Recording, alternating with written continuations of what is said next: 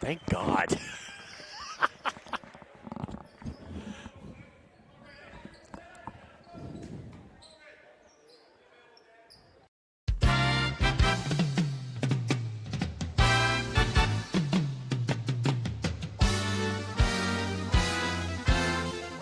It's time for Vermillion Tanagers football on ESPN 101.5 FM, 1570 AM, and Vermillion Tanagers on YouTube. Brought to you by our corporate sponsor, First Dakota National Bank of Vermillion, and the following Vermillion Sportscaster Club members: Murph's Appliance, Knutson Family Dentistry, Runnings of Vermillion, Vermillion Chamber and Development Company, Vermillion Vision Care, Voyage Credit Union, Todd's Electric, Slumberland, Larry's Heating and Cooling, Masaba, Blaine's Body Shop, Clay County Abstract, The Lumberyard, Yankton Thrive, Johnson Feed, Vermillion Medical Clinic, First Dakota National Bank, Kalen's, Fuller Digital Solutions, Thermobond, Intech, Dairy Queen of Vermillion, Farmers Union Insurance, Vermillion Auto Works, Dave's Roofing, Pizza Ranch of Vermillion, and Candy's Couture. Now to the field in the Vermillion Area Chamber and Development Company pregame show with the voice of Vermillion Tanager Athletics, Michael Schumacher.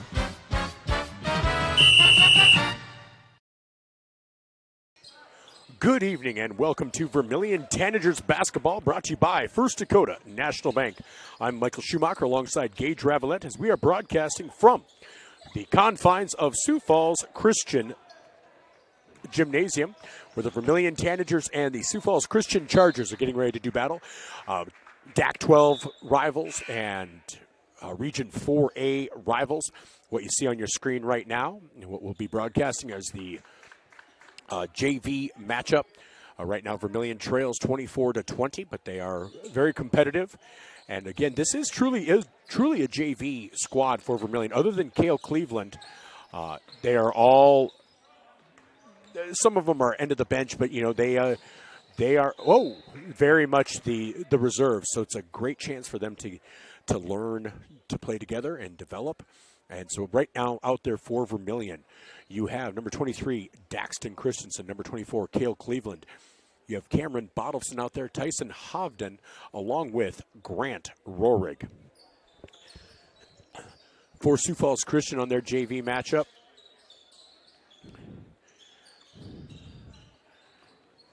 you have Luke Van Leeuwen. Looks like Bryce Wassner, one of the Wassners again. Titus Van Donkersgood, along with Levi Vanderleest. And number 4, Max McDonald. So right now, 24-20 in favor of Sioux Falls Christian. That'll be a foul on Daxton Christensen. As again, we get ready to bring you Vermillion Tanager basketball. Again, this should be a great matchup. And Gage is usually doing Gayville-Vollen, but he was able to help me tonight. As Gayville-Vollen had this week off during the week, they do play on Saturday as part of that Irene Wakanda Classic. The Blizzard Buster Classic. They are scheduled to play at 2:30. That'll be on Gayville-Vollen Raiders YouTube. And then Vermillion the girls will also play in the Blizzard Buster Classic. They'll play at around 7:30. So I'll be on hand for both of those. And that'll be here on Vermillion Tanagers on YouTube, as well as on Fox Sports Radio, 101.5 FM, 1570 AM, KVTK. So Grant Rohrig into the paint, and he is going to be fouled there by Levi Vanderleest, as Vermillion now trails 26-20 with 4:43 to go in quarter number 3 of this JV matchup.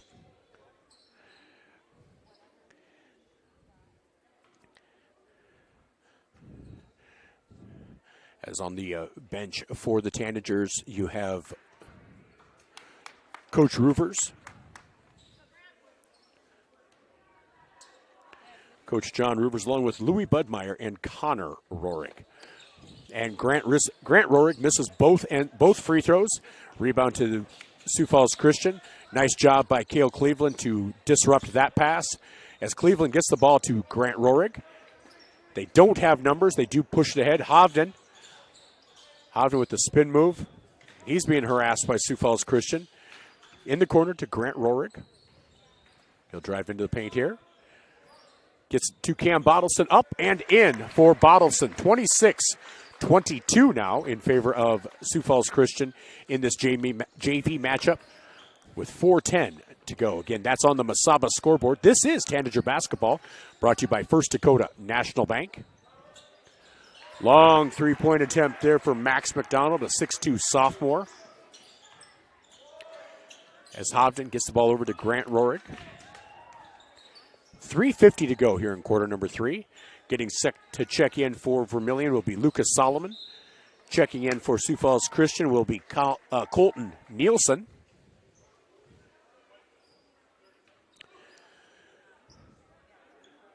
So foul on Luke Van Leeuwen. We'll send Cale Cleveland to the line to shoot 2.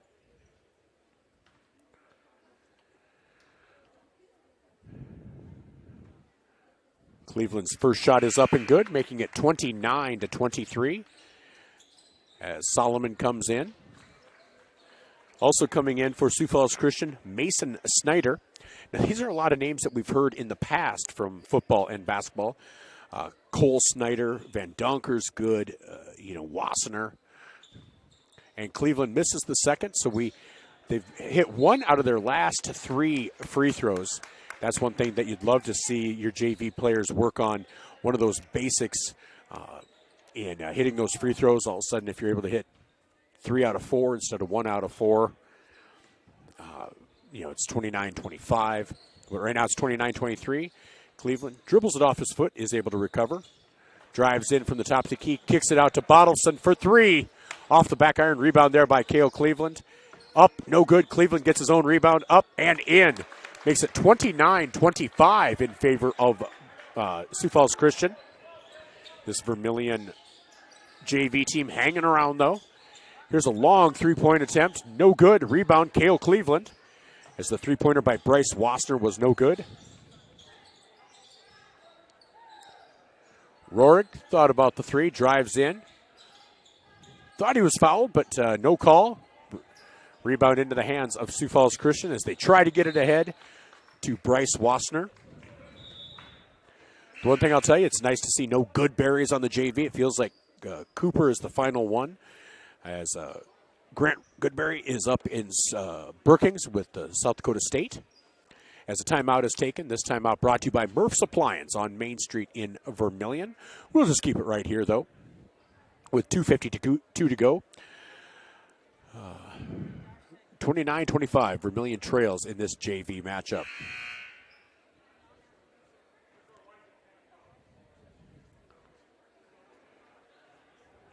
So, Gage, you were telling me you were down in Omaha to see some basketball down there in a classic. You got to see some D1 level talent down there? Yeah, it really just kind of shows you the different levels there is to basketball. You see these Division I commits, they're throwing the ball around, breaking backboards, essentially not actually breaking backboards, but just slamming the ball in the net. And then, you come here, you're watching JV. It's just 2 different levels of basketball. And I don't want to knock these kids because all 10 of these kids on the court could beat me in a game of basketball. But it really just shows you the difference from a Division I level player to, freshman and sophomore kids. Well, because you saw players committed to Nebraska, committed to Creighton. And so, yeah, that is a certain level of basketball right there. As I should mention, out there now for Vermillion, along with Solomon, Cleveland, Bottleson, and Hovden, is number 34, Brody Meredith. So at the line to shoot 2 is number 22, Bryce Wassner for the Sioux Falls Christian team. That's in and out. 2:43 to go, 29-25. But so where were the games played? They were played in Council Bluffs. Okay. Abraham Nice. Lincoln High School, and it was a lot of teams, a bunch of teams from Iowa, a bunch of teams from Nebraska, of course, and they almost just kind of seemed to play each other from the different states. And Nice. yeah, And Hovden hits a 3, makes it 29-28 with 2:27 to go as Wassner missed both of his free throws. So 29-28, Sioux Falls Christian again on your screen, moving left to right.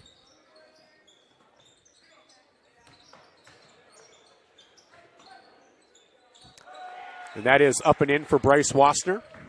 So 31-28 with 2:07. I haven't heard anything on Vermillion, but I know Yankton is not having school tomorrow. With the freezing temperatures, Yankton is not having school. So that was Lucas Solomon driving in. He is fouled on the shot. So Yankton, no school, but we'll see. We'll see. I haven't heard yet on Vermillion, as that foul is on Wassner. You know, Michael, I can only assume that Vermillion's going to be the next one to cancel if Yankton doesn't. I have to think so. It just sounds like we're going to venture getting back home. I think so. Glad I brought a coat this time. But, yeah, it's going to be windy. It's going to be gross and just, yeah, it's going to be unfortunate. Here's Solomon's second free throw, and he is unable to hit. Again, free throws just an issue for this JV team, hitting just under 50% over the last six, two out of the last six. Hopefully they have a hot chocolate stand halfway home. That would be nice. That would be nice. As that's a 10-second violation for Sioux Falls Christian. So with the score 31-29 here in the third, 1:47 to go, Vermillion's going to take over. So Vermillion right now has announced a 2-hour late start, and I believe Gayville-Vollen has the same. Wynot has a 10 o'clock start. But Yankton just deciding that, you know what, it looks like it's going to be a wind chill of about mid-20s below zero, which is, you know, it doesn't take too long being out there for things to be frozen. So sometimes better safe than sorry, but also if you wait those 2 hours, you do get the sunshine out there a little bit more. So you give people traveling a little more time to get school. Nice job by Cale Cleveland defensively there, knocks that out of bounds. 26 seconds on the shot clock. Vermillion trails 31-29 in this JV matchup on the Mesaba scoreboard. Again, this is Tanager Basketball, brought to you by First Dakota National Bank with Gage Ravellette. I'm Michael Schumacher. But, you know, Michael, we've all been students before.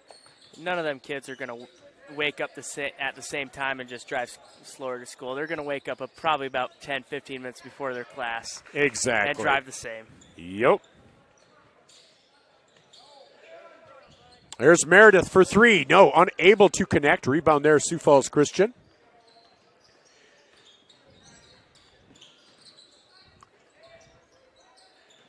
Good defense here by this Tanager JV team. So that ball is moved around into the hands of Landon Engbers. 17 seconds on the shot clock. Ooh, nice pass there down to Mason Snyder for the two. Vermillion trails by 4 with 41 seconds to go here in quarter number 3 of this JV game. Meredith gets it over to Solomon. Solomon drives in from the right side. Turnaround jumper off the back iron. Rebound into the hands of Colton Nielsen. Hovden with the steal, though. Down in the paint, up to the right hand, and he is going to be fouled on the shot. So he's going to get to take 2 free throws.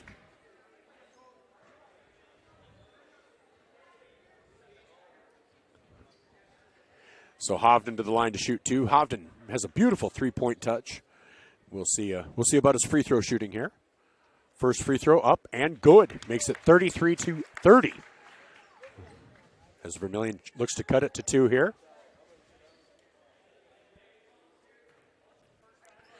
As again, Trey Hansen in his last game did become the all-time leading scorer for the Tanagers.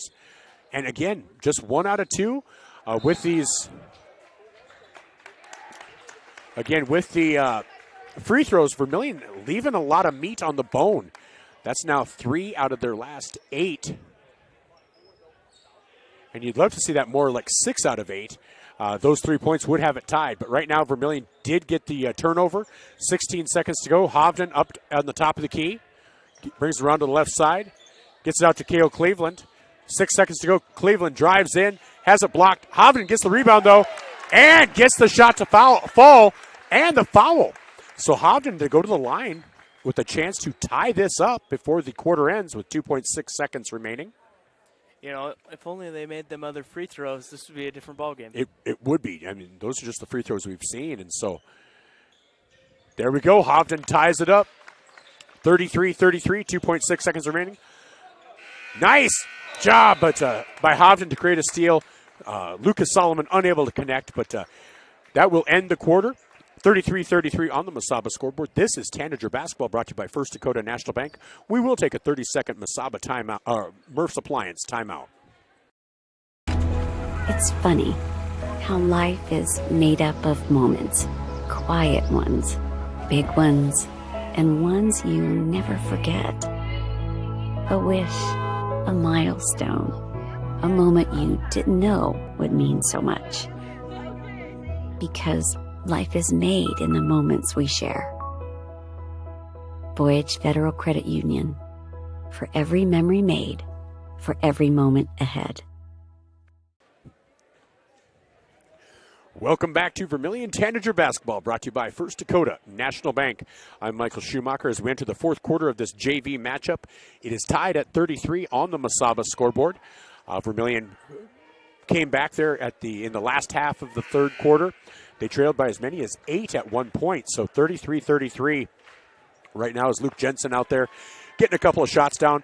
I think for Vermillion to have a chance in this game against Sioux Falls Christian, Luke is going to have a game like he had on Tuesday, as opposed to the game that he had against Lennox where he went scoreless.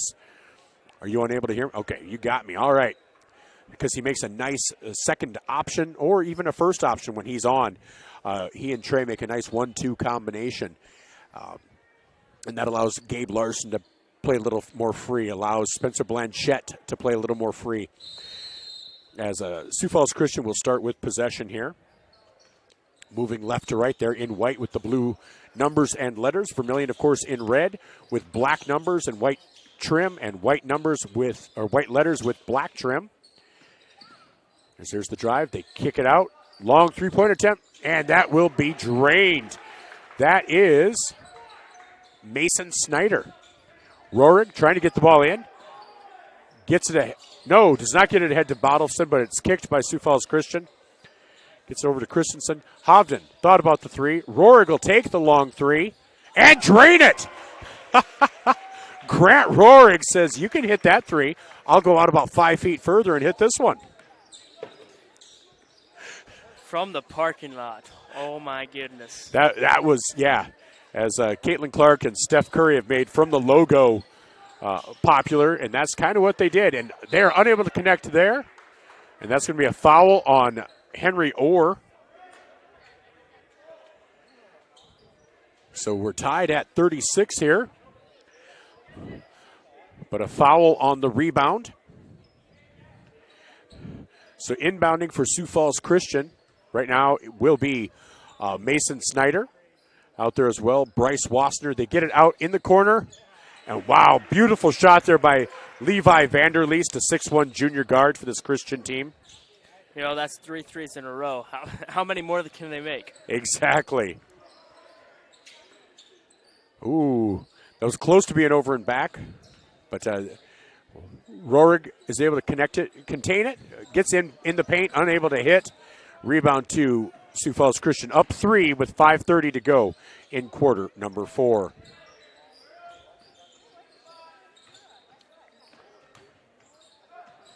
Long three-point attempt, no good. Saved there by Sioux Falls Christian. Again, this Christian team, one of the best teams in the state on the varsity level. It's kind of them, along with West Central. I think Clark Willow Lake might be just a notch below when you start talking the top 3 teams in Class A. But unfortunately, this will be Vermillion. Vermillion will have played the top team, whether you say it's West Central who beat this Sioux Falls Christian team. The second team, whether you say it's Clark Willow Lake and Sioux Falls Christian, and then after tonight they'll have played Sioux Falls Christian. And then the other team, the team that they lost to, their third loss is to Lennox, and that was on a last-second one in Lennox's home. So those are always hard because that home court advantage is there for a reason. It's called an advantage for a reason. And when it takes a last-second shot, and there's another three-pointer by Bryce Wassner. Quickly, it is 44-36 now, as Sioux Falls Christian putting on a full-court press here. But Vermillion, could come out with 4 losses tonight, and it's going to be 4 losses against top 10 teams in the state in Class A. That's always tough. But, like I said, if Luke Jensen plays his game and Trey plays like we know how he can, and the other players for the Tanagers are able to come through, this should be a good matchup. As Henry Orr hits that one, makes it 44-38, and a timeout is taken by Vermillion. We'll take a timeout as well. This timeout brought to you by Murph's Appliance on Main Street in Vermillion. Vermillion trails 44-38 on the Mesaba scoreboard. Candice Couture is your complete women's lingerie shop. Bras, underwear, PJs, loungewear, swimwear, sports bras, activewear, and much, much more. Small to 3 extra large and over 200 different sizes of bras. AA to O cup bands 28 to 56 in store. Candice Couture, 17 West Main Street. Welcome back to Vermillion Tanager basketball, brought to you by First Dakota National Bank. Now, Gage, I'm sure this isn't something that bothers you, but I listened to a podcast, 6-hour podcast on Aaron Burr, the third vice president of our United States. All right, I'm going to pause you right there. You listened to a 6-hour podcast. It was broken up into 4 1.5-hour podcasts, and I listened to it while I'm riding my bike, while I'm riding the bike at the gym. Loved what he had to say. I'm a big Aaron Burr fan. But in the last 5 minutes, have you ever had somebody mispronounce a word multiple times and it just kind of ruins? You're like, I don't even know if I can trust this guy now. You know, I can't think of anything on the top of my head, Michael. No. Well, he mispronounced. So the Anglican Church is a thing. Anglican. He pronounced it Anglican 4 times. His partner didn't correct him. They didn't correct it in editing. This wasn't live. And now I'm just like, now I have to distrust everything that you've said because you can't even pronounce Anglican right. Now, maybe I'm just a prude. I don't know, but I'm going to lean on the prude side. But maybe that's just a biased take.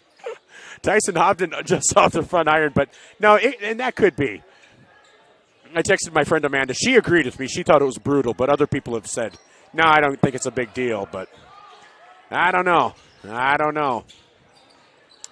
Nice steal there by Tyson Hobden. 44-38 with 3:30 to go here in quarter number 4 of this JV matchup.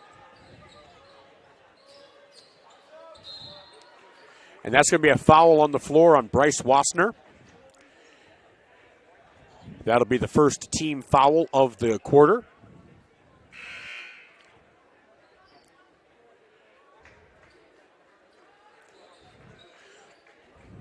But it'd be like if I pronounced this a basketball. If I said basketball, people would say, what's he doing, right? That's a fair point. I think difficulty in word might also. That's true. Or if I said the Vermillion Tanagers. Tanagers might be bad. Tanagers. Yeah, no, actually, I take my own opinion back. I think I would distrust you with everything you've said if you called them Tanagers. I don't even know how you say it wrong. And that is a foul on the shot as Henry Orr goes to the line to shoot 2. Again, Vermillion trailing 44-38. Sioux Falls Christian went on that hot streak on the three-pointers to expand that lead. We came in tied to this quarter. Henry Orr misses that first free throw, and that's kind of been the story of the second half since we started calling this is JV just having trouble hitting their free throws, hitting about 1 out of 2. They've probably honestly left about 5 or 6 points on the table just because they were unable to connect on some of those. Well, and the 5 or 6 points puts you tied in this game or even up by 1. So it's just kind of how crucial. I mean, even though every old head says it, free throws wins games. It does. They're kind of being proved right now. Exactly. And so here's the inbound to Sioux Falls Christian. Good defense by Vermillion as they do get the ball out there.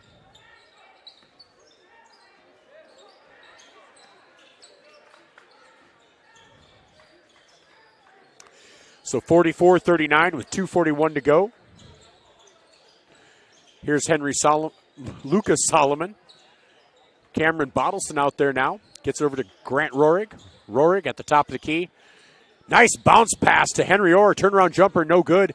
Rebound by Sioux Falls Christian to Titus Van Donkers, good. And that's going to be a timeout taken by Sioux Falls Christian. We'll take a timeout as well. This timeout brought to you by Murph's Appliance on Main Street in Vermillion. On the Mesaba scoreboard, Vermillion trails 44-39 in this JV matchup. This is Tanager basketball brought to you by First Dakota National Bank. The Pizza Ranch Vermillion is your event headquarters. Enjoy the crisp salad bar, the country's best chicken, and fresh pizza. Want a custom pizza? Just ask. We are proud to offer the buffet your way. And the Fun Zone Arcade features 36 games, 2 golf simulators, and full bar. Perfect for pregame tailgates and parties. Have a business meeting, team, or office party? Reserve the Dakota Center. It holds up to 300 people. Order online at pizzaranch.com for delivery, or circle your wagons and make Pizza Ranch your tailgate place next to USG.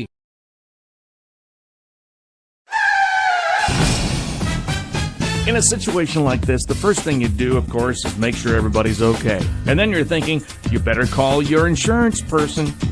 No, just call Justin.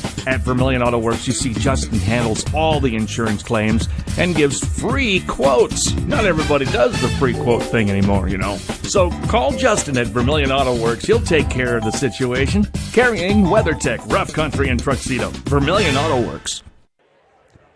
Welcome back to Vermillion Tanager Basketball, brought to you by First Dakota National Bank. I'm Michael Schumacher, alongside Gage Ravellette, as Vermillion JV trails 44-39 with 2:18 to go here in quarter number 4. Inbounding for Sioux Falls Christian is Mason Snyder. Nice defense there by Lucas Solomon. Out there for Vermillion, it's Solomon, Hovden, Rohrig, Christensen, and Cameron Bottleson. Good pressure defense by Vermillion. Rebound there by Daxton Christensen. Gets it ahead to Solomon, and that is just a little out of his reach to get that. So that'll be out of bounds. Sioux Falls Christian will take over.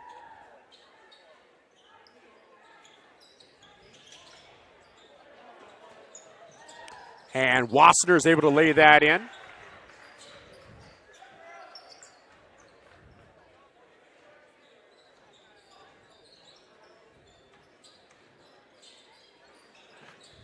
Long three-point attempt for Lucas Solomon, and he hits. Makes it 46-42, 4-point deficit for the Tanagers with 1:37 to go here in this JV matchup.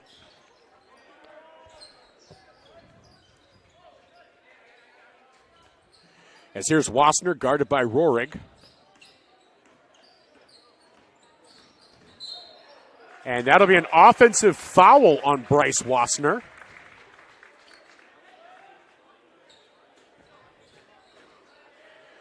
And so Vermillion, you know, and I know the JV, it doesn't, you know, the record wins, losses doesn't matter in the end of it, but you always love to be able to come away with the victory. Those are always some nice wins to have. And so Tyson Hovden brings the ball up for the Tanagers.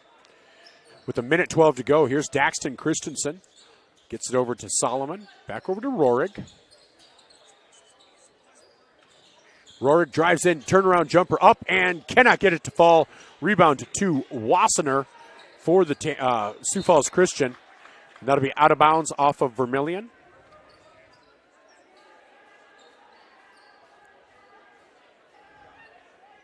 Yeah, they're putting up a fight in this last minute.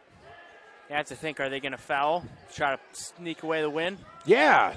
Well, and again, with just a 4-point deficit, kind of goes back to the free throws that we talked about, too. You know, just unfortunate that they were really shooting under 50% there in this second half, and we know of at least 6 or 7 if they'd hit them all. Not that you expect that, but even hitting 75%, we'd probably be in a tie or lead for Vermillion right now. So it'll be a coachable moment. These are all teachable moments as well, just at how important your free throws are. Not that they don't know it, but a lot of people, you don't like to practice free throws. They don't feel big time, but they are. Nice job here as Vanderleest brings it around. 38 seconds to go. 26 seconds on the shot clock, and that will be the 5th team foul for Vermillion. And so they are 5th team foul for Vermillion, as they will now be going to the line here.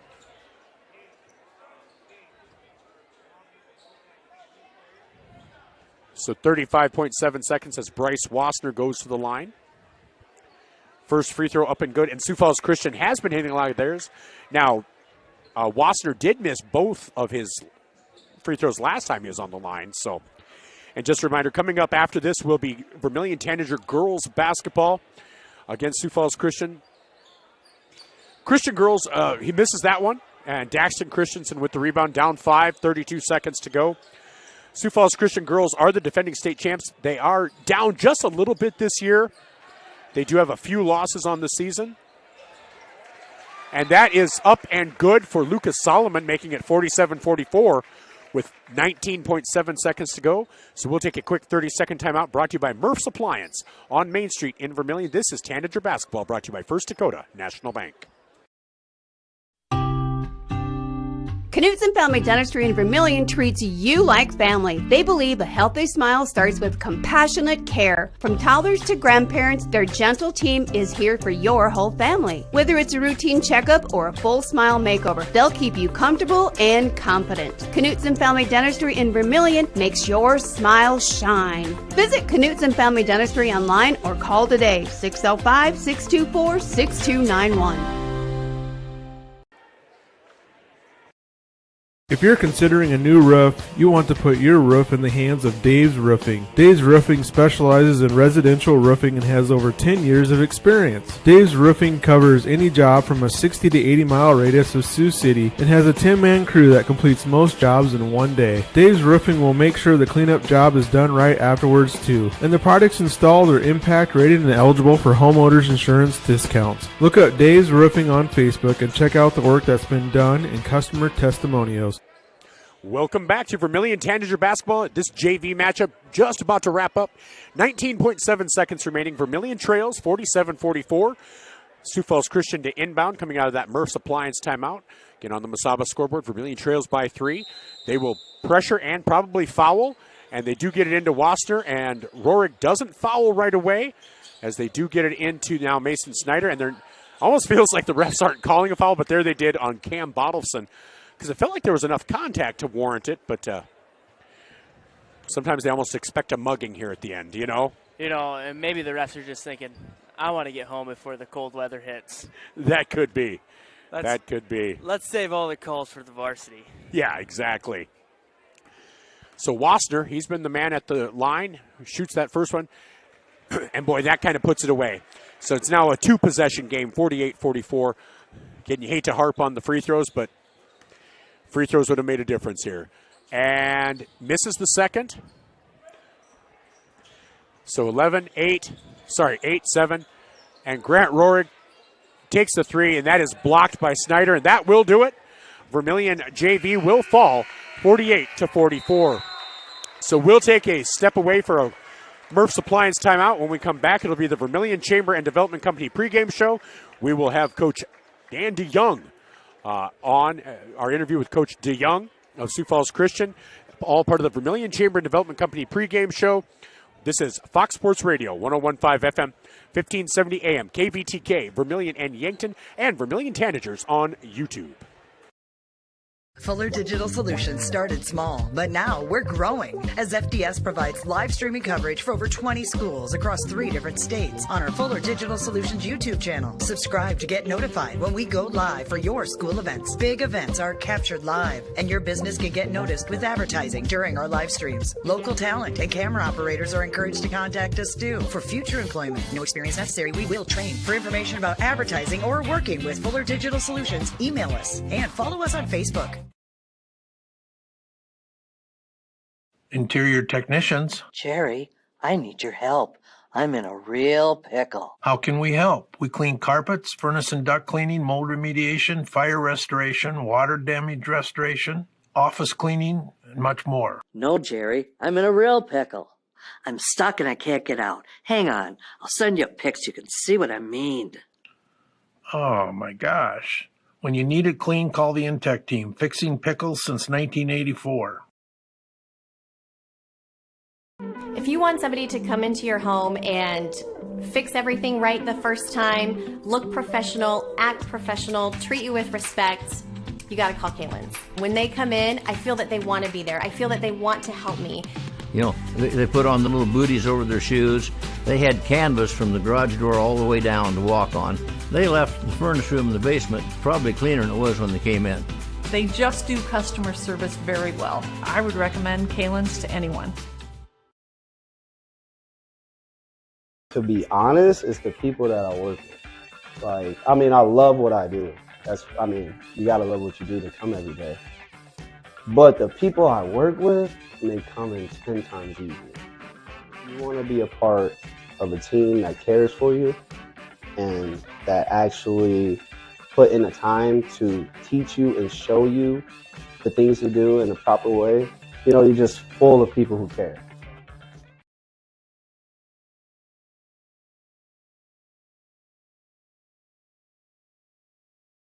To be honest, it's the people that I work with. Like, I mean, I love what I do. You gotta love what you do to come every day. But the people I work with make coming 10 times easier. You want to be a part of a team that cares for you and that actually put in the time to teach you and show you the things to do in a proper way. You know, you're just full of people who care.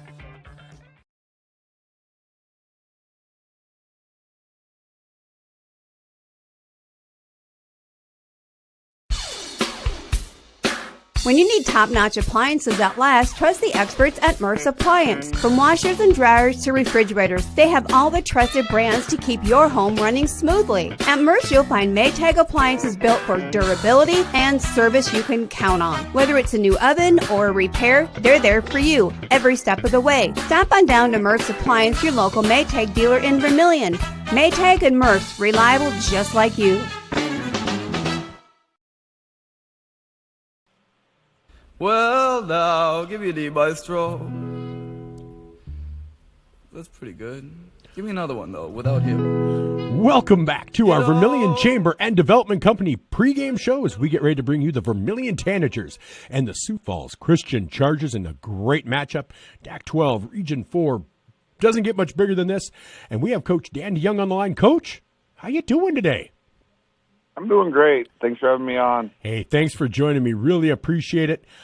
You guys entered the season as one of the favorites, and you haven't disappointed. A couple of losses, but a couple of big wins. About halfway through the season, how are you feeling right now? Yeah, we're just working on us and trying to get a lot better every single day, right? We got to start doing a lot of the little things right. We have a lot of experience coming back from our team, which is fun. A lot of size and athleticism. Now we're just trying to kind of tweak a lot of the stuff that we have in, make it better, and just be more consistent.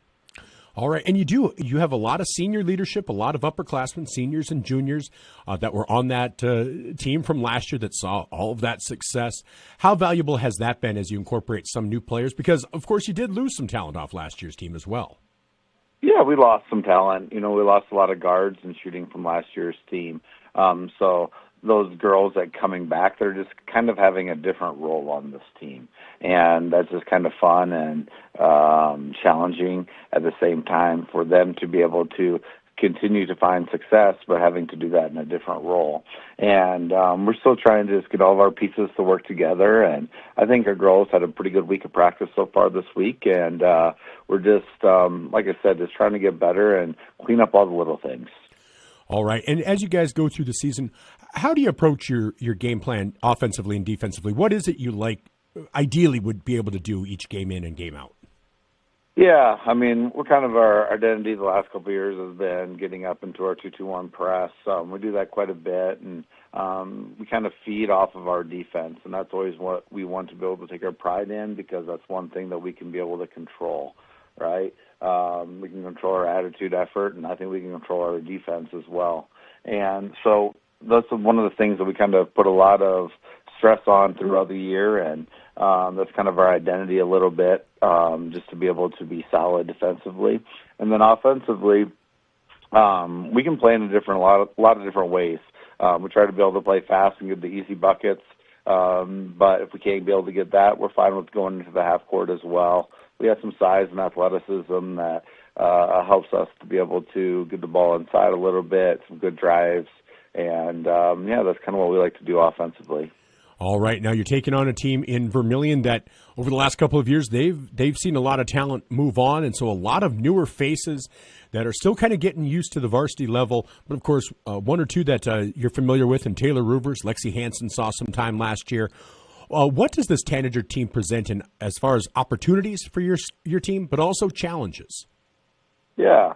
Like you said, Taylor Rivers is, been around for, seems like 3 or 4 years now, and she's one of the better girls in the state. So whenever you have one of the better girls in the state come into your gym, you better be ready to be able to play. Obviously, she can shoot it from anywhere past half court. She's really quick. She can get downhill, and she creates a lot of stuff for them. And she does a nice job of passing that ball to, her other players, and you get some open looks. So, yeah, Lexi Adamson's a nice guard for them as well. She's a long athlete, sets a lot of high ball screens. She can be able to shoot it as well. We don't want to be able to lose her. I think the biggest thing is with Vermillion is, obviously, with Rivers, you have to pay a lot of attention to her. But if you're not helping, you can't just sit and ball watch backside. And I think that's huge for us, not to just be watching what she's doing. We're either helping or we're defending our girl, right? So I think that's going to be a big key for us tonight, being able to shut them down. All right. And as far as rotations go, how deep do you usually like to go on your bench? Yeah, we usually go about 8 girls deep. And I think a lot of different. I think of our 3 girls that come off the bench here for us regularly, just as like an extended starting lineup for us. They could finish a couple games for us as well. They're all in the mix. They're all do a really nice job for us. So usually we go about 8 deep. All right. Well, Coach, I'm looking forward to seeing your team in action. Thank you so much for taking the time to talk with me today. Yep. Have a great day. Thank you. That was Coach Dan DeYoung of the Sioux Falls Christian Chargers. Just 3 losses on the season. One to a St. Michael Albertville team out of Minnesota. Otherwise, a loss to Lennox earlier in the season around December 12th. And then a loss just the other night to Rapid City Christian just this past weekend, 54-55. And that's a 10-2 Rapid City Christian team. So this is a solid Sioux Falls Christian Charger team that Coach Brooks' Tanagers will be taking on. And we'll hear from Coach Brooks on the other side of this break. This is Tanager Basketball, brought to you by First Dakota National Bank. This is all part of the Vermillion Chamber and Development Company pregame show on Fox Sports Radio, 101.5 FM, 1570 AM, KVTK, and Vermillion Tanagers on YouTube. Starting the first bank in South Dakota was the easy part, earning the confidence of local farmers, helping families account for their dreams, and securing the future for countless businesses took us a little longer. We owe it to the hard workers, big dreamers, and forward thinkers out there. Thank you for making South Dakota a great place to call home.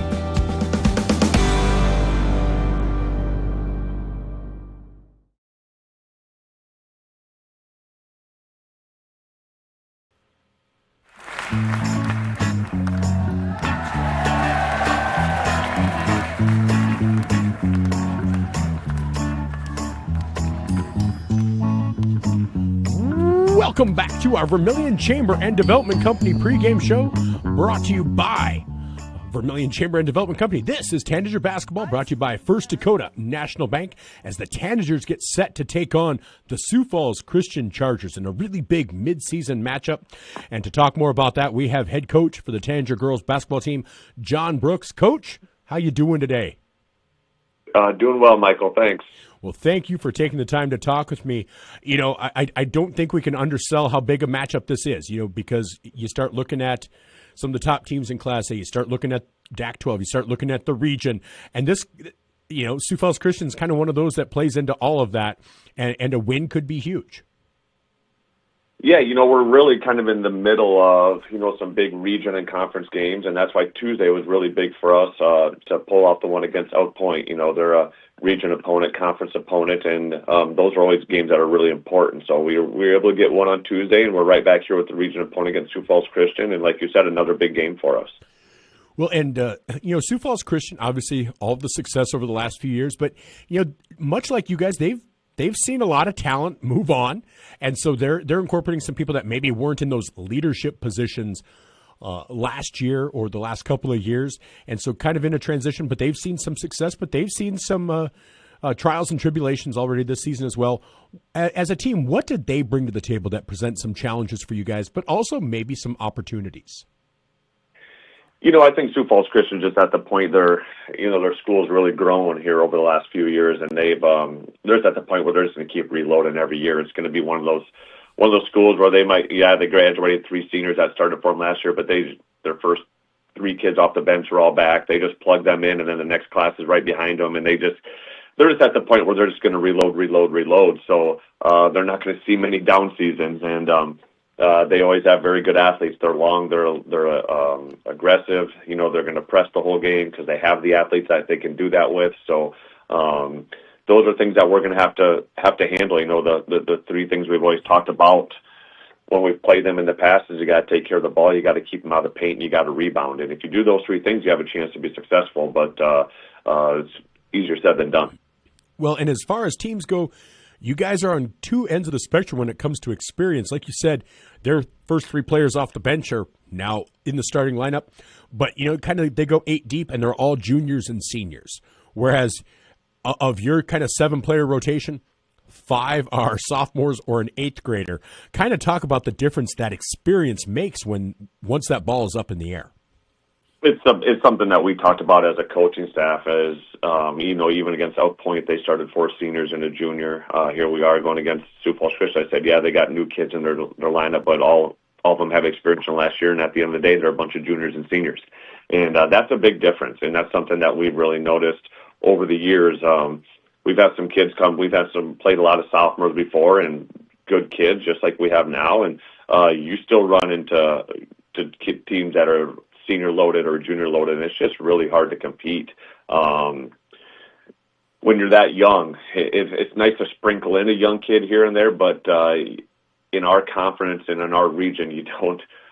When you play against the top teams and you're playing a lot of young kids, that can come back to get you. So we're learning as we go. We're halfway through the season now, and we're just going to have, like we told our girls, we just got to really compete. You got to play really hard, and if we can do those things, hopefully we'll have a chance in the 4th quarter. Well, and, you know, when you talk about this Sioux Falls Christian team, you've talked about their athleticism and their athletes, and I think 2 are planning to play basketball next year in college, and another is planning on running track somewhere. So even if it's not a basketball athlete, athletes can sometimes just running the court, and there's that endurance that goes with that. And you have athletes as well, and it feels like we've reached a point where the girls and I know the EPJ game was probably closer than you were hoping, but I felt like it was one of the more balanced games you guys have had, where Taylor did her thing. I think she had 22 points, but you saw Tess Nelson with double digits. And I'm not sure if that was her first varsity game with double digits, but it was a really nice performance. Shaylin got high single digits. You know, you had a lot of players contributing to that one. It felt like the most balanced game of the season for you guys. Yeah, I mean, we got to something we've talked about a ton is, you know, we got to continue to get that balance as teams continue to take away Taylor as much as they can. We got to have other kids that are willing to step up. So Tessa with her first, we need Tessa to be more aggressive. She's a kid that can really score. She's got good awareness on the floor, and as she becomes more and more uncomfortable, I think you're going to see her just have a bigger role for us offensively. Well, and she's somebody that can really, as you watch her play, that confidence, that assertiveness is probably the one thing that's missing, because as a 5'7", 5'8" player, she can create some disadvantages and some really nice, great matchups, because she has some ball handling skills, that dribble drive penetration that you look for, that accompanies her outside shot. So, man, if she's able to develop that becomes a nice weapon to have at your disposal. Yeah, and you can see her take the ball to the hoop a couple times, which we want her to do. She's capable of doing that, and she's capable of knocking down the threes. So we've been talking. We actually want her to be more aggressive. And there's a couple of times she's a little hesitant out there. What you're going to get, she's an 8th grader. She's still trying to figure out how to play with these girls. But well, you know, we definitely are looking for her to be more aggressive on the offensive side for us. All right. And, you know, you talked about this matchup with Sioux Falls Christian, that they have some length, they have some size. Just kind of talk about maybe the development of Callie Schultz. Just every game she looks a little more comfortable out there. I feel like she almost feels more comfortable or looks more comfortable coming off the bench than starting. And then Marasia, just with her athleticism, how important they're going to be tonight. Yeah, we're going to have to really compete in the paint. Setzer and Lenz do a lot, and Dvorak. Chamber and Development Company pregame show. Tanager basketball brought to you by First Dakota National Bank on Fox Sports Radio, 101.5 FM, 1570 AM, and on Vermillion Tanagers on YouTube. When we come back, starting lineups, national anthem, and tip-off, all coming next.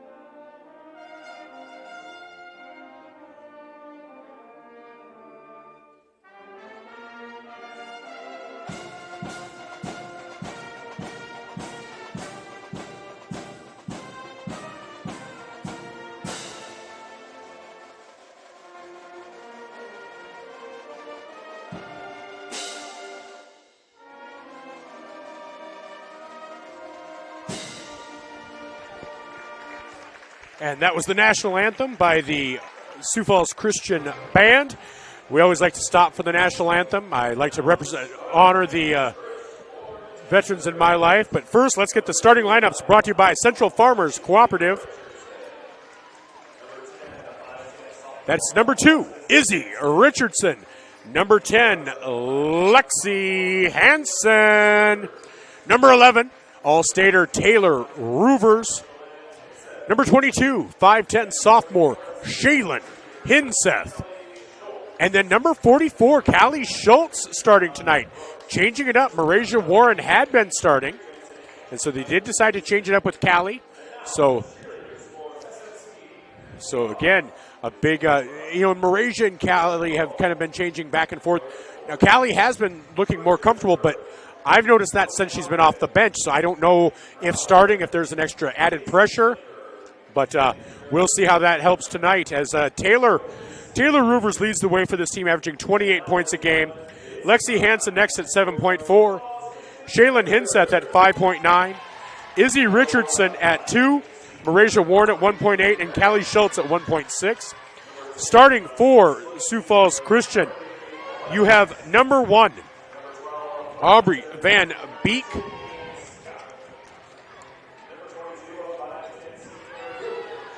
You also have number 10, 6-foot junior forward Emery Lems. Number 12, 5'7 senior guard Sydney Shop.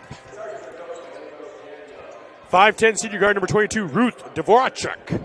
And 6'2 junior center, number 24, Leslie Setzer. Off the bench, you have Oakley Handler.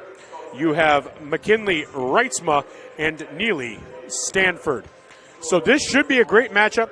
The Sioux Falls Christian Chargers coming in at 8-3 on the season, 1-1 in DAC 12 play. Vermillion coming in at 5-4, 1-3 in DAC 12 play. Jumping for the Chargers will be Leslie Setzer. Jumping for Vermillion will be Shaylin Hinseth. So Setzer with a 4-inch height advantage. Obviously probably a reach advantage that goes with that. Shaylin, a great athlete though, so we'll see how this ends up as we get ready to start some Tanager basketball. And Sioux Falls Christian does win the jump. They're moving right to left on your screen. Tanager's moving left to right. Sioux Falls Christian in white with blue trim, gray letters and numbers with blue trim on those. Setzer misses, but rebound there. You know, Michael, as you mentioned kind of earlier, this is a big matchup for the Tanagers. The Chargers are ranked number 7 in the state. If they're able to even keep this close with them or even scrounge out a win, it'd be huge for this girls' team. And the Tanagers do come back with a bucket, as that is Taylor Roovers with a quick bucket. Again, Taylor's going to have a big night, but they'll need someone else to step up for the Tanagers. Callie Schultz ripping down that rebound, taking it away from Leslie Setzer. And that's what we've been seeing from her. So she must be showing that in practice too, as Taylor is short, but Richardson gets the rebound, and Taylor will drive in. So Richardson with a nice rebound there as they try to get it down low to Shaylin Hinseth. And boy, Izzy had that happen last week too, as, Hinseth has that blocked. But Callie Schultz, again, now I want to mention she has a rebound and a steal. As here's Setzer. Setzer drives in, kicks it out. From the top of the key, no good. That's no good for Ruth Dvorachuk. Tanagers are going to have to capitalize on all these missed baskets from the Chargers because I don't think down the stretch they're going to miss very many. They really are. And so these officials are really allowing a lot of contact as they do get that ahead to Emery Lems. Lems with her second bucket makes it 4-2. Sioux Falls Christian with 6:10 to go. And there's a steal back ahead to and that's ahead to Ruth Dvorachuk. So again, now quickly 6-2. Lexi Hansen with the ball, gets it ahead. That is going to be off of Richardson, and that will be out of bounds. As Lexi Hansen tried a cross-court pass ahead, Leslie Setzer was able to close the gap on that in a hurry. And so, Vermillion definitely feeling a little rattled right now as Sioux Falls Christian with a 6-2 lead looking to take that even further. As here's Setzer, she'll take the three. and will not connect. Another rebound for Callie Schultz. So Callie Schultz with 2 rebounds, showing why she's starting as Roovers kicks it out to Hansen on the left side. Richardson swings around. And that's going to be a foul called on Ruth Dvoracek.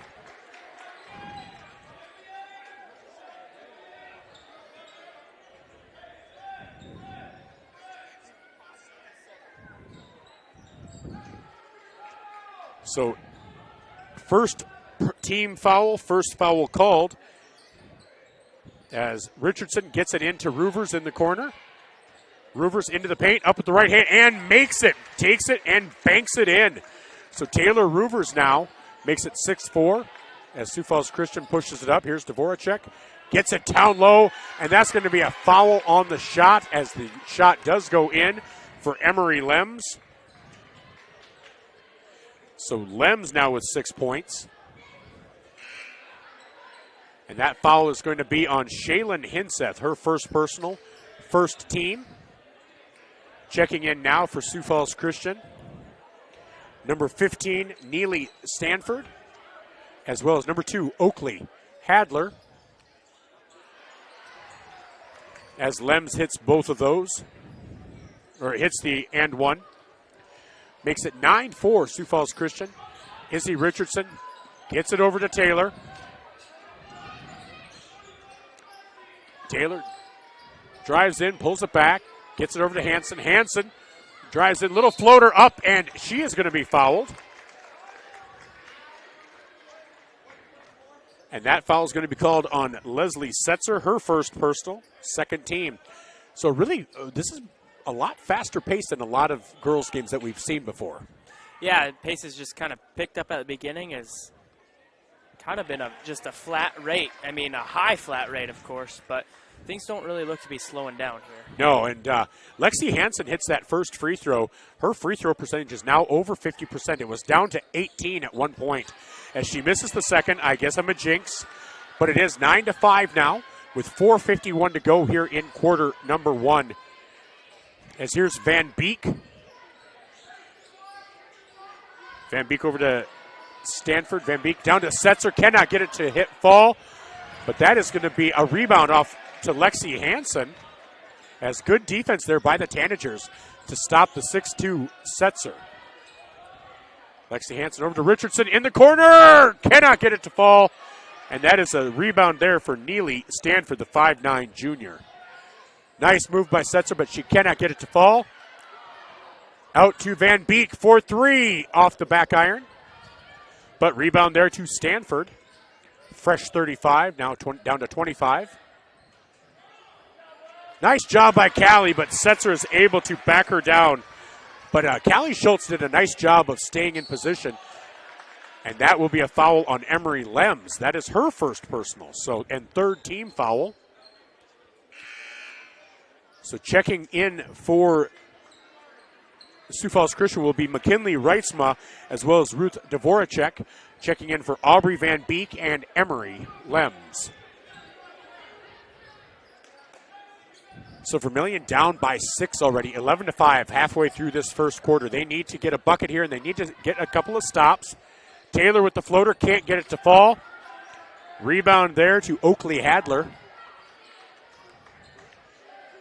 Sioux Falls Christian tries to get it down low to Neely Stanford.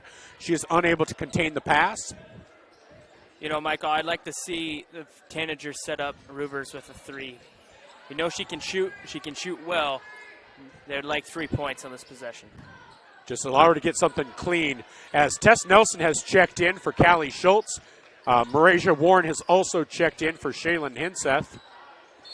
Richardson, Izzy Richardson, travels with it. And she's just kind of been battling through some stuff these last couple of games. And so hopefully Izzy doesn't get too in her head tonight. As McKinley Reitzma gets it into Neely Stanford and then back. And that is knocked away by Marasia Warren. So get it down low to Setzer, and Setzer with a nice spin move up and in. 13-5. Sioux Falls Christian with 3:05 to go. Tessa Nelson, she can be a force And she's going to be fouled by Setzer. And that is Setzer's second foul here in the first quarter. Now, I know they have 8 players that they rotate, but a 6'2" post presence like that, we've seen that they rely on her a lot. Yeah, even though you go 8 deep, there's still a quality drop in players. There's a reason why she's in the starting 5 and not the 6th or 7th person off the bench. And Nelson misses that first free throw. Much like the JV game, free throws could be a factor as Aubrey Van Beek and Sydney Shop check in for Oakley Hadler and Leslie Setzer. So Nelson at the line to shoot a second.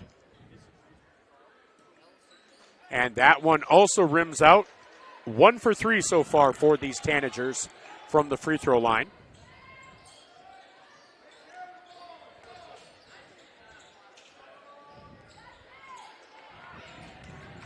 As Shop is unable to connect but gets her own rebound. Here's Van Beek, guarded by Richardson. They try to get it down low, stolen away by Lexi Hansen. And that pass will be out of the reach of Tessa Nelson. It was in her hands, just maybe didn't feel comfortable quite grabbing it. So just a tough matchup there. But 13-5 with 2:33 to go. Vermillion, they're going to want to stem the bleeding here shortly. Yeah, they need a basket desperately. They've been at 5 for a while. Nice job by Marasia Warren to cause that turnover as she went for the steal, and it bounced off of Neely Stanford.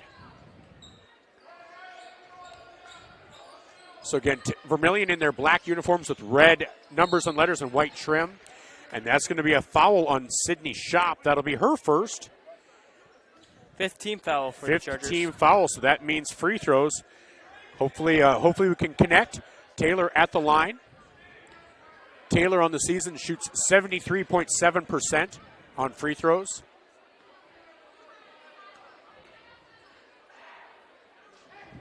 First free throw is short. Vermillion now 1 for 5 from the line right now.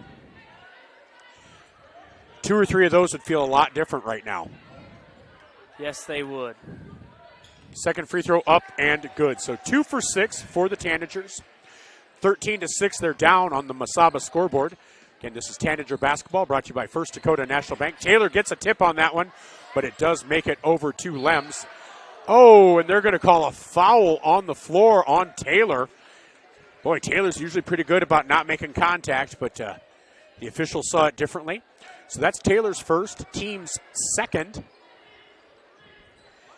Is with 2:05 to go. Sioux Falls Christian inbounds.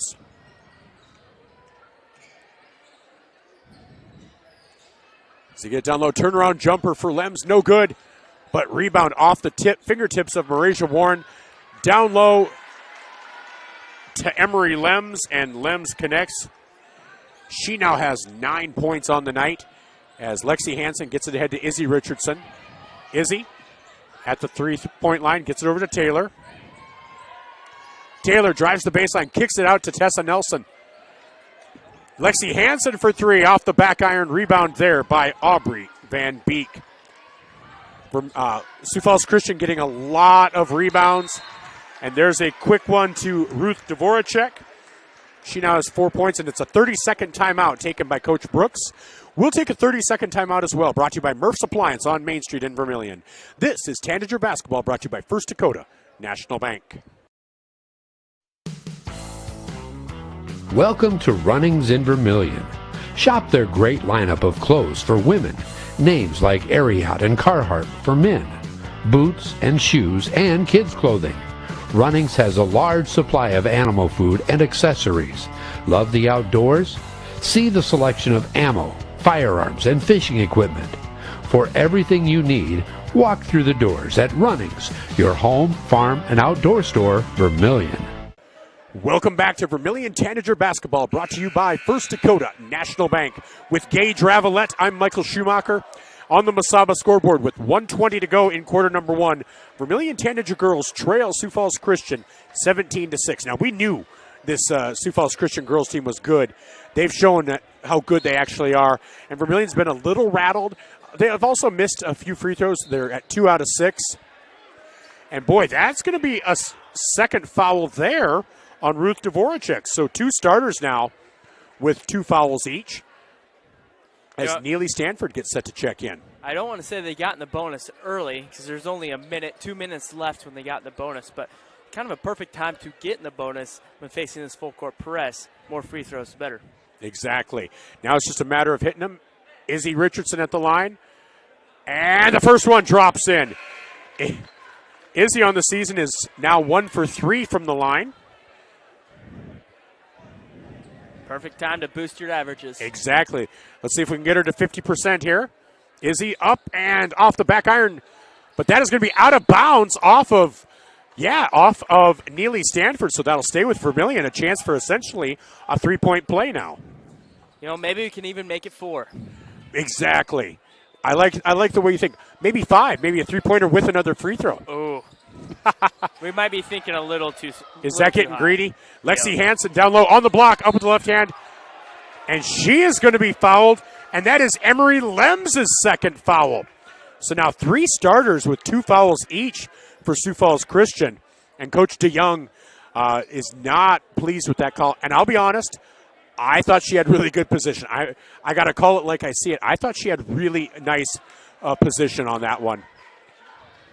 Well, you know, they always say ball doesn't lie, and she misses the first one, so hopefully she makes the second one. Exactly. So Lexi misses that one.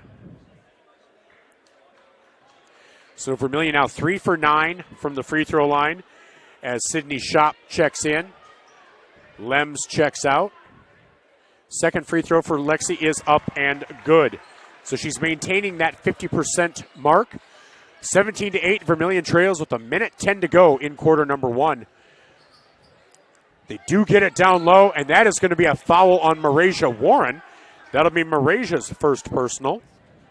3rd team foul. Good defense, though. You know, as Neely Stanford will be inbounding along the baseline. You know, Michael, at the start of the game, they didn't really call much, but now it seems like they're calling everything. It really does. Both of these I kind of thought were incidentals that they called. As here's Van Beek on the right side out by the 3-point line. Gets it up to Reitzma. Hadler. Good ball movement as Van Beek drives the baseline. And that's going to be another foul on Marasia. Man, really feels like, okay, you could have called one or the other, but those are 2 kind of quick, I hate to say ticky-tacks, but I'm not quite sure about them. As Hinset's going to check in now for Marasia. It almost looked like she stepped out of bounds, and that's what I thought the call was, but I'm kind of watching the game on a computer screen. Oh, yeah. Nice block there by Tessa Nelson, though.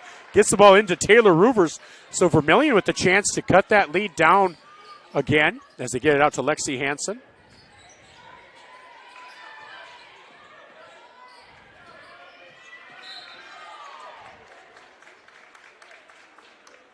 And that's going to be a foul on their number 11, McKinley Reitzma. That'll be her first personal. But again, now Shaylin will go to the line to shoot 2. Shaylin on the line on the season, 44%. So she'd like to get that up to 50 here.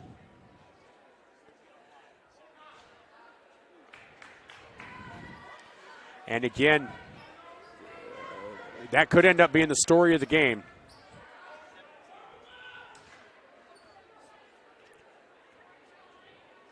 Second free throw for Shea, up and off the back iron, rebound into the hands of Sioux Falls Christian. Now 4 for 12 for Vermillion. Long 3-point attempt, no good by Van Beek. That'll be out of bounds off Sioux Falls Christian. So, honestly, with 17 seconds to go, Vermillion trails by 9. If you could get this down to 7 or 6, you'd have to feel pretty good about it because Sioux Falls Christian has been kind of dominating the boards. But there's a pass by Nelson, stolen away by Neely Stanford. That should stay with the Tanagers. And luckily at the arrow there, they cannot afford to turn the ball over like that. This is a very quick Sioux Falls Christian team.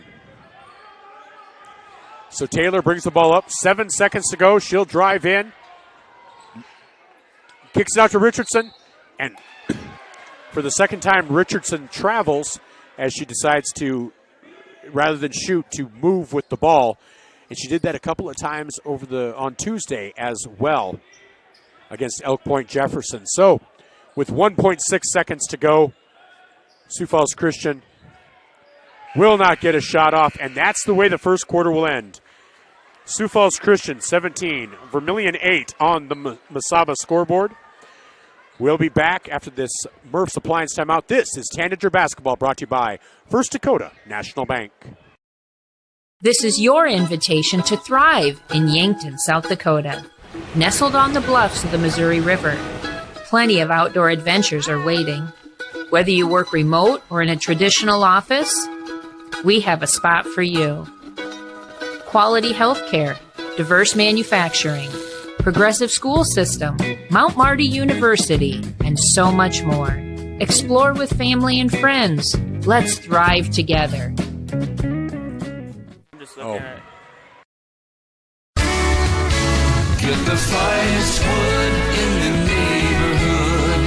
Down at the lumberyard. Down at the lumberyard. But it's not just wood at the lumberyard. With a wide variety of quality building materials, the folks at the lumberyard can help you with all of your project needs. Whether it be paint, siding, cabinets, windows, or of course lumber, the lumberyard is ready to help. The best wood in the neighborhood at the lumberyard, 1000 West Cherry Street in Vermillion. Welcome back to Tanager Basketball, brought to you by First Dakota National Bank on the Mesaba scoreboard. Vermillion trails 17-8 as we enter the second quarter with Gage Ravellette. I'm Michael Schumacher on Fox Sports Radio and Vermillion Tanagers on YouTube. Sioux Falls Christian to start with possession. Central Farmers Cooperative starting lineup, same as the first for Vermillion. Izzy, Taylor, Callie, Shaylin, and Lexi. For Sioux Falls Christian, there's Aubrey Van Beek. Gets it out to Neely Stanford, who did not start in the first quarter. There's a steal by Shaylin Hinseth. So Vermillion would like to get off to a good start here. Taylor drives in, kicks it out to Richardson. Richardson for three, leaves it short. Rebound there by Leslie Setzer. So 30 seconds in, both teams have had a possession here. As here's Sydney Shop. Over to McKinley Reitzma. And here's Aubrey Van Beek for three, unable to connect. Rebound there to Lexi Hansen.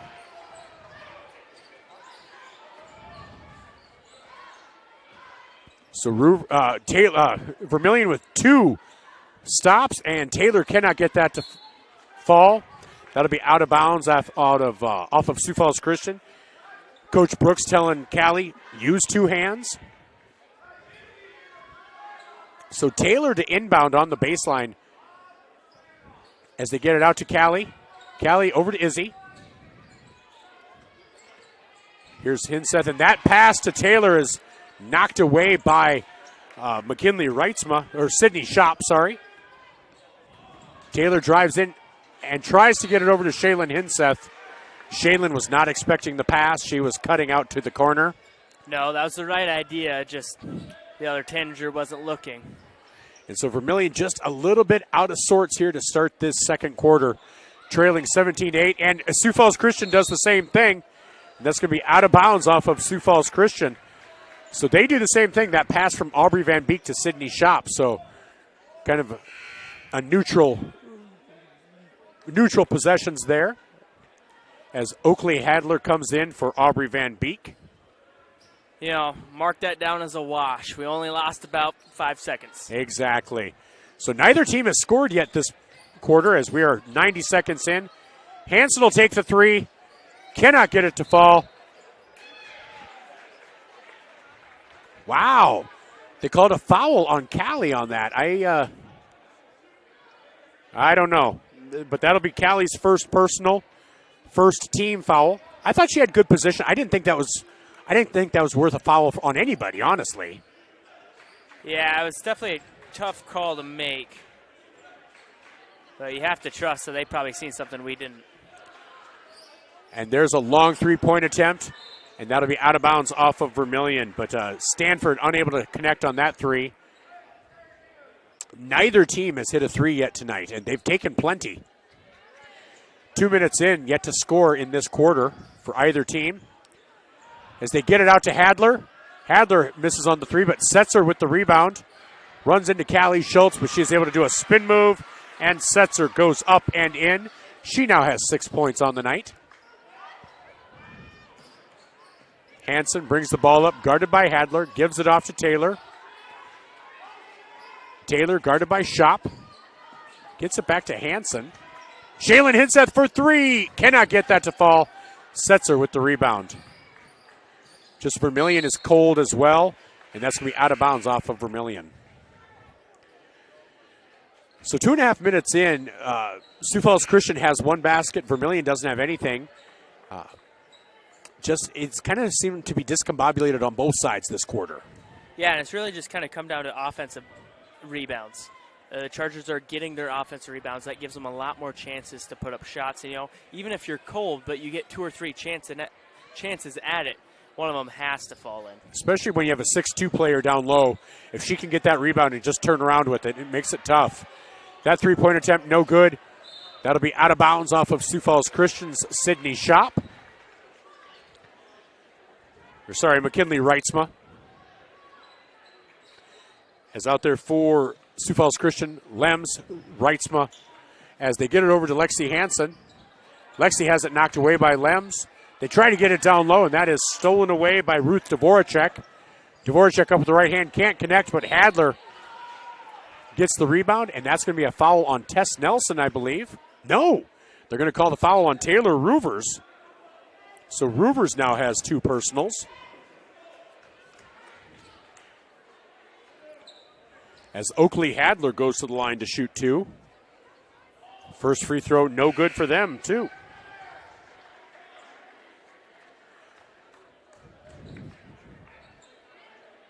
So again, Vermillion's 4 for 12 from the line. Sioux Falls Christian is 1 for 2. Make it 2 for 3. As it's now 20-8, a 12-point lead for Sioux Falls Christian. Tessa Nelson. Good ball handling there by Tessa. Nice job by Taylor to go up and grab that pass. And they are not giving Taylor free looks from the three-point line at all. As Lexi Hansen goes up with the left hand and puts it in. So now Vermillion in double digits, trailing by 10 here in the second quarter. That three-point attempt no good. And that's going to be a jump ball. That'll favor Vermillion. Or no. You'd think it. I thought it would, because didn't the Chargers get the ball to start the second quarter? I didn't think we had a jump ball between now and then. Oh, yeah. Okay, so they are correcting that up there. So, yes, it is Vermillion's ball, because I was like, I don't think we've had a jump ball since then. So, Vermillion now trailing 20-10. You could get a bucket here almost halfway through this second quarter, and you will have cut into that lead. So, that's what you have to do, just 1 point at a time, cutting into that 9-point lead that it was at the quarter. Callie gets it out to Shaylin Hinseth, over to Taylor Roovers. Roovers to drive in, gets it over to Callie. Callie up and in! Assist for Roovers. Nice job by Callie to finish the play, though. Now it's back down to an 8-point deficit. But quickly down to Hadler, who puts that back, quickly back up to 10. And Taylor cuts through the defense, gets it down low to Callie Schultz, back up and cannot get it to fall. Boy, that's a missed opportunity there for Callie as Marasia Warren gets set to check in. So good ball movement by this Sioux Falls Christian team as Lems drives in, and that is a travel. I thought they could have got her for a travel before she even started dribbling, but when she got into the paint, she shuffled her feet a little bit, so they got her on one end at least. And so Callie Schultz checks out, Marasia Warren checks in. So it's now Warren, Roovers, Hinseth, Nelson. Hinseth and Hansen. And that pass, just gets ahead to Hansen. Taylor from the elbow, pulls up and cannot get it to fall. That is going to be out of bounds. Touched last by Marasia, unfortunately. No, they're going to say it was touched last by Sioux Falls Christian. So that will stay with Vermillion with 3:25 to go, trailing by 10. For Sioux Falls Christian, it's Van Beek out there, along with Stanford, Shop, Setzer, and Lems. Here's Roovers in the corner. Drives into the paint, up with the right hand, and cannot get it to fall. A lot of contact not being called on Roovers, unfortunately. Taylor sitting with 5 points right now. Setzer goes up and in with the left hand. And that's good. It looks like she can go either left or right-handed. That's tough to compete against. As Taylor tries to get it down low to Morasia, that's knocked out of bounds. And that was tipped by Sioux Falls Christian, but this is some quickness that I just don't think Vermillion's used to seeing. Oh, yeah, even 4 inches between Hansen and Hinseth going up against a 6'2" Setzler. I mean, there's hardly anything you can do to stop that, especially down low in the paint. Exactly. So we're going to take a Murph's Appliance timeout. We'll be back in 30 seconds. This is Tanager Basketball, brought to you by First Dakota National Bank. Welcome to Runnings in Vermillion. Shop their great lineup of clothes for women. Names like Ariat and Carhartt for men. Boots and shoes and kids' clothing. Runnings has a large supply of animal food and accessories. Love the outdoors? See the selection of ammo, firearms, and fishing equipment. For everything you need, walk through the doors at Runnings, your home, farm, and outdoor store, Vermillion. Welcome back to Tanager Basketball, brought to you by First Dakota National Bank, coming out of that Murph's Appliance timeout. Gage, what does Vermillion need to do? They're now down 12, biggest deficit of the game. You know, personally, the first thing I would do is you have to fight for rebounds. They got to stop giving up offensive rebounds to the Chargers. You know, maybe even get a few offensive rebounds themselves on the offensive side of the court. And I know it's tough. You're giving up a ton of inches to Setzler down low, but even when she's not in the game or she's not in the one that the ball goes towards, you got to be able to fight for boards. Just got to be more physical. Exactly. That physicality is what's important. And then speed, just adjusting to the Charger speed, I think is the other key. As Nelson will inbound for Vermillion, looks to get it to Roovers. That's going to be out of bounds off of Shop. But they are not letting Roovers get any space at all. You know, Michael, you can't blame them, though. You watch the film, and she scores 30 points a game every game, and it's like, okay, maybe we should double team and face guard her all game. And teams are going to do that. Oh. They're going to call a foul on Lexi Hansen. So Lexi Hansen with her first personal. Third team foul. As now out there for Sioux Falls Christian, it's Van Beek. Along with Stanford, Shop, Reitzma, and Setzer. Here's Van Beek, tries to get down low, up top to Setzer for three. And that is finally a successful three-pointer for either team. Sioux Falls Christian, it's now a 15-point deficit as Nelson is going to be fouled. She'll be fouled by Sydney Shop. That'll be Shop's second personal as well. That is the fourth Charger in with now 2 fouls, but it's just the first foul of this quarter for Sioux Falls Christian.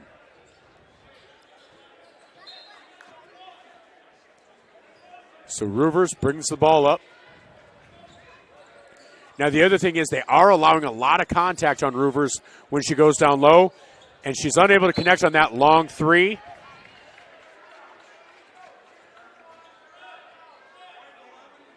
And that'll be a foul on Reitzma. That's Reitzma's second. So 5 different Chargers have 2 fouls now.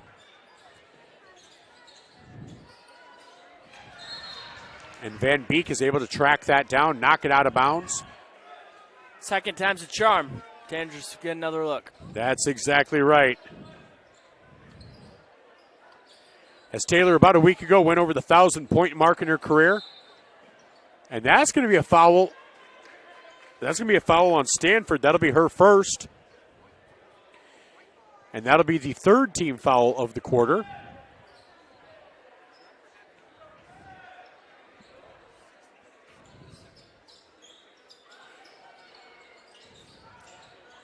So Nelson gets it into Roovers. She's guarded by Hadler. Double teamed way out there. And that could have easily been a foul on Reitzma there. Hansen for 3 leaves it short, and that's going to be Rebound into the hands of Sioux Falls Christian. They get it ahead to right Setzer, and that's going to be a block by Marasia Warren. So Marasia with the good recovery and the block. But for Vermillion, one of the other players other than Taylor is going to have to step up and start hitting some shots to make them pull off that double team just a little.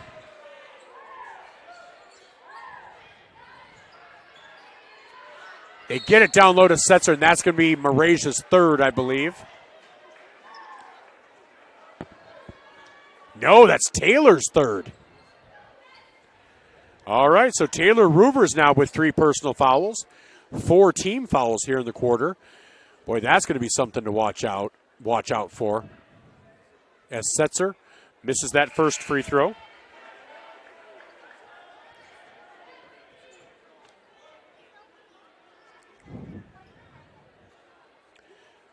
Setzer's second free throw coming up with Vermillion Sioux Falls Christian trailing by 15, now 16. As Setzer hits 1 of 2. So for Vermillion, it's Shaylin Hinseth, Taylor Roovers, Lexi Hansen, Tessa Nelson, and Marasia Warren.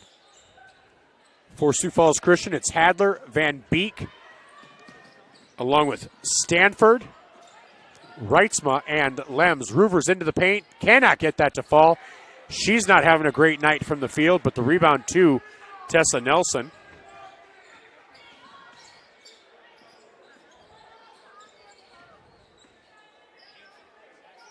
Tessa Nelson for 3, drains it. And that's exactly what Vermillion needs. They need somebody who's going to start hitting those.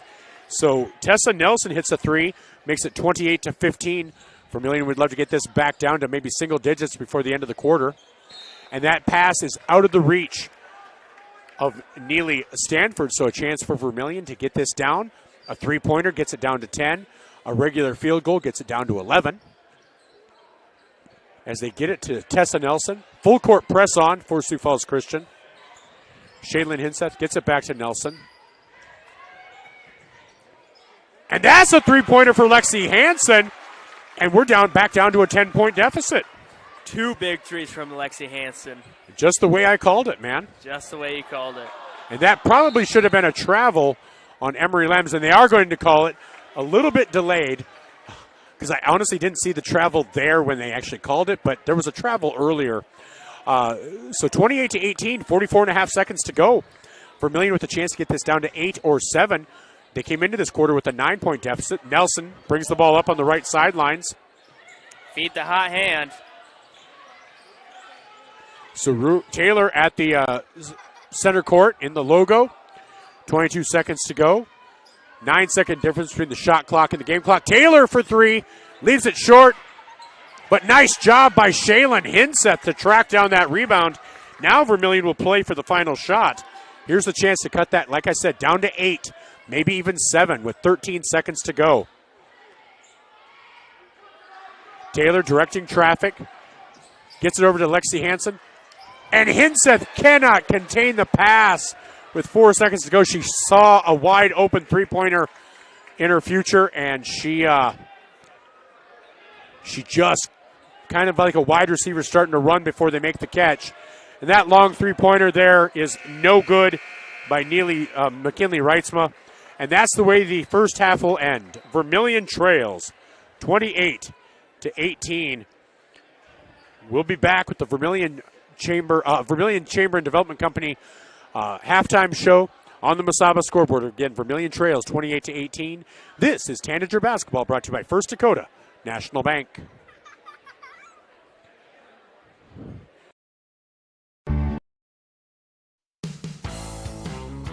Welcome to Runnings in Vermillion. Shop their great lineup of clothes for women. Names like Ariat and Carhartt for men. Boots and shoes and kids clothing. Runnings has a large supply of animal food and accessories. Love the outdoors? See the selection of ammo, firearms, and fishing equipment. For everything you need, walk through the doors at Runnings, your home, farm, and outdoor store, Vermillion. The Dairy Queen Grill and Chill in Vermillion is proud to support local athletics like USD and the Tanagers. The DQ fall flavors are in, and DQ has great food at great prices. Get a $7 meal deal. Choose from a cheeseburger or 3-piece chicken basket with fries, a drink, and a sundae for only $7. Got an office team party or birthday party? If you want to celebrate, don't bake, buy a DQ cake. And DQ supports the Sanford Children's Network. So after the game, take your team for a thrill to the Dairy Queen Grill and Chill, 905 East Cherry Street, Vermillion, South Dakota.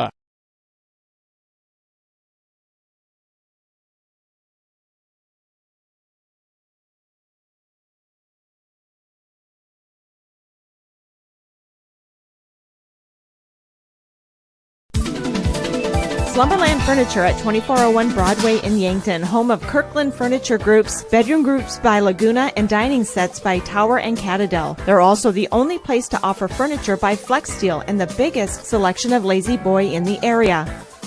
The Mattress Gallery is full of the best brand name mattresses in the business, including the all-new Tempur-Pedic Active Breeze personalized climate-controlled mattress. Slumberland Furniture, dining, bedroom sets, and mattresses in Yankton. Lucky for us, life is full of choices, big and small, just as it should be. They define us, make us who we are. And when it comes time for you to choose a car, home, your next big adventure, or start a new business, Farmers Union Insurance has the variety of choices to make sure you have the perfect coverage to protect each perfect moment. Farmers Union Insurance. Welcome back to Vermillion Tanager Basketball, brought to you by First Dakota National Bank. With Gage Ravellette, I'm Michael Schumacher from the campus of Sioux Falls Christian Charger High School. Vermillion at the half trails 28-18.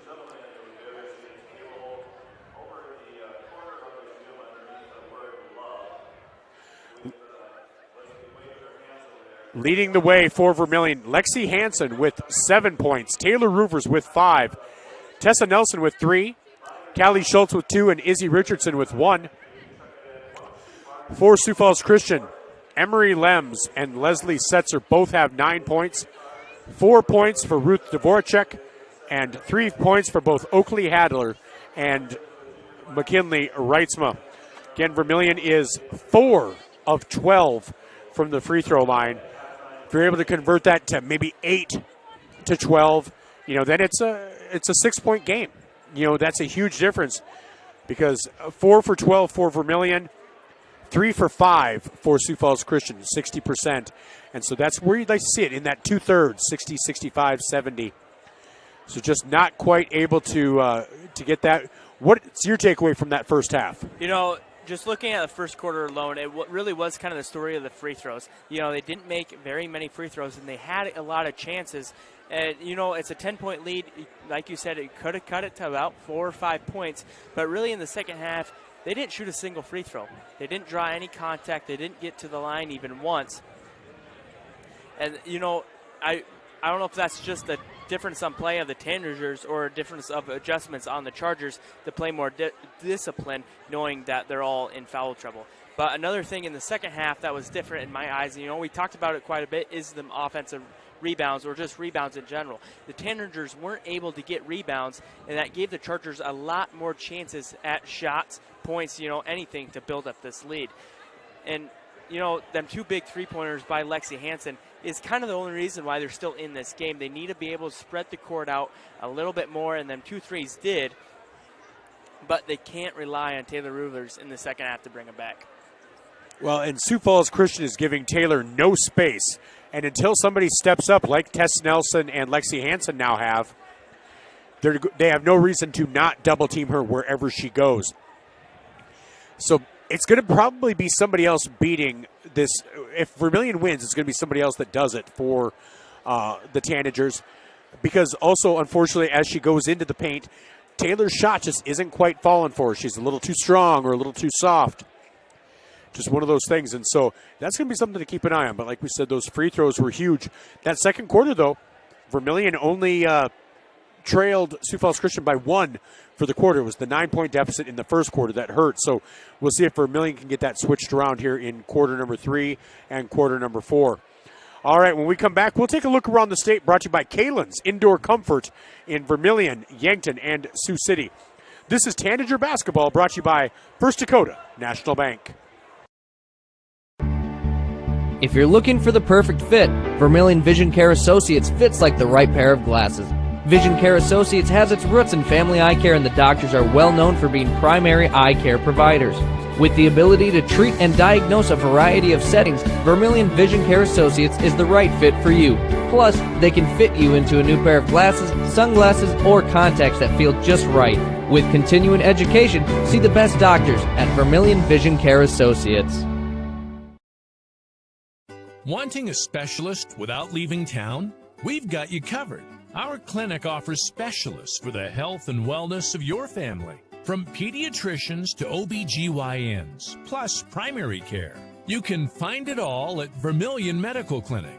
So much care, so close to home. Todd's Electric, your full-service electrical contracting company. Todd's Electric services residential, commercial, agricultural, and industrial customers. From the simplest service call to the most complex design build project, Todd's Electric has the expertise to do it right. Call Todd's Electric for all your electrical needs. Todd's Electric, helping you control all things electric. Except for lightning. Todd's Electric. Go Tanagers! Hey kids, it's never too early to start planning for your future. Did you know Masaba provides scholarships and tuition assistance? They are committed to your success, offering engineering, drafting, and welding opportunities, plus scholarships, job shadowing, and mentorship programs. Learn more at masabainc.com/career. When I grow up, I want to work at Masaba. Masaba Manufacturing. Unlock your future and rock with us. Welcome back to Vermillion Tanager Basketball, brought to you by First Dakota National Bank as part of the Vermillion Chamber and Development Company halftime show. Tanagers trail 28-18 on the Masaba scoreboard.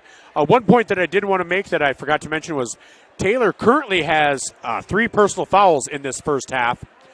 So that's going to be something we want to keep an eye on. Well, let's take a look at Around the State, brought to you by Kalen's Indoor Comfort. In AA action, T area leads Mitchell in girls with 1 minute to go, 34-30. Harrisburg doubling up Sioux Falls Jefferson, 4-2 with 4 minutes to go in the first. Brandon Valley 42, Pierre 15 with 3 minutes to go in the first half. And those are the only score updates from Class AA. In A, Winter leads Belfouche. Viborg Hurley leads Baltic with 3 minutes to go in the game. Parkston leads Bon Home 50-20 after 3 quarters. Hanson leads Canastota 25-14. Miller leads Chamberlain. Kingsley Pearson out of Iowa leads Elk Point Jefferson with 4 minutes to go. They lead by 9. Mount Vernon Plankinton over Platte Geddes 25-12. Clark Willow Lake leads Aberdeen Roncalli 23-14. Lennox leads West Central 19-8. Coleman Egan defeated Elkton Lake Benton. Del Rapids defeated Garrettson. And those are the only score updates in Class A. And then in Class B, James Valley Christian leads Sunshine Bible Academy. Hitchcock-Tulare leads defeats Iroquois Lake Preston. Wolsey Wessington beats Wessington Springs. With 2 minutes to go, Viborg Hurley leads Baltic 54-51. Lyman defeats Burke. Sanborn Central Woonsocket leads Highmore Herald 23-20. Irene Wakanda leads Alcester Hudson 24-18. Centerville leads Sioux Falls Lutheran 41-7 at the half. Northwestern over Leola Frederick area. Coleman Egan leads Elkton Lake Benton. Freeman and Scotland Menno to do battle later. Avon and Andes Central Dakota Christian. And that will do it as we take a look around the state. And boys games, Brandon Valley leads Pierre at the half, 25-18. Del Rapids boys defeated Madison 77-57. Freeman leads Scotland Menno 26-9, and Elkton Lake Benton leads Coleman Egan 33-19. Those are kind of your look around the state for Gale. As Sioux Falls Christian gets set to come out of the halftime. If you're Vermillion, what do you need to see here to start the second half? You know, I think we've harped on it, just enough. You got to space the floor out, give Ruber some more room to breathe so she can start on her offensive trick of a lot of points like she normally does, and even just have a few more players step up. Like, well, Taylor went for the steal. A lot of contact. Her mom is in front of us, and we saw her a little panicky that there was going to be a foul, but a nice steal there by Izzy Richardson. Taylor into the paint, and that's going to be a foul on the shot. And we'll see who that foul is on. That's going to be on number 12. That's going to be on, Sydney Shop. So Shop now with 3. The first Charger with 3 fouls. Taylor Rivers, first free throw up and good. So again, now Vermillion now has it down to a 9-point deficit, exactly where we ended the first quarter. Taylor looking to get it down to 8, which would be the closest they've been since late in the first quarter. And she hits both. So Taylor now with 7 points. And Vermillion's defense looking to do what they did before. The Central Farmers Cooperative starting lineup for Vermillion again this quarter. Callie Schultz, Lexi Hansen, Taylor Rivers, Izzy Richardson with the steal, and Shaylin Hinseth. Richardson up with the right hand and gets it to fall. Izzy Richardson with 2 steals here in the first 30 seconds of this game and of this half, and it's now down to 6 points with 7:29 to go. We'll take a quick timeout as well. This timeout brought to you by Murph's Appliance on Main Street in Vermillion. On the Masaba scoreboard, 28-22, Vermillion trails. Clay County Abstract and Title Company has a complex job that boils down to something very simple: helping you purchase your dream with confidence. When investing in a new home, a new site for your business, or piece of property, you want peace of mind that the property is truly yours. Clay County Abstract and Title Company has been doing just that since 1946. Clay County Abstract and Title Company, proud supporters of Vermillion activities and proud to be a part of your dreams come true. Welcome back to Vermillion Tanager basketball, brought to you by First Dakota National Bank. Coming out of that Murph's Appliance timeout, Michael Schumacher here with Gage Ravellette in Sioux Falls as the Sioux Falls Christian Chargers lead Vermillion 28-22. But 2 quick steals in the first 31 seconds by Izzy Richardson has led to 2 buckets. Well, 1 bucket and 2 free throws. You have to like the way this half has started if you're Coach Brooks. Yeah, you score the first 2 points of the game, and then you double up on that by getting a steal, fast break. Perfect way to start a quarter. And this is as close as it's been since early in the first quarter.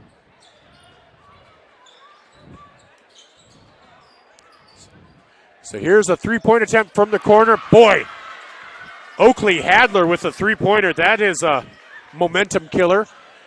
9-point deficit now with Taylor getting a ball across the timeline. Taylor will drive in, up with the right hand and in. Taylor's starting to feel it.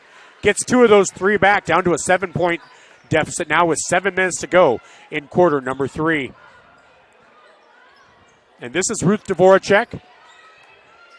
Gets it over to Oakley Hadler. Hadler gets it down to Setzer, and boy, it's exactly what you don't want to see. Setzer with the bucket, and Callie Schultz with her second foul.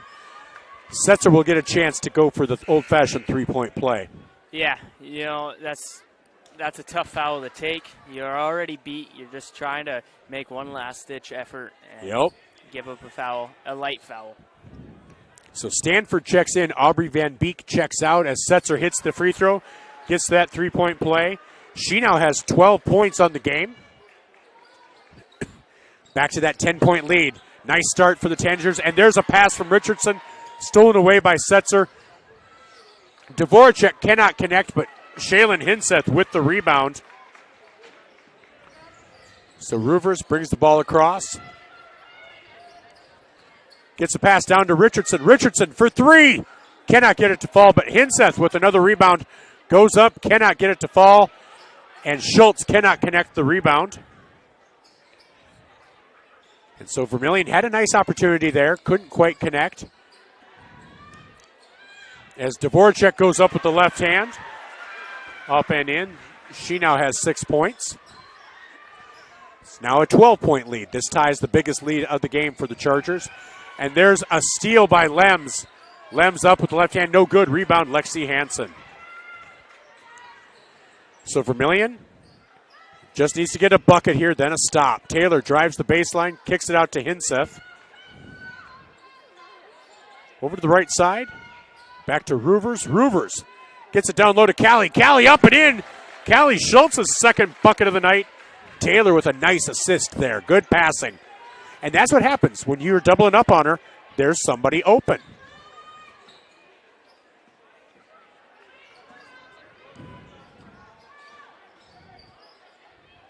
Wow, good move there by Stanford, but she's unable to connect.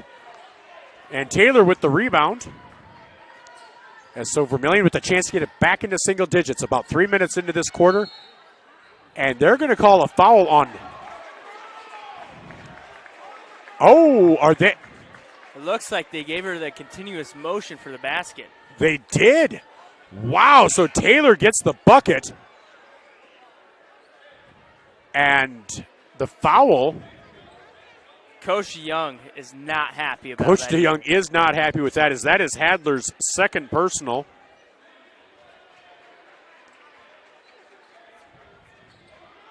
And so Ruber's at the line to shoot the and one, and she connects. So Taylor now, with a quiet 12 points, makes it a 7-point game again. So a stop here and another bucket could be real momentum for the Tanagers as Dvorak takes the three, cannot connect.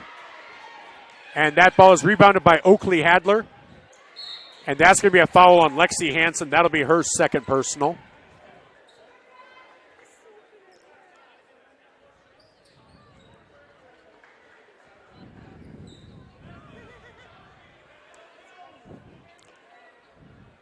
So 36-29, 4:51 to go as they get it down low to Lems, and that's going to be a foul on Tessa Nelson. So Lems will go to the line to shoot two. Nelson picks up her first personal. But if she misses, if she makes one of these and she makes both, it's back to a 9-point lead. But right now at 8, Vermillion, they just need to chip away at that deficit. Yeah, they've done a good job at doing that so far. They just need to avoid the fouls to give free shots. And Lexi Hansen gets that rebound as Lems misses one. So an 8-point deficit. Taylor drives in, up with the right hand, and they're not calling a foul on that one. Wow, they've called a lot less contact. Like right there. I mean, between those two, I feel like if one is a foul, then the other one is, or if one isn't, then the other one isn't. I think the one looked worse, unfortunately, but that is Nelson's second personal as Setzer gets set to check in. Dvorak hits one. And I think that's what it is. It just feels inconsistent with the way they're calling it tonight. Sometimes they'll kind of let it be a Fight Club type of thing, and we're not going to talk about Fight Club, and then all of a sudden it's going to be, we're going to talk about Fight Club a lot.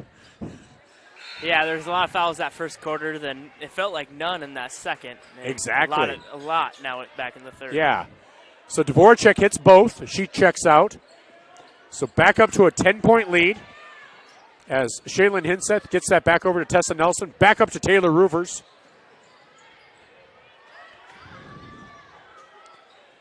As they get it over to Hinseth. Hinseth to Nelson. Good ball movement by this Tanager team. As Ruvers has it. Guarded by Hadler. Gets it over to Hansen. Hansen for three. Hits it! Lexi Hansen with her second three-pointer of the game. Makes it a 7-point deficit again. Hansen now has 7 on the game. No. Hansen has 10 as Setzer goes in. She's able to connect. Setzer is the leading scorer for both sides with 14. Hansen has double figures at 10. And Tessa Nelson so close to that out of bounds that she picked it up and just kind of gathered her feet, took too many steps.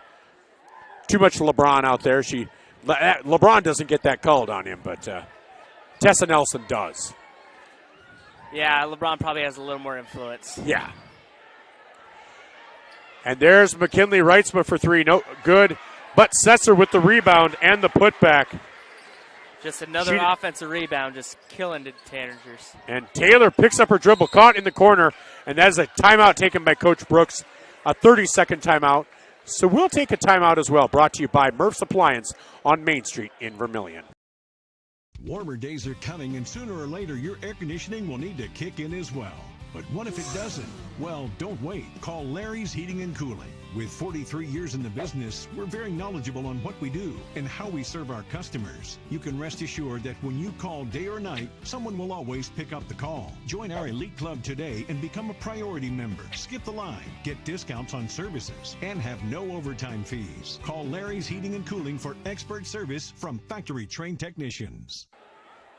Welcome back to Vermillion Tanager Basketball, brought to you by First Dakota National Bank with Gage Ravellette. I'm Michael Schumacher, coming out of that Murph's Appliance timeout.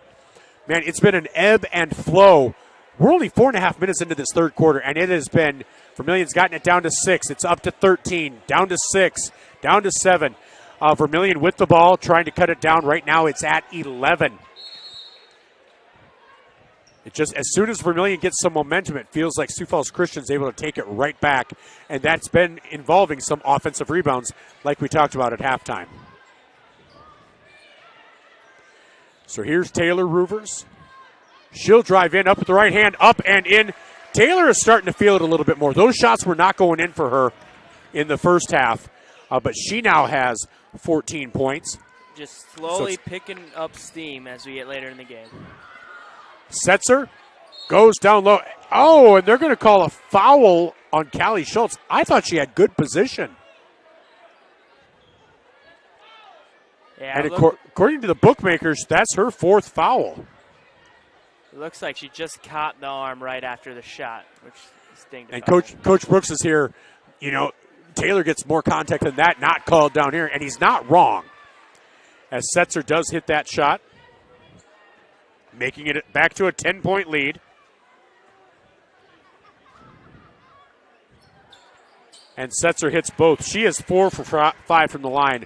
A big who hits their free throws is huge. As that pass by Hansen is over the head of Nelson. A turnover for Vermillion, trailing by 11. You hate to see that. You want to try to get back down to single digits. You know, just when it felt like they were picking up momentum and steam, like they were going to even tie this game, just a few costly mistakes. So there's Lems up with the left hand. Good move by Lems. Gives her 12 points now. Nelson gets it over to Shanlin Hinseth. Hinseth's pass is tied up there by Sydney Shop. And the possession arrow stays with Vermillion. As Aubrey Van Beek gets set to check in. Checking out is Stanford. Vermillion now trails by 13. This is tied for the largest deficit of the game. As I didn't even notice, Sioux Falls Christian is now in the bonus. Vermillion's had 5 fouls. Tessa Nelson for 3. Just, off the back iron, bounces around. And rebound there by Reitzma.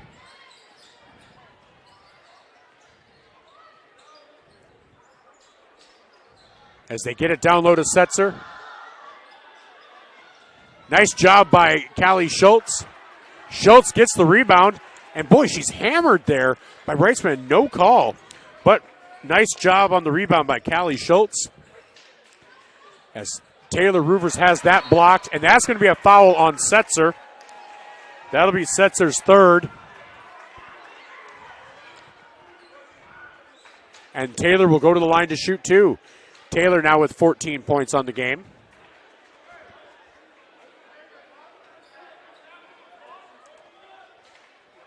Roovers, first free throw up and good. She's now 5 of 6 from the line. So Vermillion picking up the pace a little bit with their free throws, mainly because Taylor's the one going to the line. She hits that one as well.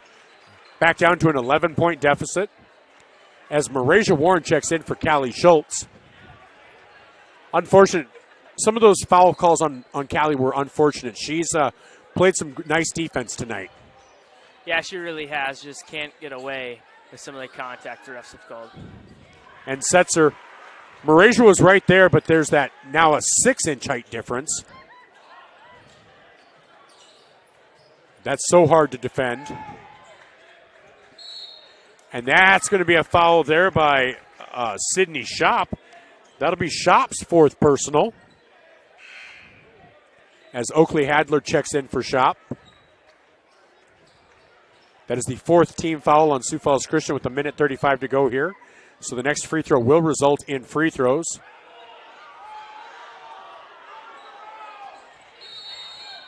That's going to be a jump ball. That'll go with Sioux Falls Christian. The Christian fans calling for a travel, but she didn't have possession of it as she fell.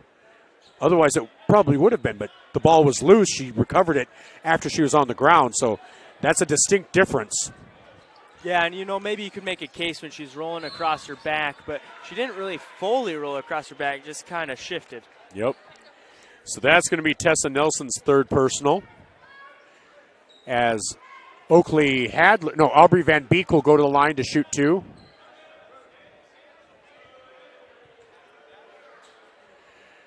First free throw from Van Beek is in and out. She has yet to score tonight.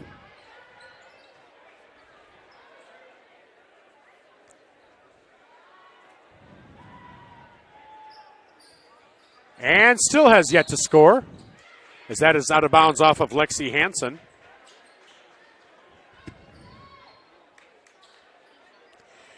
So with a minute 24 to go, a 13-point lead for Sioux Falls Christian. Van Beek gets it in, down low to Setzer. Setzer, little jumper, gets it to fall. That was a nice little jumper right there. Gives her 22 points on the night. Roovers with 16 points, the leading scorer for Vermillion. Brings the ball up. 15-point deficit now, the biggest lead for Sioux Falls Christian. As Shaylin Hinseth will take the 3 off the back iron. Rebound there by Tessa Nelson, though. They get it inside to Marasia Warren, who cannot connect as that ball hits the ground. As that's going to be out of bounds off of Shaylin Hinseth, I guess. So Neely Stanford will check in. Aubrey Van Beek will check out. 49 seconds to go. Vermillion trails by 15. Sioux Falls Christian to inbound. And Emery Lems will go to the line to shoot 2. Lexi Hansen has her third personal. These teams are going to be running out of players here shortly. Yeah, just the third quarter alone, a lot of fouls have been called. And that free throw by Lems is missed. That's 3 consecutive misses for Sioux Falls Christian. As Nelson checks out, Izzy Richardson checks back in.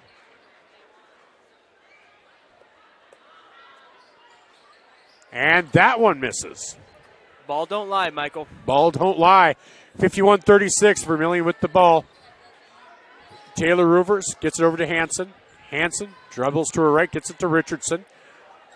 Back over to Roovers. Roovers to Hansen. Good defense here by Sioux Falls Christian. Nobody getting a clean look. And that's going to be a foul on Hadler. That'll be Hadler's third.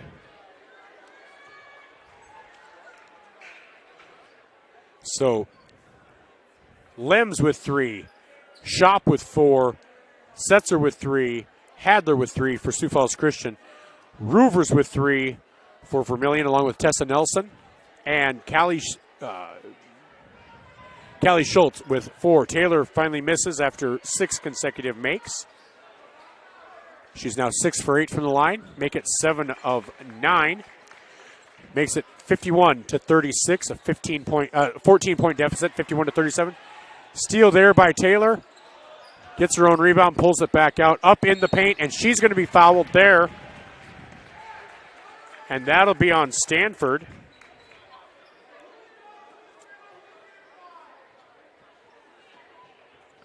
So Roovers now with 17 points, looking to make it 18 and 19 with 17 seconds to go, trailing by 14. Free throw up and good.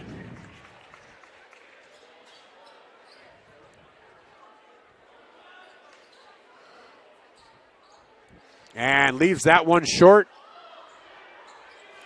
Almost forced another turnover on the Chargers there. They almost threw it out of bounds. And that will be out of bounds. I think I just jinxed them.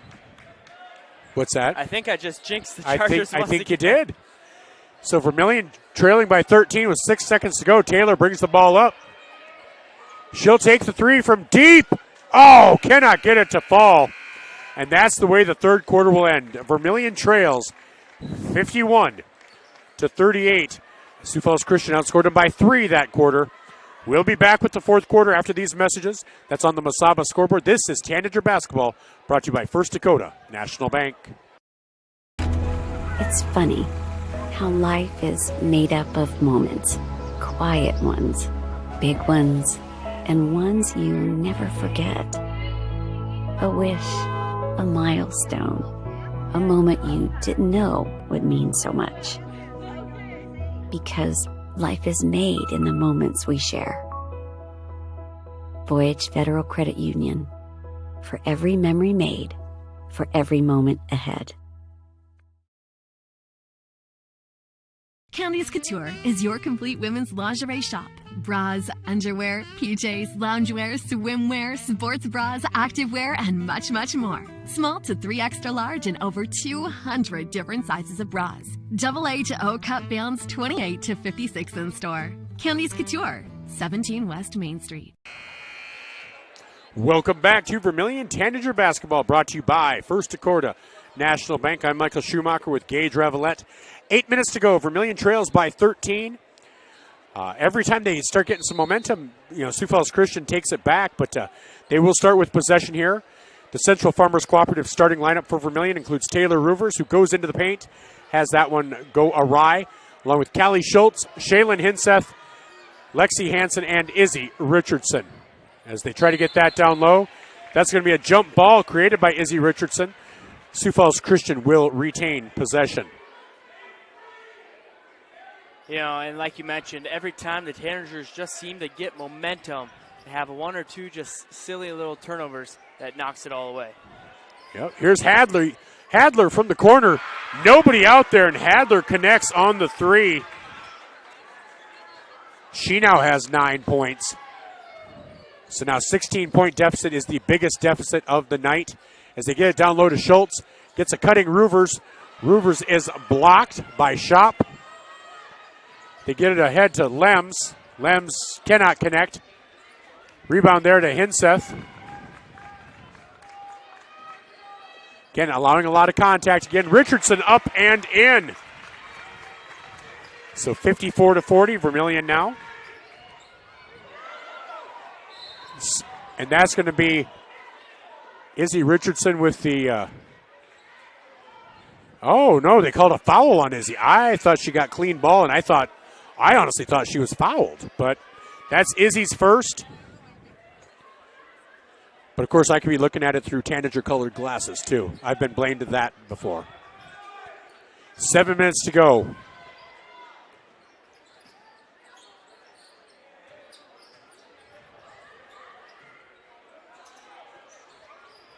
Three-pointer out there for Aubrey Van Beek.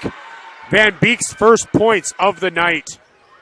Just another missed assignment. They get caught up in all the jumble inside, and somebody leaks out open for the three. And that'll be Van Beek's first personal. Boy, she's getting a ton of firsts here in the fourth quarter. First foul, first points. She shot her first free throws. Here's Taylor Roovers bringing the ball up. Vermillion now trails by 17. And that's going to be a foul. That'll be a foul on Neely Stanford. That's Stanford's third. If Taylor keeps driving like that, she might be able to get most of their varsity fouled out. Yeah, that would be kind of ideal for the Tanagers. It would be. It would be. Taylor over to Shaylin. Shaylin thought about the three. Over to Izzy. And there's a steal, just a kind of a lackadaisical pass. Lems with the steal and the putback. 19-point deficit now with 6 minutes to go. And there's a steal on another Richardson pass, but a rebound by Lexi Hansen. As Taylor Roovers goes in, no foul called. Roovers now has 20 points. Hinseth tries for the steal. Came close. As they get it down low. Back out for three. No good. Rebound Taylor Roovers. So Vermillion down 17.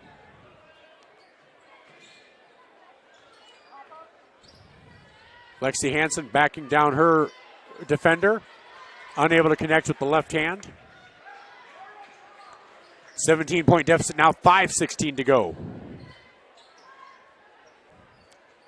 And Setzer up and in. Setzer with 24 points.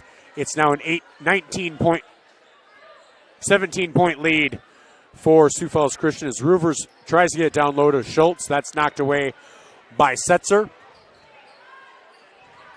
And with each passing possession, it becomes harder and harder for Vermillion. And so that will be a timeout for Coach Brooks with 4:50 to go. It is now a 21-point lead.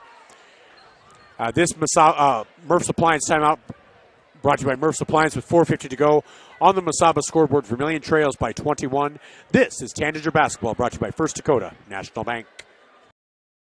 The Pizza Ranch Vermillion is your event headquarters. Enjoy the crisp salad bar, the country's best chicken, and fresh pizza. Want a custom pizza? Just ask. We are proud to offer the buffet your way. And the Fun Zone Arcade features 36 games, 2 golf simulators, and full bar. Perfect for pregame tailgates and parties. Have a business meeting, team, or office party? Reserve the Dakota Center. It holds up to 300 people. Order online at pizzaranch.com for delivery, or circle your wagons and make Pizza Ranch your tailgate place next to USG.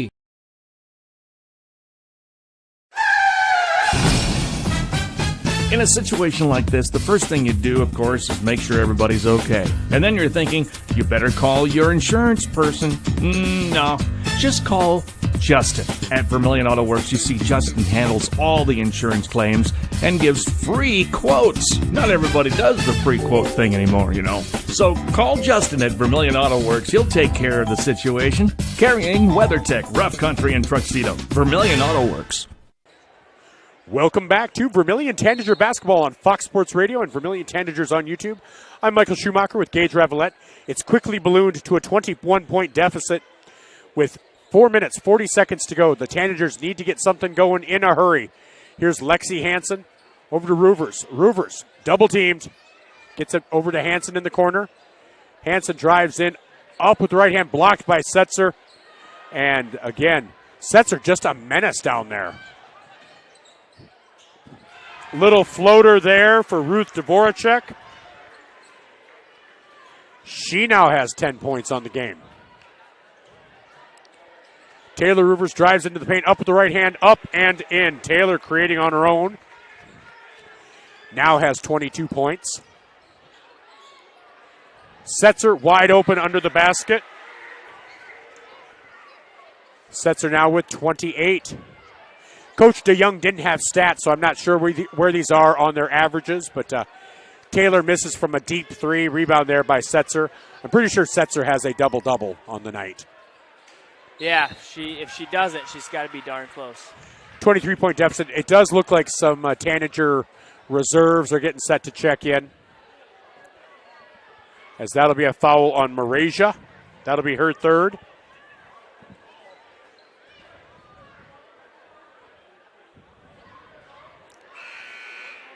And Stanford at the line to shoot two. Misses that first one. As Hinseth and Hansen check out, Sydney Johnson and Delaney Smith check in. Stanford gets that one to fall, though. 24-point lead as it's Nelson, Warren, Johnson, Roovers, and Smith for Vermillion. Setzer, Van Beek, Reitzma, Dvoracek, and Shop for Sioux Falls Christian. Roovers, she'll drive in. Floater up and cannot get it to fall. Rebound there to Reitzma, and that's going to be a jump ball created by Delaney Smith. As Haley Steeneck will check in, along with Chloe Bottleson.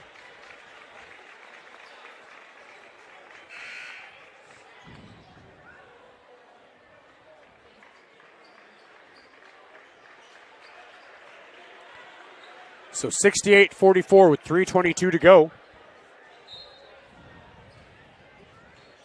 Sioux Falls Christian starting to get some reserves in, but Aubrey Van Beek, she's a starter. That's a steal, scoop, and a score for Aubrey Van Beek. Her first steal of the game. See, she's getting lots of firsts. You know, Smith bringing the ball up. I was starting to think she was running out of first, but she keeps surprising me. Here's Smith. With now less than 3 minutes to go, Vermillion will fall to 5-5 on the season.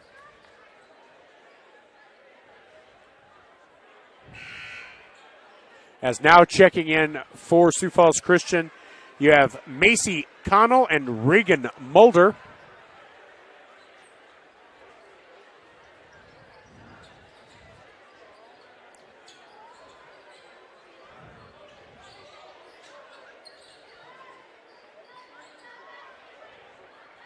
So there's a turnover.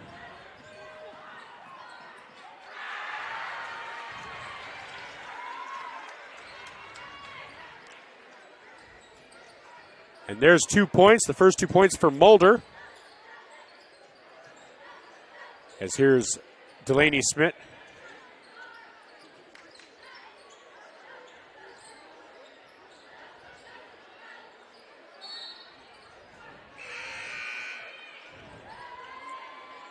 Now checking in, number 20. Well, it says 21, but I do not have a 21 in the program.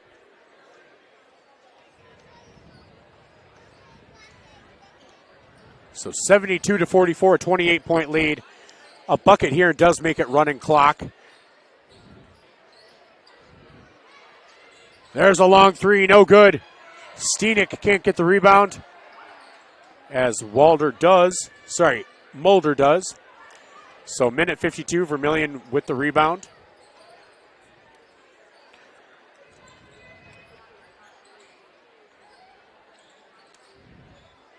As here's Smith, drives to her left. Gets it over to Steenek. Sydney Johnson tries to get down low to Marasia. On the block, out to Johnson for three. Drains it. Sydney Johnson for a three. Makes it 72-47, 25-point deficit. Minute 19 to go. And that'll be a turnover on Sioux Falls Christian. So this Christian team looks good. I don't know that they look as good as Lennox. I think Lennox will still give them, fits. Lennox is still the best team I've seen in person against these Tanagers right now. And they did lose to Lennox by 14. Stop yawning earlier in the season. Remember, I've been up since 4 o'clock, 4:15, so you yawn, I yawn. Oh, Marasia can't get it to fall. Mike, I'm a college student, though. I think that means I need more sleep. That's true, I guess. I just need to stop partying at night. And here's Mulder. Up, no good. Rebound, no good. Up, and jeez-a-loo. They can't get anything to fall. As Kinsey Popama is now out there for Sioux Falls Christian as well. So, out of bounds, that'll stay with Sioux Falls Christian. Down 25, or Vermillion down 25 with 39.8 seconds to go. Nice defense there by Marasia. Into the hands of Sioux Falls Christian as Delaney Smith will get her first foul of the game. Third team foul of the quarter. So now the shot clock is off.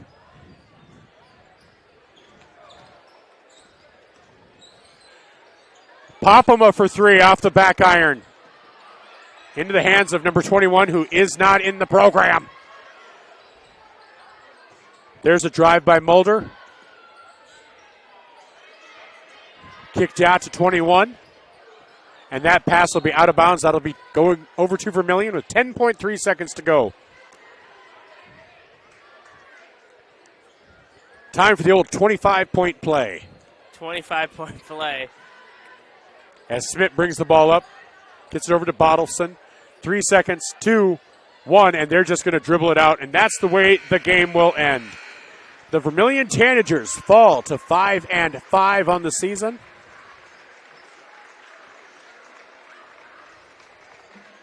Now 6-5. I didn't think that sounded right. They didn't have the EPJ game in there, so they fall 72-47.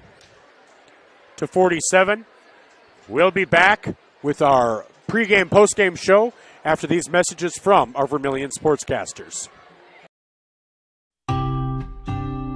Knutson Family Dentistry in Vermillion treats you like family. They believe a healthy smile starts with compassionate care. From toddlers to grandparents, their gentle team is here for your whole family. Whether it's a routine checkup or a full smile makeover, they'll keep you comfortable and confident. Knutson Family Dentistry in Vermillion makes your smile shine. Visit Knutson Family Dentistry online or call today, 605-624-6291. If you're considering a new roof, you want to put your roof in the hands of Dave's Roofing. Dave's Roofing specializes in residential roofing and has over 10 years of experience. Dave's Roofing covers any job from a 60 to 80 mile radius of Sioux City and has a 10-man crew that completes most jobs in one day. Dave's Roofing will make sure the cleanup job is done right afterwards too. And the products installed are impact rated and eligible for homeowners insurance discounts. Look up Dave's Roofing on Facebook and check out the work that's been done and customer testimonials. Well, now, I'll give you the maestro. That's pretty good. Give me another one, though, without him. Welcome back to our Vermillion Chamber and Development Company pregame show as we get ready to bring you the Vermillion Tanagers and the Sioux Falls Christian Chargers in a great matchup. DAC 12, Region 4 doesn't get much bigger than this. And we have Coach Dan Young on the line. Coach, how you doing today? I'm doing great. Thanks for having me on. Hey, thanks for joining me. Really appreciate it. You guys entered the season as one of the favorites, and you haven't disappointed. A couple of losses, but a couple of big wins. About halfway through the season, how are you feeling right now? Yeah, we're just working on us and trying to get a lot better every single day, right? We got to start doing a lot of the little things right. We have a lot of experience coming back from our team, which is fun. A lot of size and athleticism.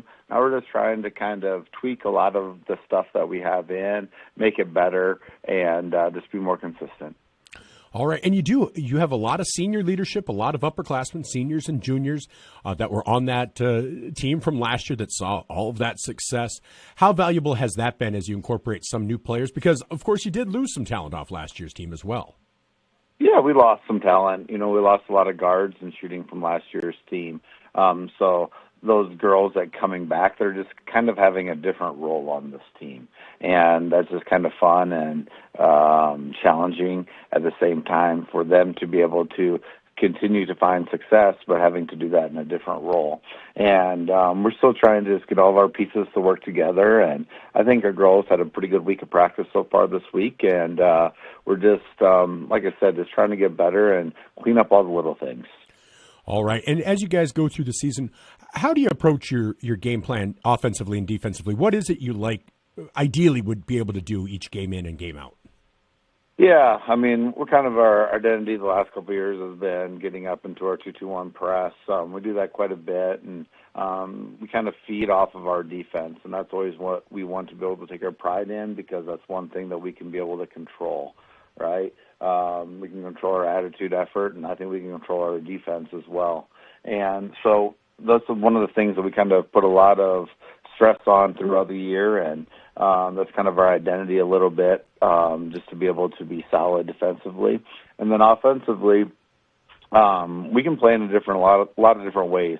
We try to be able to play fast and get the easy buckets, but if we can't be able to get that, we're fine with going into the half court as well. We have some size and athleticism that helps us to be able to get the ball inside a little bit, some good drives, and that's kind of what we like to do offensively. All right, now you're taking on a team in Vermillion that over the last couple of years they've seen a lot of talent move on, and so a lot of newer faces that are still kind of getting used to the varsity level. But of course, one or two that you're familiar with, and Taylor Ruvers, Lexi Hansen saw some time last year. What does this Tanager team present in as far as opportunities for your team, but also challenges?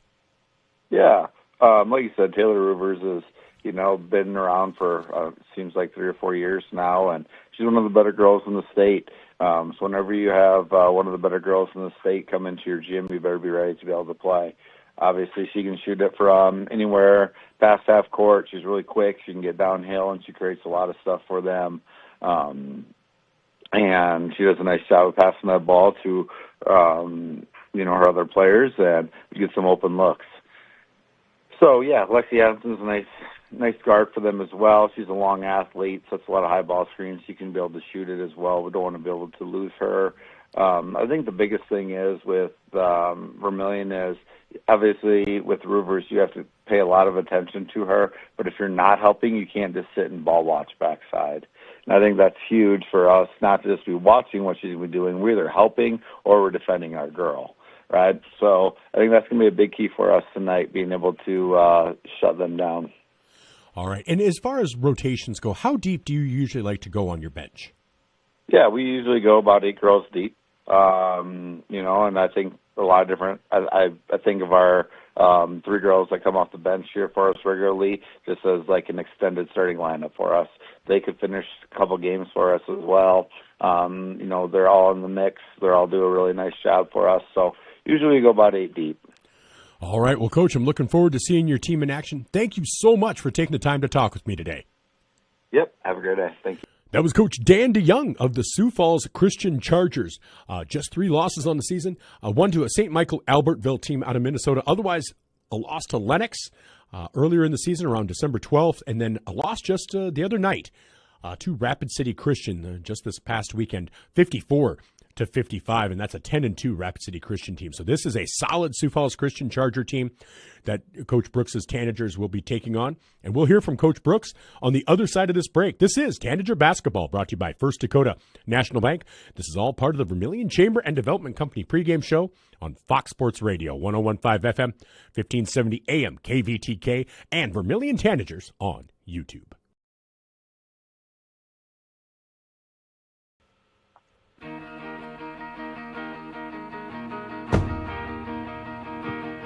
Well, I'm a little airplane now. Welcome back to our Vermillion Chamber and Development Company pregame show, where we get ready to bring you Vermillion Tanagers and Sioux Falls Christian Chargers. And to do that, we are talking with head coach Jay Drake of the Vermillion Tanagers. Coach, how you doing today? Doing good, thanks, Michael. Well, great. Well, first, let's talk about the win. You kind of like water off a duck's back. A great way to get rid of that last-second loss to Lennox was a great, dominating win over EPJ. Obviously, still things you want to work on, but as a team, just really played complete basketball as a team on both ends of the floor. Kind of, what are the feelings coming out of that game? Yeah, we've had a really nice stretch here.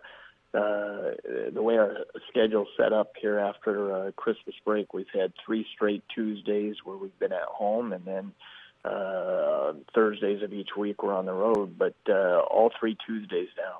Yankton right after the first of the year on a Tuesday night, Madison last week, and then EPJ this past Tuesday. We've played really well in our gym, and it always helps, obviously, when you're scoring the basketball, and we've shot it really well. I think we had 43 points at halftime against Yankton, 41 at half against Madison, 48 the other night at half against EPJ, and yet we're getting stops at the other end, too. So we've kind of stuck it all together in those first halves and got off to nice starts where we've kind of created a nice little gap and built a nice little lead going into the second half where you can kind of control things then. So, like anything, like I said, we shot 58% from the field the other night. I think we were 11 and 19 from the 3. And yet some of that, we've got players that can score the basketball and can shoot it. I think we had good floor spacing, good ball movement. We're taking good game shots. And obviously once you get to that point, now it's just a matter of knocking them down, and we have. So, nice win after the Lennox loss. It was a EPJ, a DAC 12 rival, Region 4A opponent, and a nice way to start off the week. And now we know it's going to get a lot tougher on Thursday night. Well, that is exactly right. Thursday night, taking on Sioux Falls Christian, the Chargers, one of the top teams in the state. Like we've said, one of the top 1, 2, 3 teams in the state, and they are definitely a challenge. And coming into that, seeing Luke Jensen kind of bounce back, not just making shots from the outside, but also creating shots. How valuable is that coming into this, knowing that, because he is such an important part. Trey does what Trey does, but to have that solid second option, allowing kind of Gabe and Spencer and Trenton and Kale to be able to do more of their thing. Yeah, it's huge, and he's been off to a really nice start this year and scoring the basketball and has had some big games. And when we're at our best, obviously, I think Trey and Luke get a lot of the so-called attention and stuff, and even from our opponents, they're probably those two they're going to key on first. And yet when those two are kind of doing their thing, and we need them, right, as a team, scoring some points for us. And I think between the two, they're averaging a combined like 43, 44 points on the year. So that's huge if we can get that every night. And then knowing you get some others chipping in and stuff and get us into the 60s, and now you got to just go defend teams. But it was a nice bounce-back game.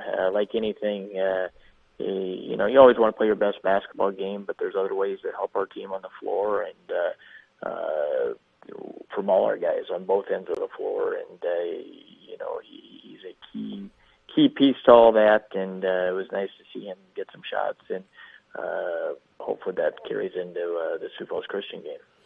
Well, and the Sioux Falls Christian team is good. What do they bring to the table that presents some challenges, but also maybe present some opportunities? Yeah, really, really good basketball team. Obviously, great tradition and what they've done over the years, especially kind of really this past decade or so. Defending state champs, they lost some key seniors, obviously, but they've been in the title game for the last 3 years. They got 3 kids that have played a lot of minutes the last 3 years, with Wassner and Goodberry and the Nichols kid. And then they're able to kind of throw a few new guys in there, but that are really good basketball players. They'll play 7 guys, and all of them can play, and that's the tough thing. I think just this year alone, all of them have scored in double figures in the game at some point, and anytime you've got 7 guys that can do that for you, it makes it a tough guard.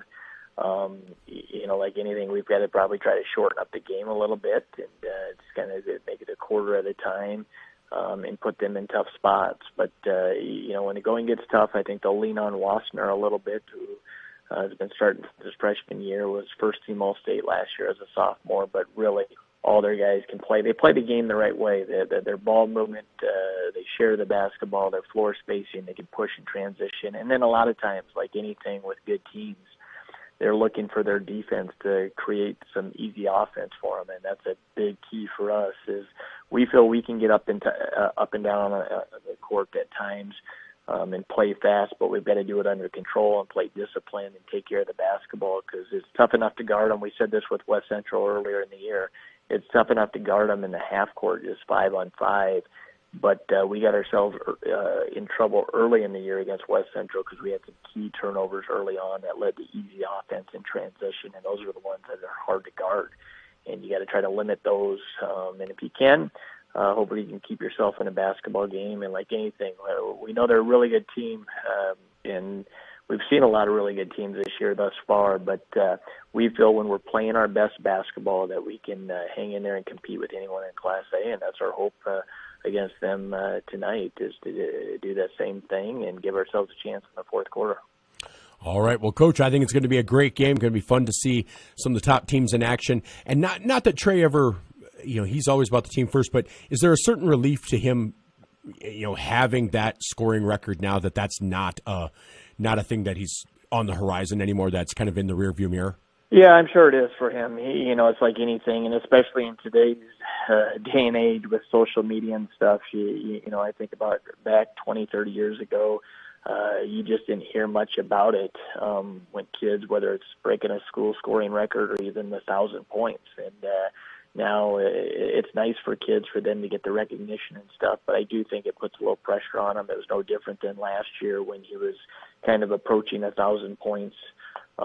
You could just see him maybe a little tighter at times, and you know, to have it as a huge accomplishment, like we said the other night. But you can also see it kind of relaxes him now to know that it's out of the way, and he's now the all-time leading scorer, and you can just kind of relax, take a breath of fresh air, and just go play basketball now. All right. Well, Coach, thank you so much for taking the time to talk to me. Really appreciate it, and maybe we'll see you after the game. All right. Thanks a lot, Michael. Thanks. Bye-bye. Yep. Bye.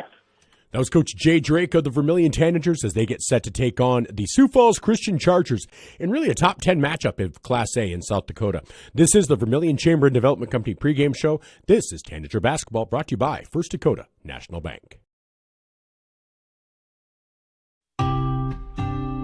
Knutson Family Dentistry in Vermillion treats you like family. They believe a healthy smile starts with compassionate care. From toddlers to grandparents, their gentle team is here for your whole family. Whether it's a routine checkup or a full smile makeover, they'll keep you comfortable and confident. Knutson Family Dentistry in Vermillion makes your smile shine. Visit Knutson Family Dentistry online or call today, 605-624-6291. If you're considering a new roof, you want to put your roof in the hands of Dave's Roofing. Dave's Roofing specializes in residential roofing and has over 10 years of experience. Dave's Roofing covers any job from a 60 to 80 mile radius of Sioux City and has a 10-man crew that completes most jobs in one day. Dave's Roofing will make sure the cleanup job is done right afterwards too. And the products installed are impact rated and eligible for homeowners insurance discounts. Look up Dave's Roofing on Facebook and check out the work that's been done and customer testimonials. Welcome back to Vermillion Tanager Basketball, brought to you by First Dakota National Bank with Gage Ravellette.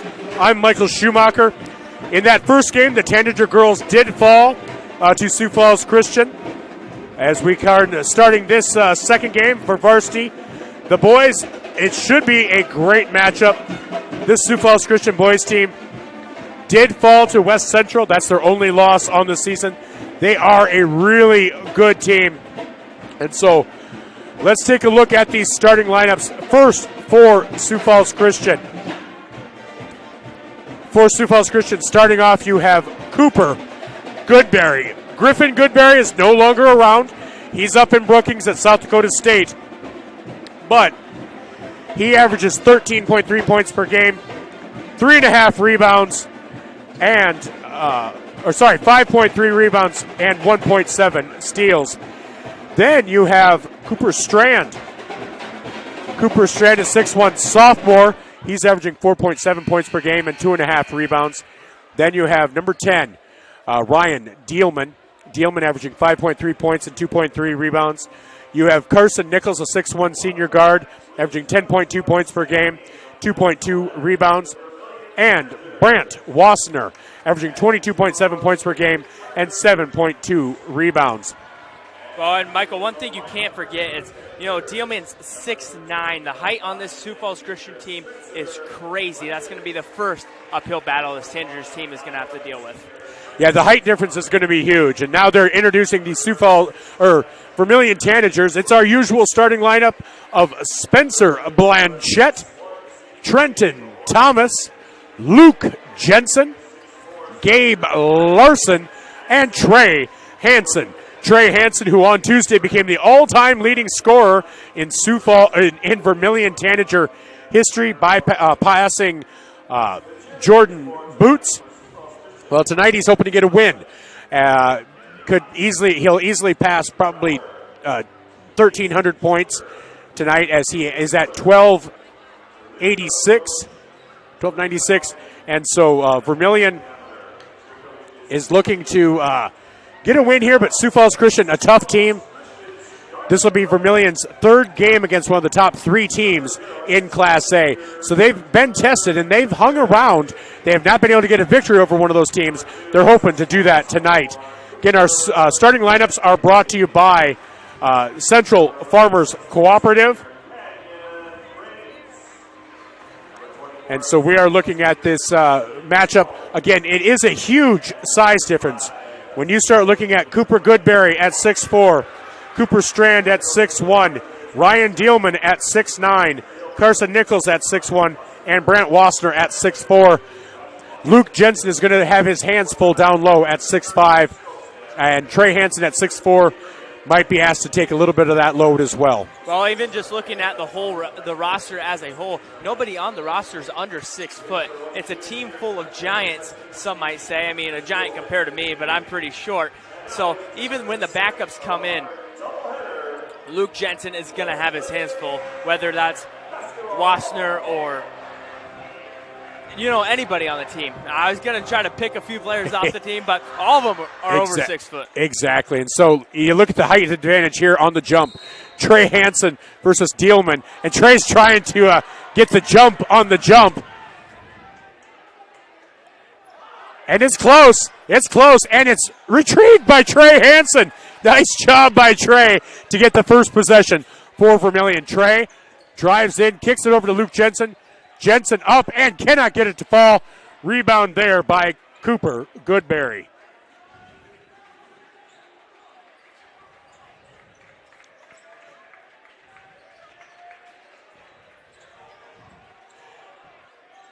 So down low, Dealman gets that to fall. Dealman up and in for the first 2 points.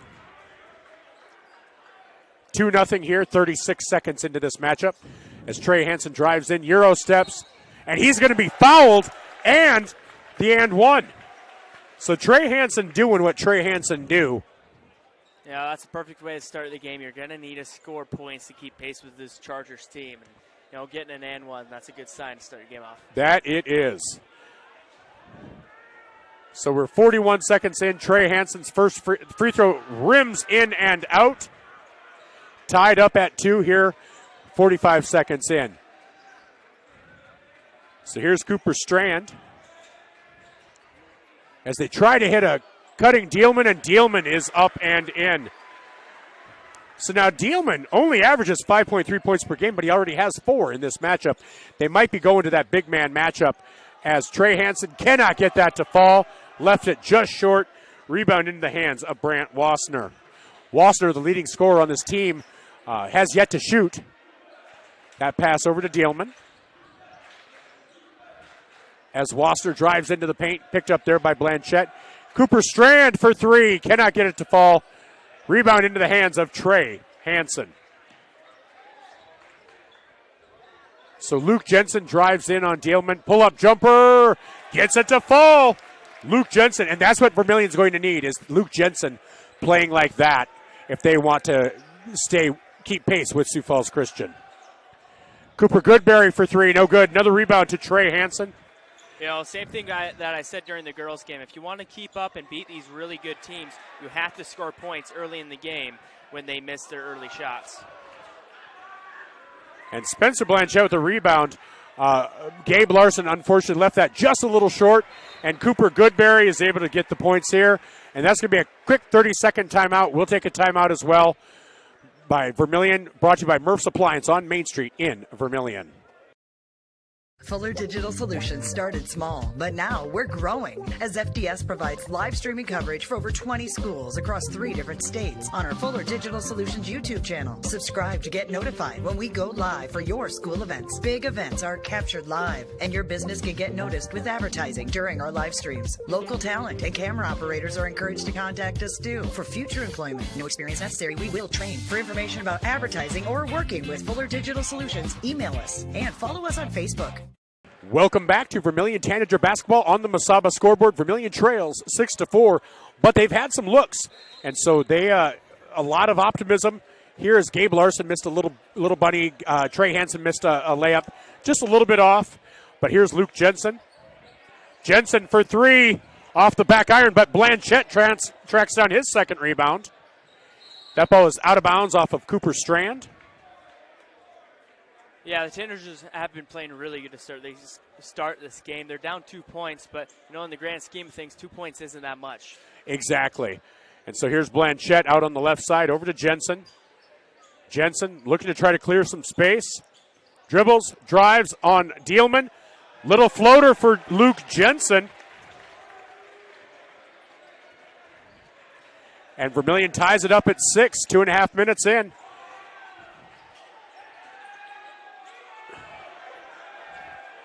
Boy, a lot of contact. They're letting him play. And that's Wassner driving in. You saw the body control there. Brant Wassner, quite the athlete, makes it 8-6 with 3 minutes gone here in quarter number 1. Jensen over to Trenton Thomas. Gabe Larson down low, brings it back up top. Like I said, I like Gabe Larson. He's one of my favorite players, just solid. Gabe Larson for 3! Off the back iron, unfortunately. Cooper Strand gets the rebound, gets it ahead to Wassner, and Wassner puts it up. So quickly a 4-point lead, 10-6 now in favor of Sioux Falls Christian. And Vermillion can't have too many missed opportunities. That's going to be the problem because Sioux Falls Christian is very efficient. As Blanchette with a nice move, he scores, makes it 10-8. quick little ISO to get the rim. Blanchette's one of those that if he can get going with that dribble and drive and penetrate, it might free up his three-point shot too, and he is deadly from outside. Oh, Wassner leaves it for Strand, and Strand cannot complete it. Rebound to Trey Hansen. Trey drives in on Dielman, lays it up, and that's going to be a foul on Dielman.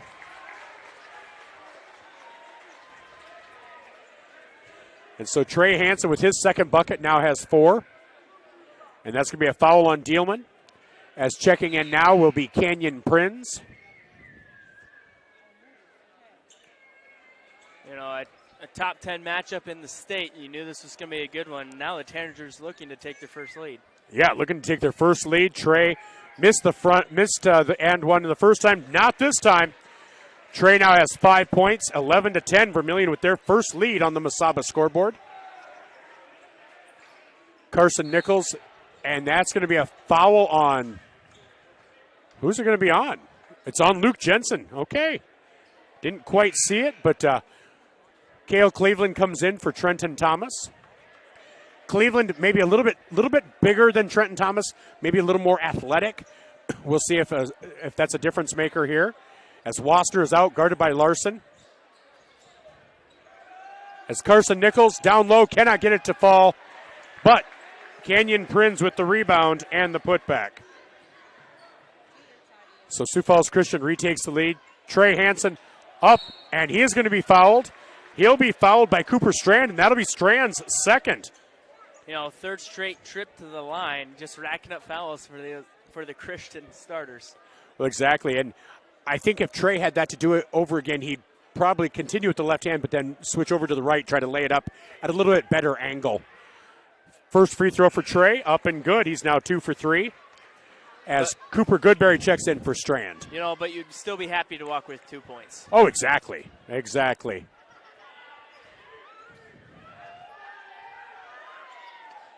Trey 2 for 2 in that trip. Vermillion retakes the lead, 13-12. This has been a great start. Both of these teams looking really good tonight. As Wassner gets it out to Prinz.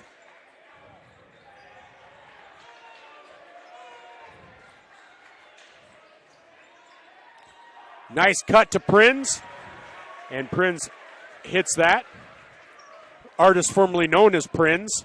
Hansen gets it back to Gabe Larson. Larson for 3. And he cannot get it to fall. Rebound, Brant Wassner.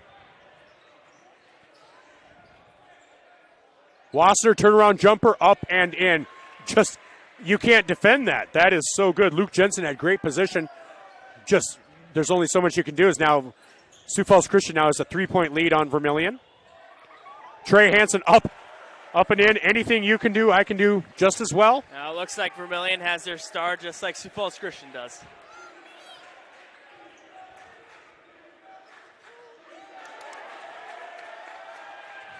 I didn't see what happened there. Did you? Yeah, big steal from number 30, Luke Jensen. Luke Jensen with the steal. All right. Oh, Trey could not hit the 3. You know, Michael, I don't watch this team as much as you, so if I'm a little slow on the names. Oh, no, that's okay. I got to look through the roster a little bit. That's okay.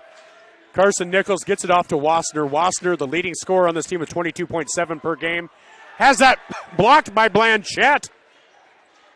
Spencer having himself a game. Spencer drives in, up and under.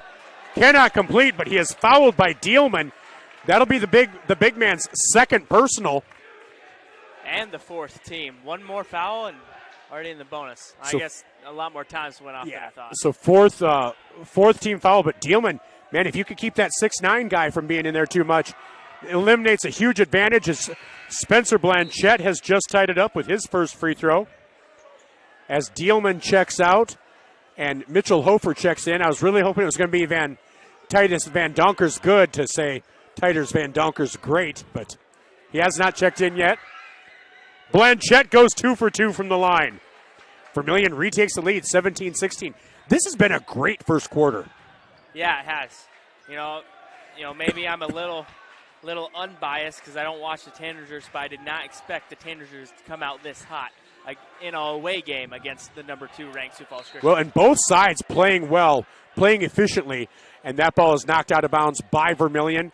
Wassner to inbound for them now. Gets it into Prinz in the paint. Gets around Cleveland. Nice job by Canyon Prinz. As I think that's like the 4th or 5th lead change. As Jensen out there with Nichols. Luke with the floater. Cannot get it to fall. Rebound there to Cooper Goodberry.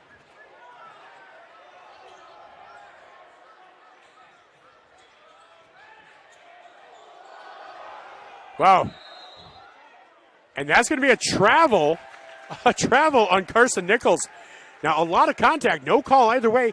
They really are allowing a lot of contact to happen. So that's, you love seeing that.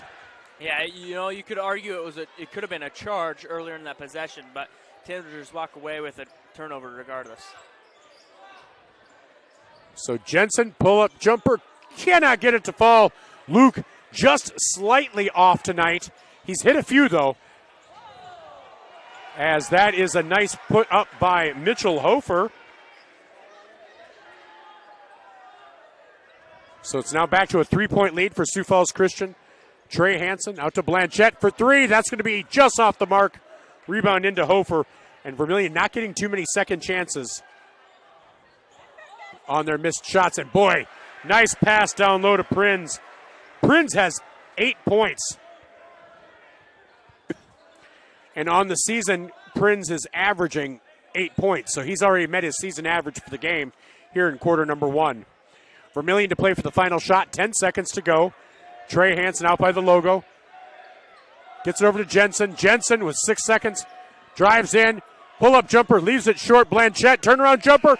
Up and good for Spencer Blanchette, who now has 6 points on the night to make it a 22-19 game after quarter number 1 on the Mesaba scoreboard. This is Tanager Basketball, brought to you by First Dakota National Bank.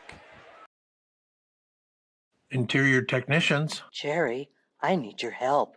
I'm in a real pickle. How can we help? We clean carpets, furnace and duct cleaning, mold remediation, fire restoration, water damage restoration, office cleaning, and much more. No, Jerry, I'm in a real pickle. I'm stuck and I can't get out. Hang on, I'll send you pics. You can see what I mean. Oh, my gosh.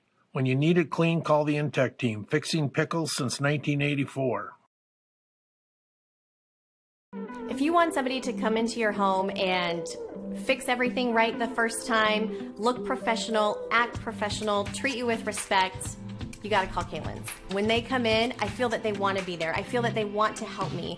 You know, they put on the little booties over their shoes. They had canvas from the garage door all the way down to walk on. They left the furnace room in the basement probably cleaner than it was when they came in. They just do customer service very well. I would recommend Kaylin's to anyone. Welcome back to Vermillion Tanager Basketball, brought to you by First Dakota National Bank. With Gage Ravellette, I'm Michael Schumacher. As we enter the second quarter, Vermillion trails on the Mesaba scoreboard 22-19. That was a great first quarter of action. Trey Hansen for Vermillion. He has 9 points. 8 points for Canyon Prinz for Sioux Falls Christian. The two leading scorers. Brant Wassner, the leading scorer for Sioux Falls Christian, almost 23 a game. He currently has 6. So they do get it to Carson Nichols. Sioux Falls Christian will start with possession. Here's Brant Wassner. Prinz driving on Jensen. Out to Wassner. Wassner guarded by Larson. Wassner can't get it to connect, but Cooper Goodberry with the putback. 5-point lead here for Sioux Falls Christian. Wassner guarding Hansen. Trey kicks it out to Jensen. Jensen for 3. Drains it. Luke Jensen with his first three-pointer of the night. First three-pointer for either team. Cuts it back down to a 2-point deficit. That's a nice shot to get going, especially early in this game. Boy, get that into Mitchell Hofer. Nice passing there. Takes it back up to 26-22. Trey Hansen thought about the 3 from just in front of the logo. As here's Gabe Larson in the paint. Turnaround jumper. Oh, Gabe cannot get something to fall tonight, but he does track down the rebound. Luke Jensen leaves that short, gets his own rebound. Oh, he thought Blanchette was going to cut one way. Blanchette cut the other. He thought Luke was just going to take the shot. He zigged when he should have zagged. He did. So Gabe Larson, you know, if he's getting some open looks, if he could get something to fall, that might be open up the floodgates for him. Right now, a 4-point lead. Sioux Falls Christian looking to take their biggest lead of the game, and they do, with Cooper Goodberry hitting a a short little floater. Trey gets it out to Trenton Thomas. Thomas on the baseline, pull-up jumper, good. Trenton Thomas gets his first points of the night. Cuts it back down to a 4-point lead. Vermillion just needs to stop him. Boy, Gabe Larson got in the way of that pass, and that's what Gabe Larson can do. I've said it. He might just be my favorite player just because of the way he plays. Fills whatever cracks are needed.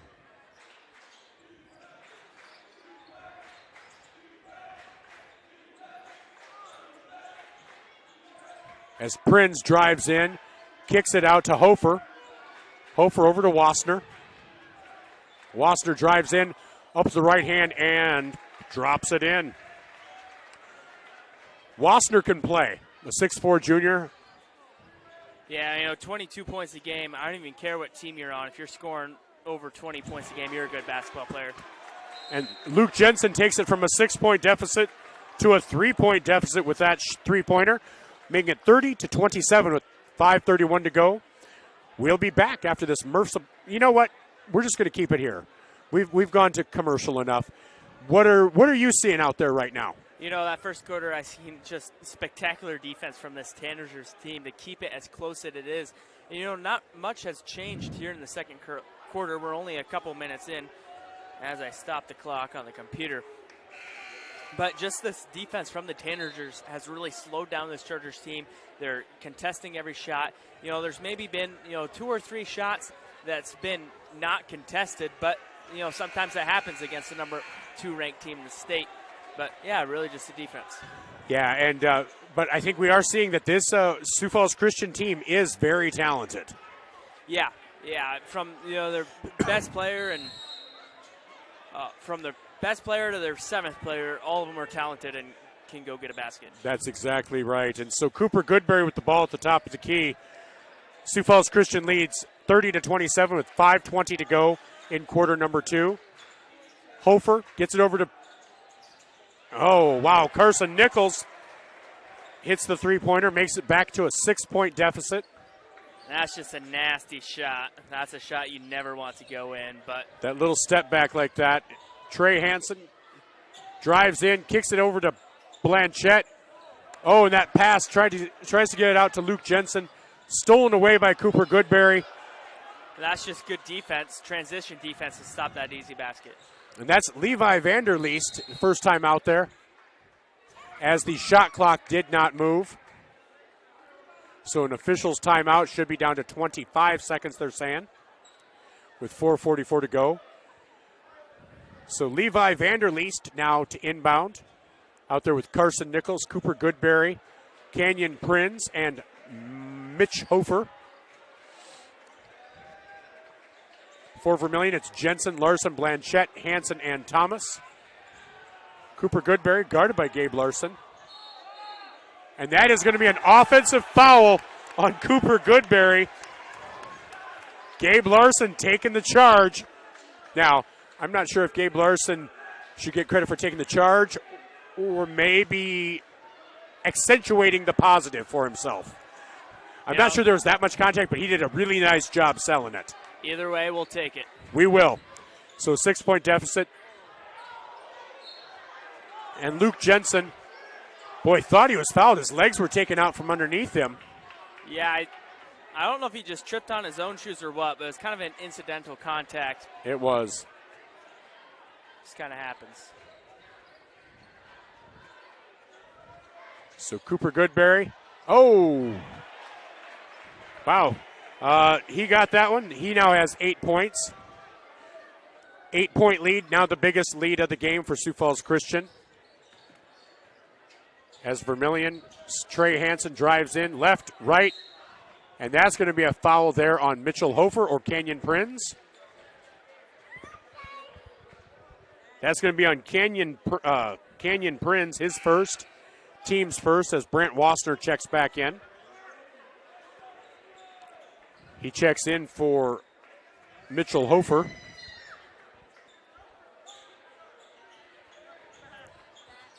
Trey Hansen, little floater, and he's going to be fouled by Wassner. That'll be Wassner's first.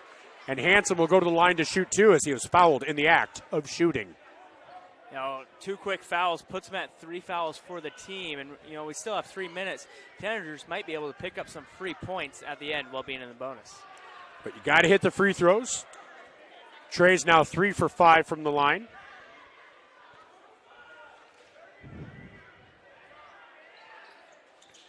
Make that 4 for 6. Cuts that deficit down to 7. Vermillion needs a stop here as Cooper Goodberry has the ball on the right side. Wassner with the pull-up jumper. Can't not get it to fall, but Prinz gets the rebound and the putback. Prinz now has 10 points, 2 over his season average. That's a rebound you have to have. They forced a really tough contested shot, and it didn't fall. They need to be able to get that rebound. Luke Jensen can't get it to fall, but Gabe Larson gets the rebound. He can't get it to fall. Nice job by Trenton Thomas. Deflects it into Trey Hansen's hands. As Luke Jensen has it underneath. Little floater, left short. Jensen with the steal. Was that a bank shot? And Luke Jensen with the bank shot for his third 3 of the game. Takes it down to a 6-point deficit with 2:43 to go. And that's going to be a foul on Vermillion in the paint. And that's going to be on Gabe Larson. That'll be Larson's first personal, first team, as Cale Cleveland checks in for Vermillion for Trenton Thomas. Cooper Strand checks in for Levi Vanderleest. But he put in some good moments, so he's technically Levi Vandermost. Brent Wassner for 3, and he gets it to fall. Michael, sometimes I just got to shake my head. I know. As 2:30 to go here in the second quarter, Vermillion trails by 9. Trey Hansen drives in and puts it in. No foul called. I think the Tanager crowd, the side we're on, was hoping for something, but he does get the bucket. 12 points, trailing by 7. They do need a stop. Cooper Goodberry drives in. Cannot get it to fall. Rebound, Cale Cleveland. Trey Hansen drives in, and he loses control. That'll be out of bounds. And boy, that was a nice opportunity to get that back down to a 5-point deficit. Trey probably went in a little out of control. I think Coach Drake would probably, as they watch film, would say, maybe just take that in, bring it back a little bit. You didn't necessarily have numbers, but Cooper Strand gets it over to Carson Nichols. They get it down low to Wassner. Good defense there by Gabe Larson, though. They get it out to Nichols. 16 seconds on the shot clock. As it's Prinz in the paint. And wow, kind of a push-off by Prinz, but no call. He now has 12 points. And just very physical. And Coach Drake getting on the refs here, as that will be a foul. That'll be on Prinz. That'll be his second. As Prinz definitely pushed off, caused Jensen to step back, which gave him enough space to make that little shot. Trey Hansen to take the 3 and drain it. Trey Hansen with his first 3-pointer cuts it down to 6 points, 42-36 with 1:13 to go. Sioux Falls Christian playing well, but they cannot create that distance as they get it down to Wassner. Wassner pull-up jumper, drains it. He is good. Yes, he is. That was a really nice baseline jumper. Fade away. Yes, sometimes there's nothing you can do. So Cale Cleveland for 3, can't get it to fall. Rebound to Cooper Goodberry. And that's, boy, they're going to call a blocking foul. No, they called an offensive foul on Goodberry, his second. And team's fifth, but because it's offensive, we do not get free throws yet. As Mitch Hofer and Levi Vander Leest check in. Prinz and Goodberry check out. Gabe Larson to inbound. 41 seconds to go. 6-second difference between the shot clock and the game clock.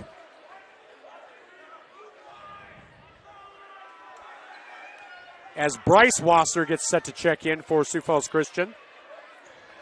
Vermillion's going to try to take it down to as little time left as possible. Try to get that last shot, cut this lead to 6, maybe 5.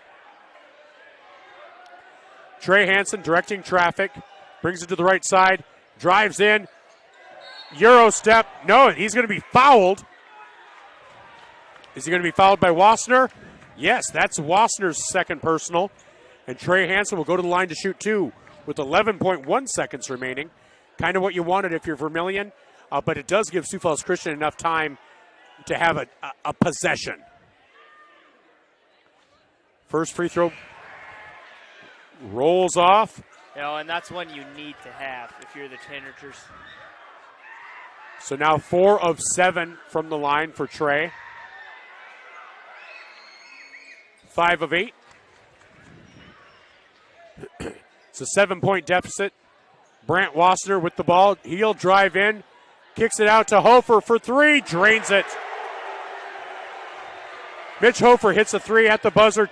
Trey with the floater up and cannot get it to fall. And so that's the way the quarter will end. 47-37. 10-point lead for Sioux Falls Christian. We'll be back with our halftime show after these messages. This is Tanager Basketball, brought to you by First Dakota National Bank. If you're looking for the perfect fit, Vermillion Vision Care Associates fits like the right pair of glasses. Vision Care Associates has its roots in family eye care, and the doctors are well known for being primary eye care providers. With the ability to treat and diagnose a variety of settings, Vermillion Vision Care Associates is the right fit for you. Plus, they can fit you into a new pair of glasses, sunglasses, or contacts that feel just right. With continuing education, see the best doctors at Vermillion Vision Care Associates. Wanting a specialist without leaving town? We've got you covered. Our clinic offers specialists for the health and wellness of your family. From pediatricians to OBGYNs, plus primary care. You can find it all at Vermillion Medical Clinic. So much care, so close to home. Todd's Electric, your full-service electrical contracting company. Todd's Electric services residential, commercial, agricultural, and industrial customers. From the simplest service call to the most complex design build project, Todd's Electric has the expertise to do it right. Call Todd's Electric for all your electrical needs. Todd's Electric, helping you control all things electric. Except for lightning. Todd's Electric. Go Tanagers! Hey kids, it's never too early to start planning for your future. Did you know Masaba provides scholarships and tuition assistance? They are committed to your success, offering engineering, drafting, and welding opportunities, plus scholarships, job shadowing, and mentorship programs. Learn more at masabainc.com/career. When I grow up, I want to work at Masaba. Masaba Manufacturing, unlock your future and rock with us. Welcome back to Vermillion Tanager Basketball, brought to you by First Dakota National Bank. I'm Michael Schumacher with Gage Ravellette, and we have Sydney Johnson with us. Sydney, you hit a three-pointer. How'd that feel? Pretty good. Pretty good? Yeah. Did you have it as soon as it left your hand, were you like, yeah, that's in? Yeah. That's awesome. I have never experienced that feeling, so I'm living vicariously through you. Well, you guys didn't come away with a victory, but Sioux Falls Christian's really good. How do you feel about the development of this team as you guys have been going through this season? I think we played good. We've gotten a lot more physical as the seasons went on, and just more experience has helped us a lot. And, as a senior on this team, you're kind of mentoring some of these younger players. What do you see in these younger players that maybe gives you some hope for the future of Tanager girls basketball? They care, and it's just a big thing that they all just care and they want it bad. All right. Now, this is not going to be the end of basketball for you. You still have 10 games, but you're going to go play for Mount Marty, right? Yes. And all right. And so how did that come about? I just did. I went on a visit this summer, and then I did a bunch of stuff with them and practices, and they offered me. All right. Well, that is excellent. Well, Mount Marty has a really developing program. Do you know what you want to study while you're there? Pre-med. Pre-med? Yeah. So what kind of doctor do you want to be? I want to be an anesthesiologist. Anesthesiologist. All right. So you're going to be the one who puts me under before surgery. Yeah. All right. So you're going to be like, nah, I'm not going to quite get him there. He's going to feel all of this. That'd be mean. That'd be I mean. would never. Okay. All right. So what are you looking forward to most in the second half of this season? I'm excited to see us win because I know we've developed and came along, and I know we'll get some wins now. All right. And, obviously you're seeing a lot of development, a lot of good players in the sophomores, a lot of size. What do you need to see? What do you think that they need to see, not in themselves and each other, to see that next step? They need to just be confident in themselves. You can tell sometimes they hesitate, but they just need to be confident that they can do it because they can. All right. So now you guys turn around. You get a game on Saturday, and you're playing a team out of Iowa at the Blizzard Buster Classic. You get to be one of the later games.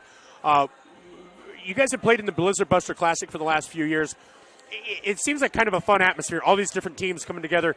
What kind of experience is that? It's fun. It's a good time because then you just have all sorts of teams. There's different teams there cheering you on. It's a good environment. All right. Now, one final meal. What are you going to have? Probably some sort of pasta. What's that? Probably some sort of pasta. Some pasta? What kind of sauce would you have? I don't know. You don't know? It depends on the day. Would you just go to Olive Garden and get their never-ending pasta and you could have all the different ones? Yeah. All right. But garlic bread goes with it, though, or breadsticks, right? Okay, all right. And finally, before I let you go, if you could see any three musical artists, living or dead, live in concert, who would you want to see? Lana Del Rey, The Weeknd, and I don't think I have a third. You don't have a third? No. All right. Have you had a chance to see either of those guys in concert? I No. haven't. All right. What was the last concert you attended? Long time ago. Long time ago? Long time ago. All right. Well, Sydney, hey, thank you so much for coming up. I want to do a more full-form interview with you, so I'm going to reach out to Coach Brooks, so I'll be touching base. We'll do one of those full Tanager talks if that works for you, okay? Sounds good. All right, Sydney. Well, you go enjoy the rest of your night. Thank you so much for coming up. Really appreciate it. That senior Sydney Johnson, who hit a three-pointer tonight in this loss to Sioux Falls Christian. Thank her for coming up for us. And we'll be back. We'll take a look around the state as we will look at the first half of this boys basketball action between Sioux Falls Christian and the Vermillion Tanagers. Starting the first bank in South Dakota was the easy part, earning the confidence of local farmers, helping families account for their dreams, and securing the future for countless businesses took us a little longer. We owe it to the hard workers, big dreamers, and forward thinkers out there. Thank you for making South Dakota a great place to call home.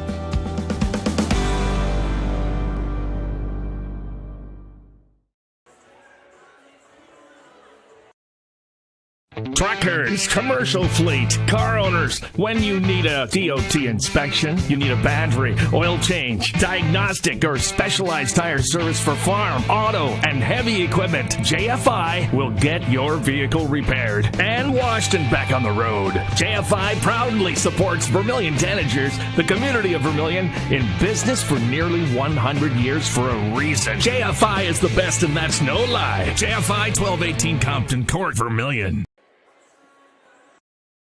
This is your invitation to thrive in Yankton, South Dakota. Nestled on the bluffs of the Missouri River, plenty of outdoor adventures are waiting. Whether you work remote or in a traditional office, we have a spot for you. Quality health care, diverse manufacturing, progressive school system, Mount Marty University, and so much more. Explore with family and friends. Let's thrive together.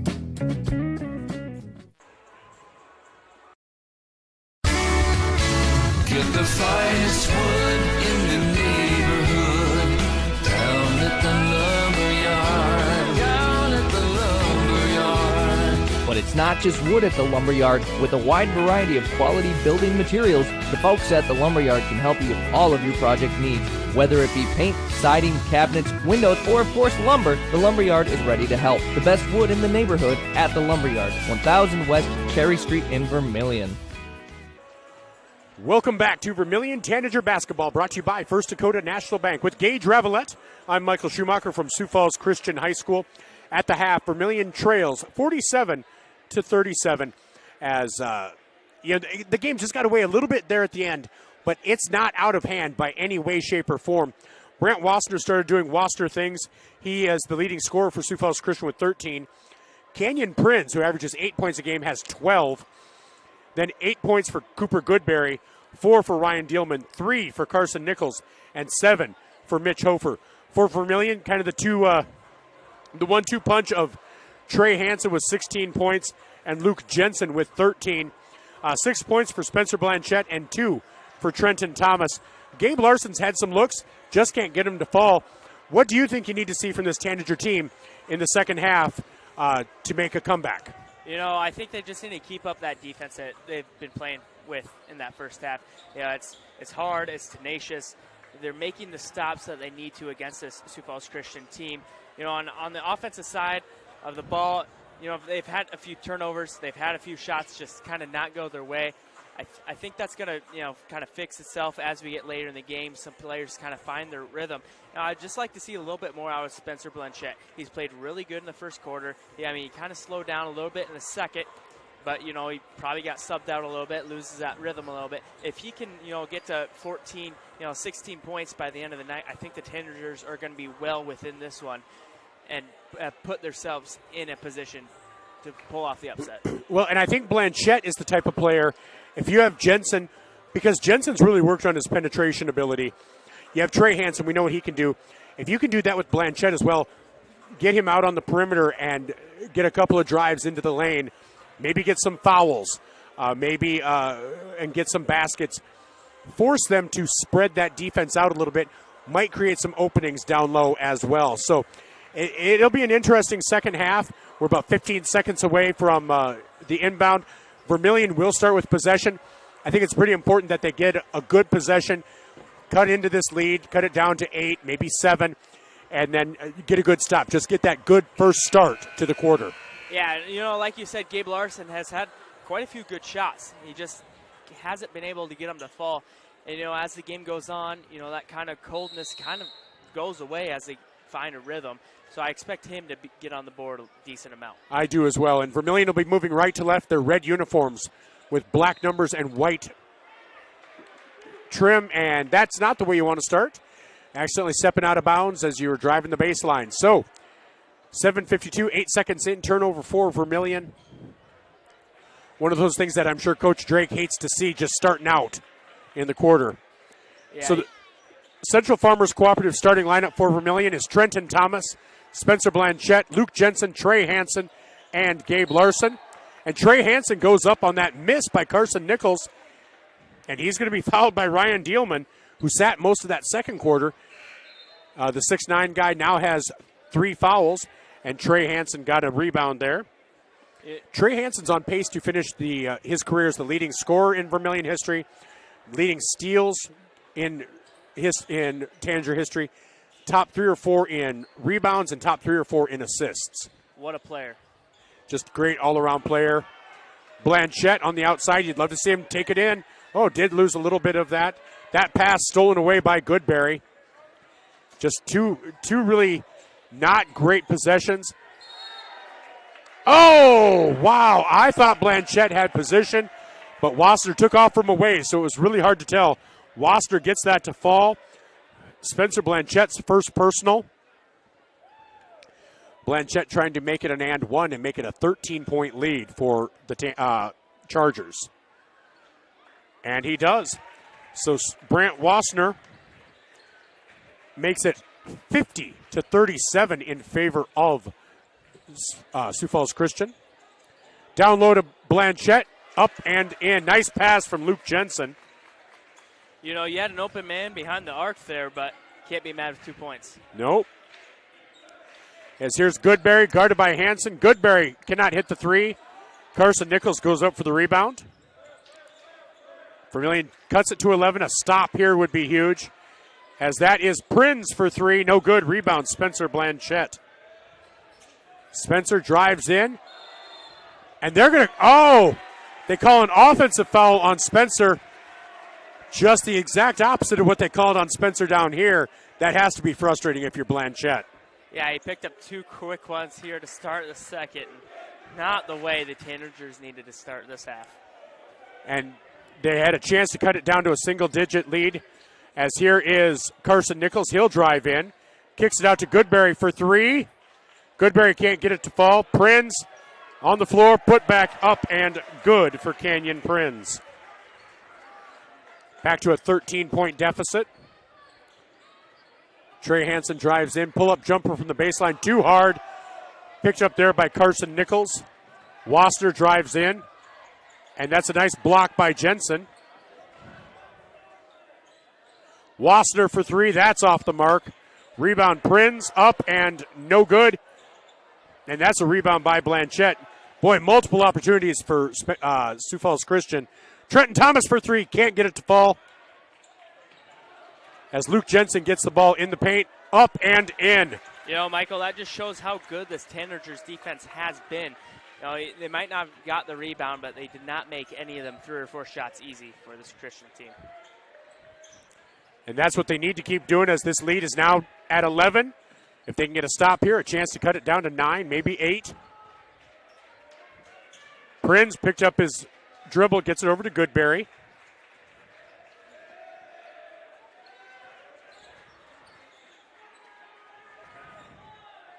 Wasser gets it down low to Carson Nichols, up and in for Carson Nichols.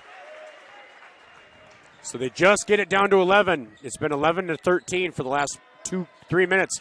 4:54 to go. Trey Hansen is going to be fouled by Carson Nichols. That'll be his first.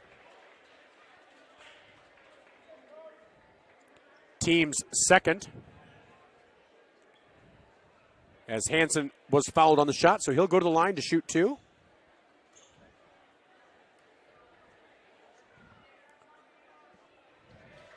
First one up and in. He's now 6 for 9 on the night. He'd like to get that up to 70% by hitting this one. And he does. So Trey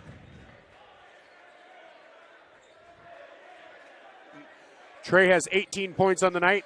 Vermillion now trails again by 11, 54-43. Wasser goes up. Gabe Larson with the rebound. So nice defense there by Vermillion. And Trey Hansen drives in, lays it up and in, and he is fouled on the shot. So Trey Hansen now has 20 points, but he has a chance for an and one to cut this down to an 8-point deficit. Trey with a chance for a tray. Exactly. See, I'm rubbing off on you. Yeah. Oh, my gosh. I need to stop. As that foul is on Cooper Strand. That is his third personal as well. So Trey Hansen at the line. You know, they say the old-fashioned three-point play, but nobody ever calls it a new-fashioned three-point play when it's the three-point shot, do they? No, I haven't heard it once. No. And Trey hits that one. 8 out of 11 now from the line. That's now an 8-point deficit. With 4.5 minutes to go, another stop here would be huge for these Tanagers. As they get it down low to Prinz. Stolen away by Trey Hansen into the hands of Blanchette. Gabe Larson underneath. Up and in! Gabe Larson gets his first bucket of the night, and Coach Scouten wants to take a timeout. 54-48, 6-point deficit for Vermillion on the Mesaba scoreboard with 4:13 to go. This is Tanager Basketball, brought to you by First Dakota National Bank. Welcome to Runnings in Vermillion. Shop their great lineup of clothes for women. Names like Ariat and Carhartt for men. Boots and shoes and kids' clothing. Runnings has a large supply of animal food and accessories. Love the outdoors? See the selection of ammo, firearms, and fishing equipment. For everything you need, walk through the doors at Runnings, your home, farm, and outdoor store, Vermillion. The Dairy Queen Grill and Chill in Vermillion is proud to support local athletics like USD and the Tanagers. The DQ fall flavors are in, and DQ has great food at great prices. Get a $7 meal deal. Choose from a cheeseburger or 3-piece chicken basket with fries, a drink, and a sundae for only $7. Got an office team party or birthday party? If you want to celebrate, don't bake, buy a DQ cake. And DQ supports the Sanford Children's Network. So after the game, take your team for a thrill to the Dairy Queen Grill and Chill, 905 East Cherry Street, Vermillion, South Dakota. Welcome back to Vermillion Tanager basketball with Gage Ravellette. I'm Michael Schumacher from Sioux Falls Christian High School. With 4:13 to go in the third quarter, Vermillion has cut that 10-point deficit at the half down to 6, 54-48 on the Mesaba scoreboard. And Vermillion is just getting some great defense, not giving up a ton of second chance opportunities. You know, the first 2 minutes of this period for Tanagers weren't that great. A few turnovers, a few just bad missed shots, but now it's really starting to pick up. And Hofer with a little floater there makes it 56-48. But Trey Hansen, he's been good at creating pull-up jumper, no good. Trenton Thomas tries to knock it out, but into the hands of Canyon Prinz. Cooper Goodberry gets it down to Wasser, who leaves it short, but Prinz up and in. Canyon Prinz with 16 points. And quickly back up to a 10-point lead for Sioux Falls Christian. Luke Jensen leaves it short. Tries to get his own rebound into the hands of Mitch Hofer. Wasser hits a cutting Carson Nichols. Canyon Prinz up and in. And that's a timeout by Coach Drake. Out of that timeout by Sioux Falls Christian, they scored 6 quick points. This Mesaba Murph's Appliance timeout brought to you by Murph's Appliance. On the Mesaba scoreboard, 3:18 to go, 60-48. We'll just keep it right here, though. You know, boy, Sioux Falls Christian came out, had a different mindset there in that, honestly, minute and 15-second burst. You know, sometimes getting your butt chewed does a lot. Chargers took that timeout. Probably all 5 of them, all 10 of them got their butt chewed a little bit. It's like, okay, we are the second best team in the state. Let's go play like it, and they surely did. Good use of a timeout. Hopefully the same thing happens for the Tanagers. All right, we're a top 10 team in the state. We've held the score this close all game. Let's remember, we can win this. So right now the deficit's 12. The biggest lead for Sioux Falls Christian, I believe, has been 13, according to my books. Vermillion's, been as close as 6 over the last quarter and a half. It was a 3-point deficit after 1 quarter, 10 after 2. It's now back up to 12. Vermillion just needs a good possession here. I think they need somebody to drive in, maybe draw a foul, try to get an and one, get a foul on somebody. Because they're settling for some fadeaway jumpers that just are not falling, and they're not a high percentage shot. Nope, early in the shot clock, and they're taking these low percentage fadeaway baseline jumpers. Not something you want to do. Set something up. You have a full 30 seconds to make a play. You need to use that time. So here's Trey Hansen. He drives in, and Gabe Larson with the rebound. Trey Hansen with the rebound, and no fouls called on any of those. Wow. There's a steal into the hands of K.O. Cleveland. I mean, I was just surprised that there wasn't a single foul called. A lot of contact by the basket. Trey Hansen banks it in, and he gets the shot to fall, and he'll get the and one opportunity.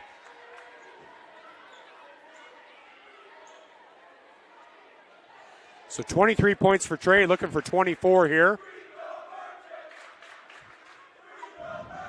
As that foul was on Canyon Prinz, and Trey misses that one. Prinz's third personal. Wassner up and in for Brant Wassner. That's just good basketball play right there. He is. So 62-50, back to a 12-point deficit. Trey kicks it out to Jensen for 3. That'll be offline. Rebound to Wassner. Gets it ahead. Luke Jensen with the attempted steal, but he does get in the way of it.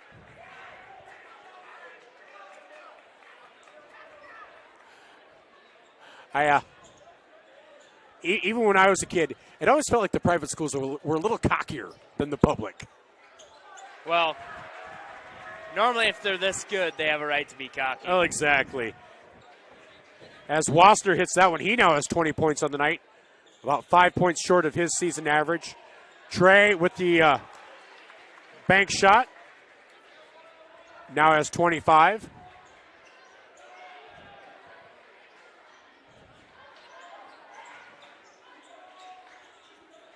Shot out to Hofer for three, no good. Rebound into the hands of Trey Hansen. Vermillion with the chance to cut it down to 10, maybe 9. Luke Jensen, he'll take that three. Oh, no good. Rebound to Spencer Blanchette, though. Spencer drives in, puts it up and in. And that's exactly what we said at half, or you said it mainly. Spencer needs to do that because he has the moves to do it. Yeah, I think if he gets to 16 points, I think is what I said, this game's going to be very winnable for the Tanagers. And he's now the third Tanager in double figures as it's down to a 10-point deficit.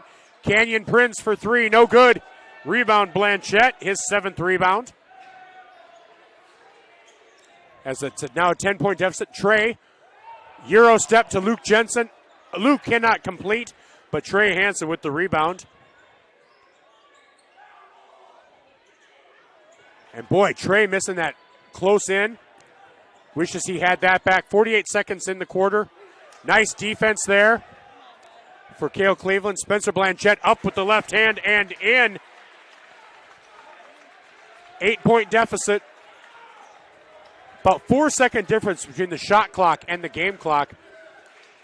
We'll see what Sioux Falls Christian does here. Looks like they're going to run their offense and try for a shot regardless of time. As here's Carson Nichols for three. No good. And that's going to be out of bounds off of Cooper Goodberry. Goodberry looks like he might have hurt his arm. I'm surprised he didn't call a foul there. You know, I think since it went out on Sioux Falls Christian, maybe the ref thought, hey, it's Tanager ball anyway. I said, would have put him in the bonus. It would have. Unfortunate incident. So with 15 seconds to go, Trey Hansen brings the ball up. Vermillion will play for the final shot. Luke Jensen for three.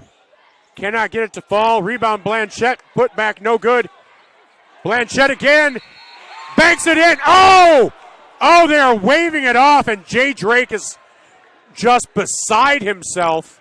Yeah, it looked late to me, but I'm watching it on the screen, so I wasn't sure. You said it. You thought it looked late, too? I thought it looked late. I wasn't sure, but wow. That's a rough one. But they did cut the deficit to 8.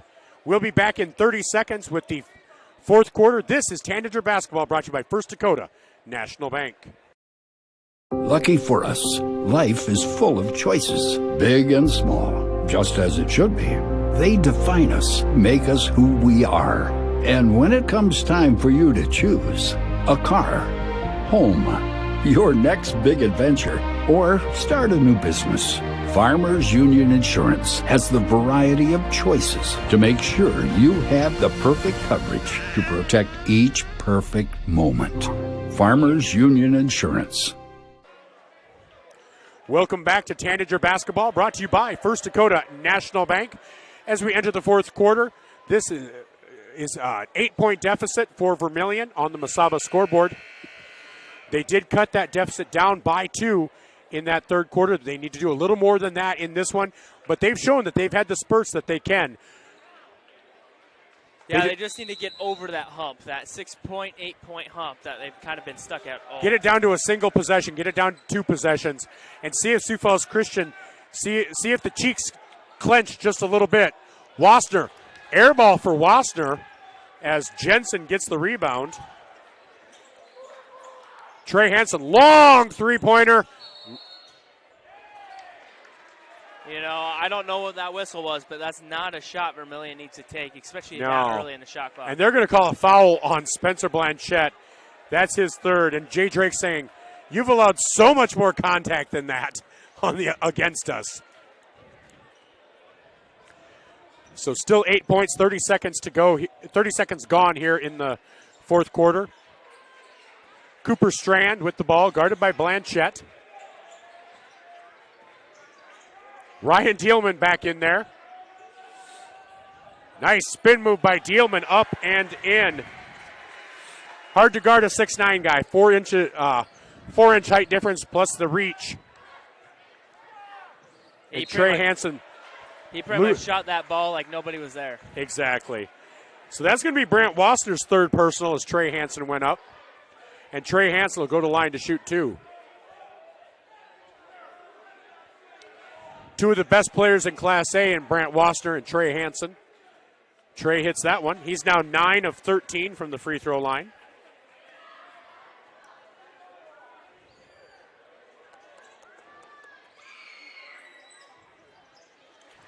(10 of 14).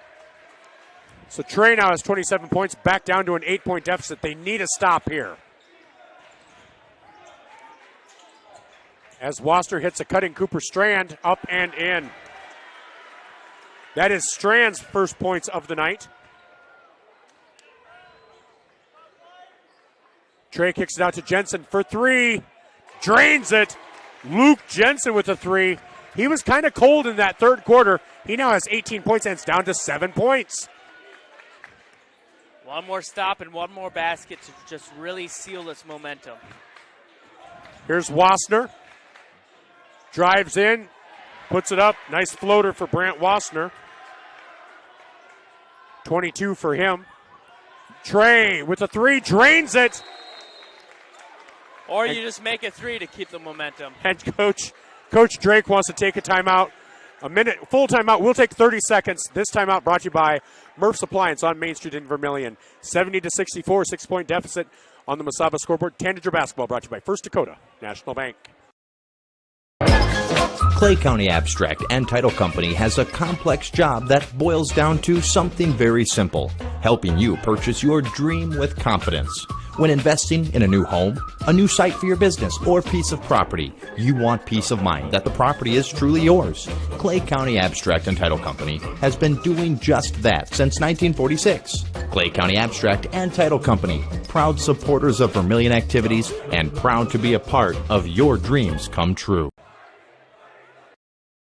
Candice Couture is your complete women's lingerie shop. Bras, underwear, PJs, loungewear, swimwear, sports bras, activewear, and much, much more. Small to 3 extra large and over 200 different sizes of bras. AA to O cup bands 28 to 56 in store. Candice Couture, 17 West Main Street.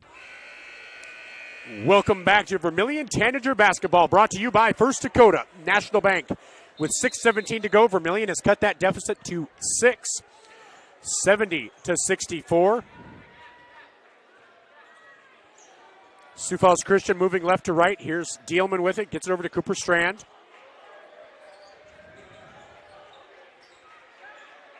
Good defense by Vermillion.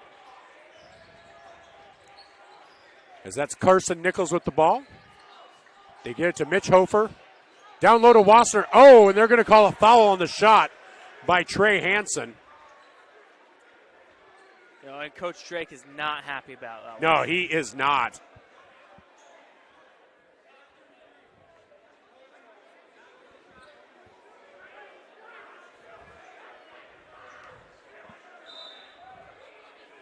So Mitch Hofer checks out. Cooper Goodberry checks in.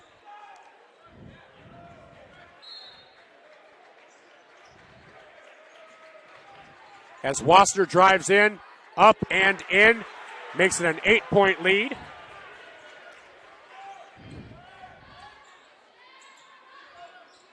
Blanchette, pull-up jumper from the elbow, in. Nice job by Blanchette. This is his best night of the season. Back to a 6-point deficit. 5.5 minutes to go. Vermillion needing a stop here as Carson Nichols at the top of the key. Gets it over to Wassner, guarded by Larson.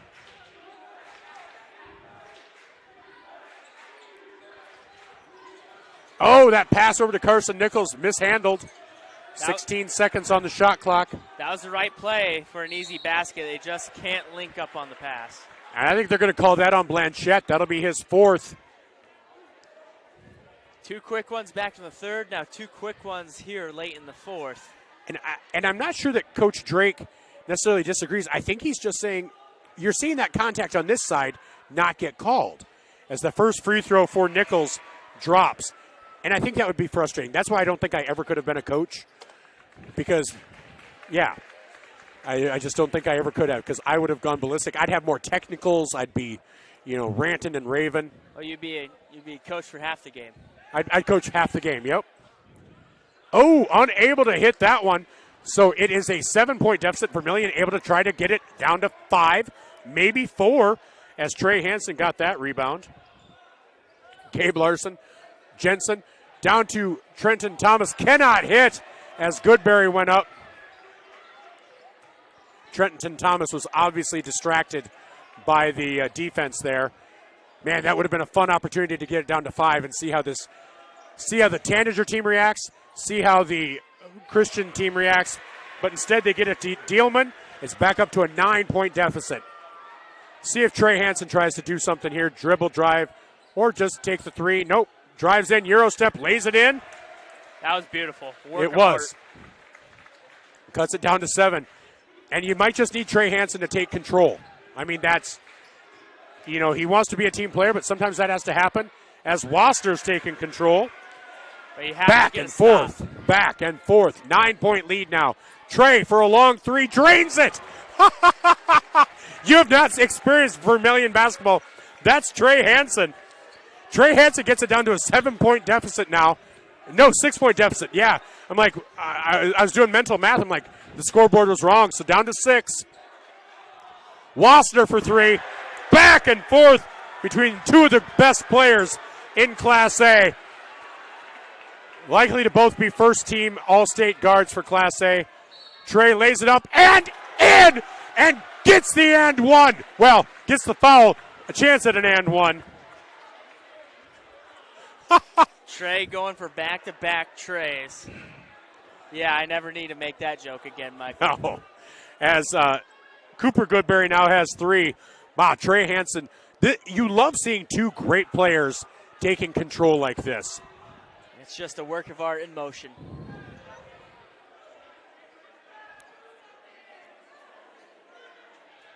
So Trey Hansen has 37 points. I'm not sure what the discussion was.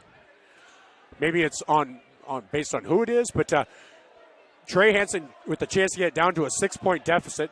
Or if you slam it off the rim and get the rebound and dunk it, then it's down to 5. But I don't think that's real probable. I've seen plenty of these Sioux Falls Christian kids make not a play like that, but be able to have the ability to make that play. I haven't watched this Tanager team enough, though. So I guess I'm not quite sure what the discussion is here.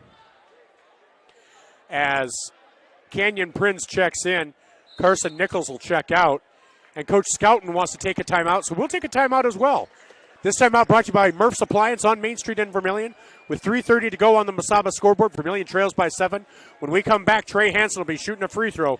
This is Tanager basketball brought to you by First Dakota National Bank. I'm Blaine Olson, owner of Blaine's Body Shop in Vermillion. I grew up here, graduated here, and now have a business here. I'm proud to serve the community that has helped me live this dream. I have top-notch equipment, the latest in training, along with a work ethic and the desire to serve you. Should you need repairs in the future, please remember Blaine's Body Shop across from Polaris on the Highway 50 bypass in Vermillion. Blaine's Body Shop. Automotive collision repair. Now online at blainsbodyshop.com. Welcome back to Vermillion Tanager basketball brought to you by First Dakota National Bank. On the Masaba scoreboard, Tanagers trail 80-73 with 3:30 to go. Trey Hansen at the line to shoot a free throw. I guess I'm not sure what the discussion was by the officials, but Hansen at the line to shoot the and one. Maybe they were discussing if it was even a foul at all or maybe something with the clock. And Hansen leaves it short. He is 10 of 15 tonight. As Wasser drives, pulls back. So if Vermillion could get a stop here, you'd get a chance to cut it down to 5, maybe 4. And that is out of bounds. That pass by Goodberry is out of bounds. So Vermillion takes over possession with 3:11 to go, trailing by 7. Here's a big chance to get it down to a 5-point deficit, which they have not seen since that second quarter.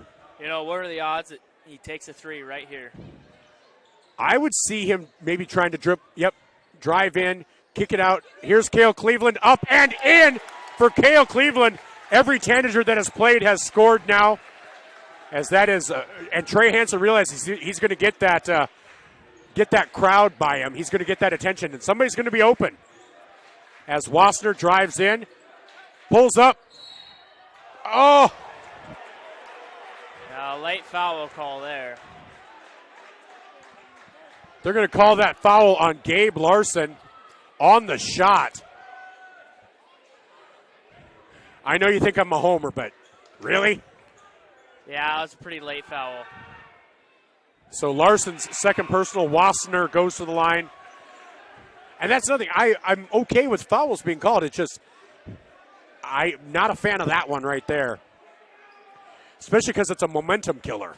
Yeah, it's a big momentum killer. So Wassner's second free throw up and good. If they could have walked away without giving up any points there, they would have been in prime position to seal this right at the end. So Trey Hansen over to Cleveland. Back to Trey. Trey double teamed in the corner. Gets it out to Blanchette for three. Oh, Spencer can't get it to fall. But Trey gets the rebound. And Trey is going to be fouled by Carson Nichols. That'll be Nichols' second.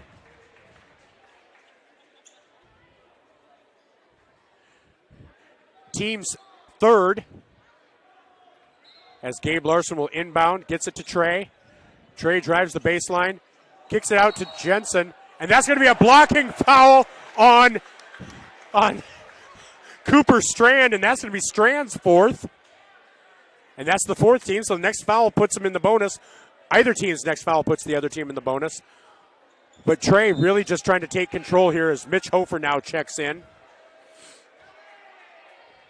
Kind of unfortunate for the Tanagers. You know, you get one of the Christian's good players out, but he's replaced with even more size. Exactly. So Cleveland picks up his dribble, gets it over to Trey Hansen for a long three. That's off the mark. But Trey goes after it, and the rebound into Canyon Prinz.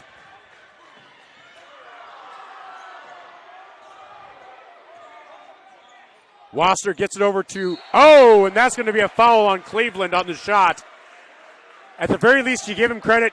He made sure the shot wasn't good, that there wasn't going to be a potential three-point play. Yeah, that was a straight hack. It was. That's like me, 7th grade, junior high basketball. I went in. I played 2.5 minutes because I fouled out. 2.5 minutes. So I was a bit of a hacker. And Hofer's second free throw, both in. No! He stepped over the line. Hofer, only one will count. So it's an 8-point deficit now. So 6 minutes gone here in the fourth quarter. We are back to an 8-point deficit where we started. So Trey Hansen with the ball. Drives in. No foul called at all. As there's an injured Sioux Falls Christian Charger. But how is there no... You know, if somebody from Sioux Falls Christian is listening or watching, I'm sorry, but there were some obvious fouls. But we do have an injured player on the court. So we'll just keep it here. But I have not appreciated the way these officials have called. And I know the officials have a tough game, tough job, but it really feels like there have been some calls that may, and not bad, not like this huge 180 degrees, but it feels like on a straight line up and down, 10 degrees one way, 10 degrees another, and you've seen a few differences here. Now, I know Trey has been to the line plenty of times, don't get me wrong, but it feels like there's been a lot of contact and less contact. I really feel like Vermillion's played some disciplined basketball and still been penalized sometimes. Like, I think they've played really disciplined, and for them to have more fouls than Sioux Falls Christian just baffles me. You know, that last one's kind of a tough call because there was a lot of contact there, but, you know. No, you're wrong. Just kidding. Hansen kind of went straight into the Charger there, so you almost could argue, you know, maybe a charge was coming. And the Charger put both hands on the ball, so, you know, maybe a steal jump ball type situation. Hansen happened to lose the ball, no call. Yeah. Nothing from it. And I can appreciate that. And maybe if, you know, it would seem less like a missed call if there'd been fewer other ones before that. But with 8 points, 8-point difference, Vermillion definitely needs to. Oh no, is that Wassner? That is Wassner that's injured. Wow. Oh, you hate to see that. You hate to see a great player leaving the court with 1:52 to go. And as gingerly as he is walking off, you just don't see him coming back. No, we hope he's all right. I mean, as he and needed help. selfishly, you look at Vermillion and you say, okay, maybe we need to take that. We need to try to take advantage as Coach Scouten wants to take a timeout. And I'm assuming we've gotten through our ads twice. All right. So I don't feel a need to constantly go to commercial here, as we are on Fox Sports Radio 101.5 FM, 1570 AM, and Vermillion Tanagers on YouTube. This timeout brought to you by Murph's Appliance. But now that Wassner's out, he created such a problem because you had to put so much focus on him. He has 32 points on the night. Somebody else is going to have to step up for Sioux Falls Christian, and he creates so many mismatches that left other people open. This could be an interesting opportunity for the Tanagers. Yeah, and like you mentioned, there's been a lot of fouls this game. There's a lot of Chargers in foul trouble, so you're going to have to kind of pick and choose who you have on the court, not to give the Tanagers any free shots to get back into this game. Well, and that's exactly right. As the timeout's getting ready to end. Vermillion has one timeout left. Sioux Falls Christian has two. Sioux Falls Christian is in the bonus. Vermillion at 5 fouls. Sioux Falls Christian, their next foul will put Vermillion in the bonus. So this is going to be interesting. And Blanchette's back on the court with 4 fouls, so he'll really have to watch. Who's that? Blanchette. Blanchette, yep. Yeah. So right now, Trenton Thomas on the bench. Out there for Vermillion, it's Luke Jensen, Trey Hansen, Spencer Blanchette, Gabe Larson, and Cale Cleveland as they get it into Carson Nichols. Nichols picked up by Blanchette. Minute 44 to go. And Sioux Falls Christian is going to be content to use as much of the shot clock as possible. Here's Hofer. Gets it over to Cooper Goodberry. Goodberry guarded by Larson. Goodberry kicks it out to Nichols. Nichols drives in. Has nobody. Puts it up into Prinz.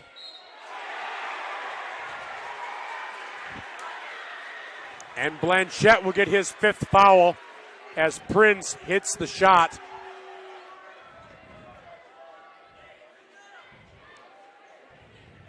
And Blanchette about 90% straight up, but he was coming forward just enough that it was a foul. See, I can say it's a foul when it's a foul.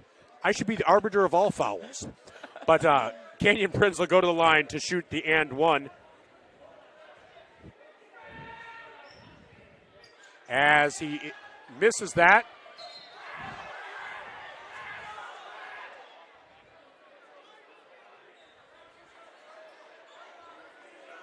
Looks like the student section wasn't really happy with the call there. I think they were mad because the ball went off the ref, but not much you can do. That's part of the game, unfortunately.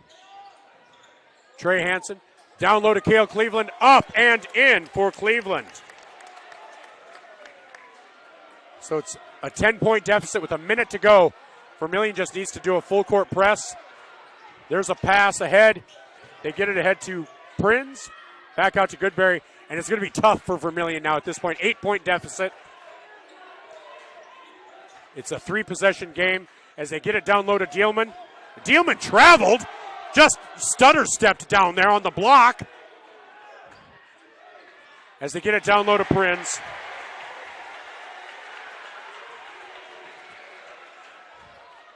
Three-pointer for Trey, no good.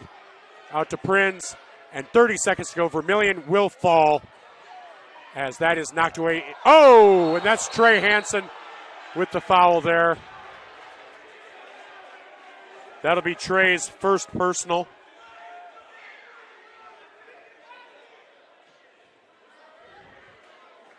So he'll go to the line to shoot 2. That's Carson Nichols. But unfortunately, they did allow Dielman to travel. I mean, he did a LeBron shuffle step, and they didn't call it, and it still ended up in 2 points for Canyon Prinz. Bryn's having a great night, coming in averaging 8. He has 20 now.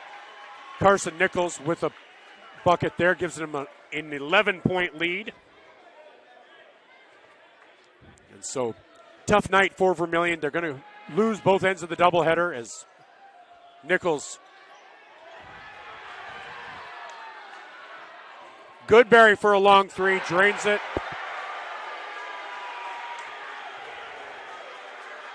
That's the kind of shot that if these two teams face off in the regions, they're going to be like, as the clock's running out and you guys have it won, you shoot a three-pointer from half court. I mean, nice shot, but still, that's one of those things that is going to stick. Now, this score, 14-point deficit, not indicative of how this game was played. I honestly think if this game's played 10 times, maybe 6 times Sioux Falls Christian, 4 times Vermillion, gives Sioux Falls Christian the advantage strictly for the size difference. But Vermillion competed, Vermillion hung with them, and I think Vermillion has to walk away with their heads held high. Yeah, like you mentioned, it really was just kind of a 6 to 10 point game throughout the whole game from the beginning. Not even from the beginning, kind of the middle of the second half when the Chargers kind of just built that lead. Tanagers really just hung with them. They just weren't able to get over that hump. And, at the end, the score kind of inflates. You kind of get into a fast offense. You're trying to put up quick points, and you don't score, and they score, and you intentionally foul. So, really, without the final, minute and a half of this game, it's a 4-point game, 5-point game. And the Tanagers just missed out on this one. Yeah, and so that makes it tough. But you have to feel you don't have to feel good. You don't like to feel good after a loss, but I think there are a lot of positives. There are plenty of things that they can work on that can take advantage of before the next time. So we'll take a quick break. When we come back, we'll recap the stats. We'll take a look around the state, around the Kalen's indoor comfort look around the state, and we'll have Coach Jay Drake or somebody from the staff with us after we come back. This is Vermillion Tanager Basketball, brought to you by First Dakota National Bank. It's funny how life is made up of moments. Quiet ones, big ones, and ones you never forget. A wish, a milestone, a moment you didn't know would mean so much. Because life is made in the moments we share. Voyage Federal Credit Union. For every memory made, for every moment ahead. The Pizza Ranch Vermillion is your event headquarters. Enjoy the crisp salad bar, the country's best chicken, and fresh pizza. Want a custom pizza? Just ask. We are proud to offer the buffet your way. And the Fun Zone Arcade features 36 games, 2 golf simulators, and full bar. Perfect for pregame tailgates and parties. Have a business meeting, team, or office party? Reserve the Dakota Center. It holds up to 300 people. Order online at pizzaranch.com for delivery, or circle your wagons and make Pizza Ranch your tailgate place next to USG.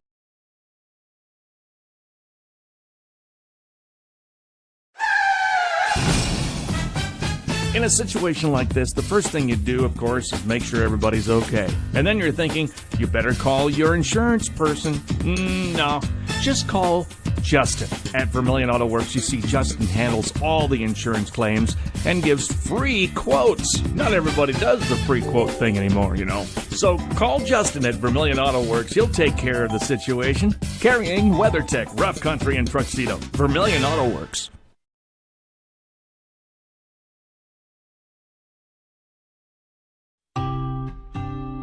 Knutson Family Dentistry in Vermillion treats you like family. They believe a healthy smile starts with compassionate care. From toddlers to grandparents, their gentle team is here for your whole family. Whether it's a routine checkup or a full smile makeover, they'll keep you comfortable and confident. Knutson Family Dentistry in Vermillion makes your smile shine. Visit Knutson Family Dentistry online or call today, 605-624-6291.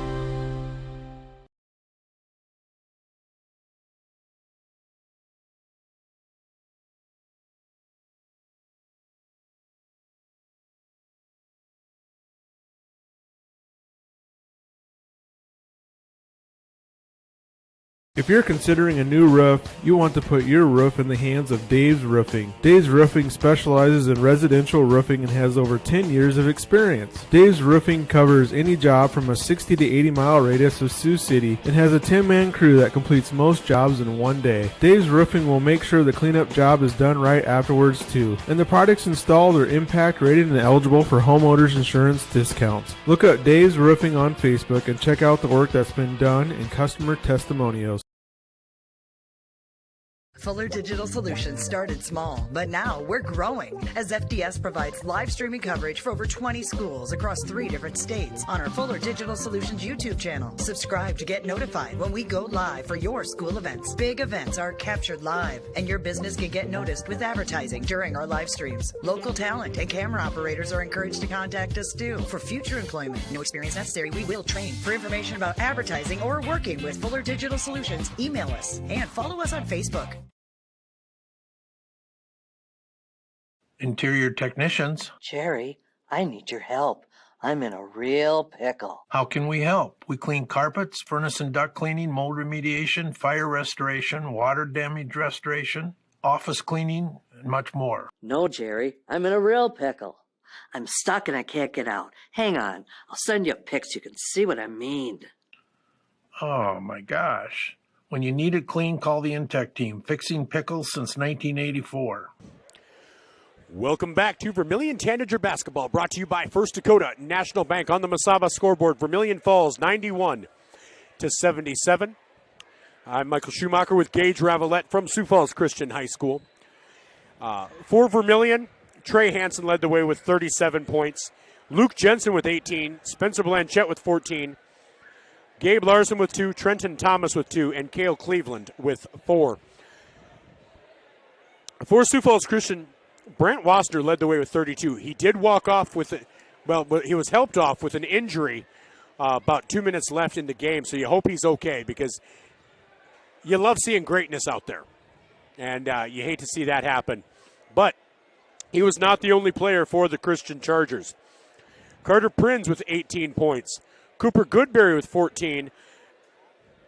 And Mitch Hofer with 10, along with Ryan Dielman with 8.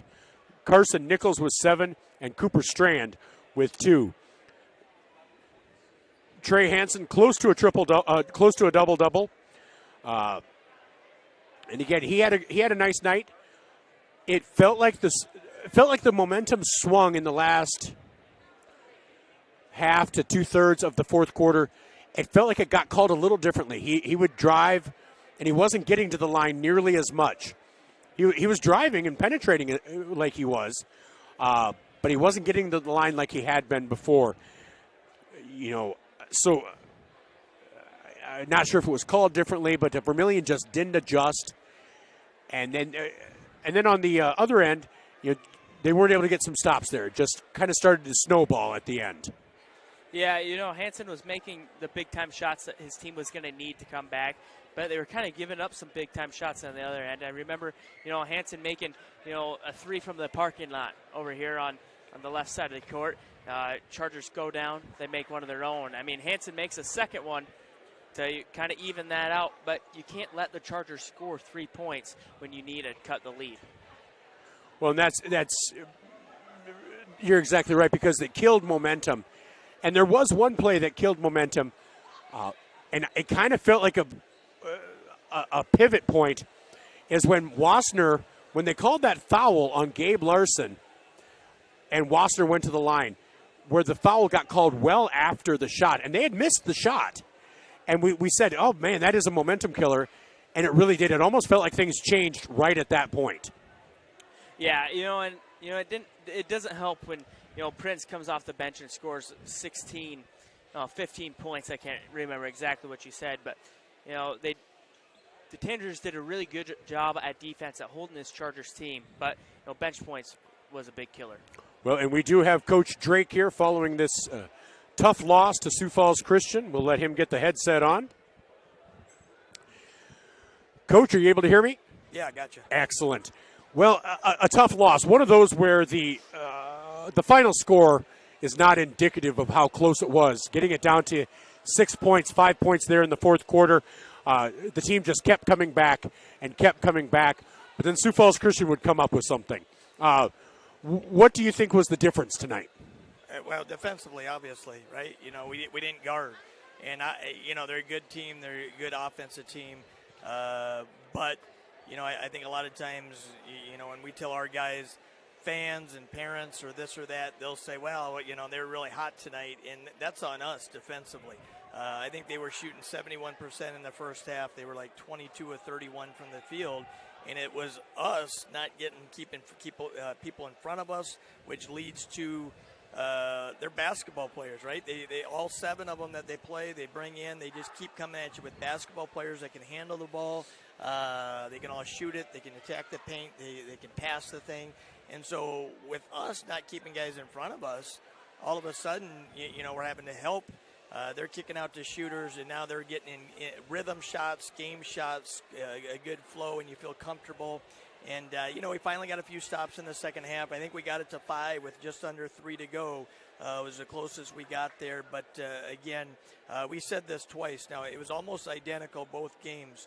West Central in the second game of the year at their place. This one tonight, they kind of had us at bay most of the game.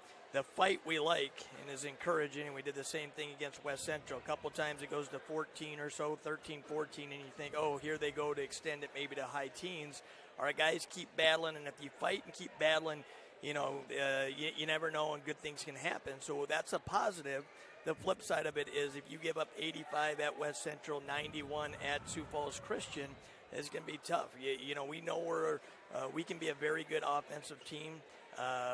We know we're tough to guard as well, but when you play teams like West Central, Sioux Falls Christian, for as much firepower as we might have, we probably can't match the firepower they have. So if it's going to be a track meet or a shootout, we're probably not winning those things. So the disappointing thing, I had thought we had guarded pretty well over the last 3 weeks, since we came back from Christmas break. We took a step back tonight. And for our group, they understand this in our region, that if we want to get out of it and try to get to a SODAC 16, it's going to come down to defensively defending and then rebounding the basketball. Those are our 2 things. We knew this going into the season. We should be okay offensively for the most part. It's defending and rebounding, and we've got to do a better job the second half of the season. Well, and tonight, it's always been somebody different stepping up. Obviously, Trey Hansen. Trey does what Trey does, but Spencer Blanchette had one of his best, if not his best night as a varsity player tonight. Unfortunately fouled out at the end, but just kind of talk about his game tonight. Yeah, really did some nice things. And that's, when we talk about the rebounding, I think Spence had like 3 or 4 offensive rebounds just in the first half, just by crashing. Just flying in there, crashing, and then I know he had a couple in the second half. He played with a lot of confidence. They took advantage probably a couple times trying to take him in the paint, post him up a little bit, a little undersized. But it's huge for us, him doing his thing out there, and just our whole group. The big thing tonight, both against West Central tonight, I thought both games, one was second game of the year. This is a month and a half later. But our spacing and ball movement have been pretty good, and that's why we can score some points. It's just we've got to do a better job getting stops on the defensive end. Well, now you get a little time off. You get a little bit of a rest. What's the game plan over the next few days for you guys? Yeah, we finally get to kind of a breather here. Don't play for a week. Del Rapids next week. It's our 5th straight DAC 12 conference game.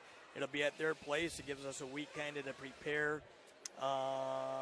Like anything, it's hard to say right now. Who knows on school tomorrow, right? We've got a late start at this point, but if we end up calling it off, which I could end up seeing maybe happening just due to the weather, then that takes away practice. The nice thing is not having a game on Tuesday. It gives them the 3-day weekend anyway. We'll give them the weekend off, and you kind of get your bodies back and get some rest. And then it gives us 3 good days to get prepped and practice for Dells. And we finally get a break. We've gone the stretch over the last 3 weeks where you're limited practice-wise what you can do. That first stretch out of Christmas break, we played 4 games in 7 days. Then the last couple weeks, Tuesday, Thursday, that you can't do much on Wednesday except prep.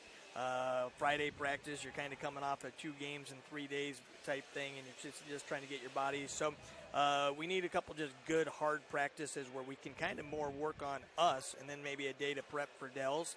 And then obviously we'll find out later this weekend who we'll have on Saturday in the clash as well.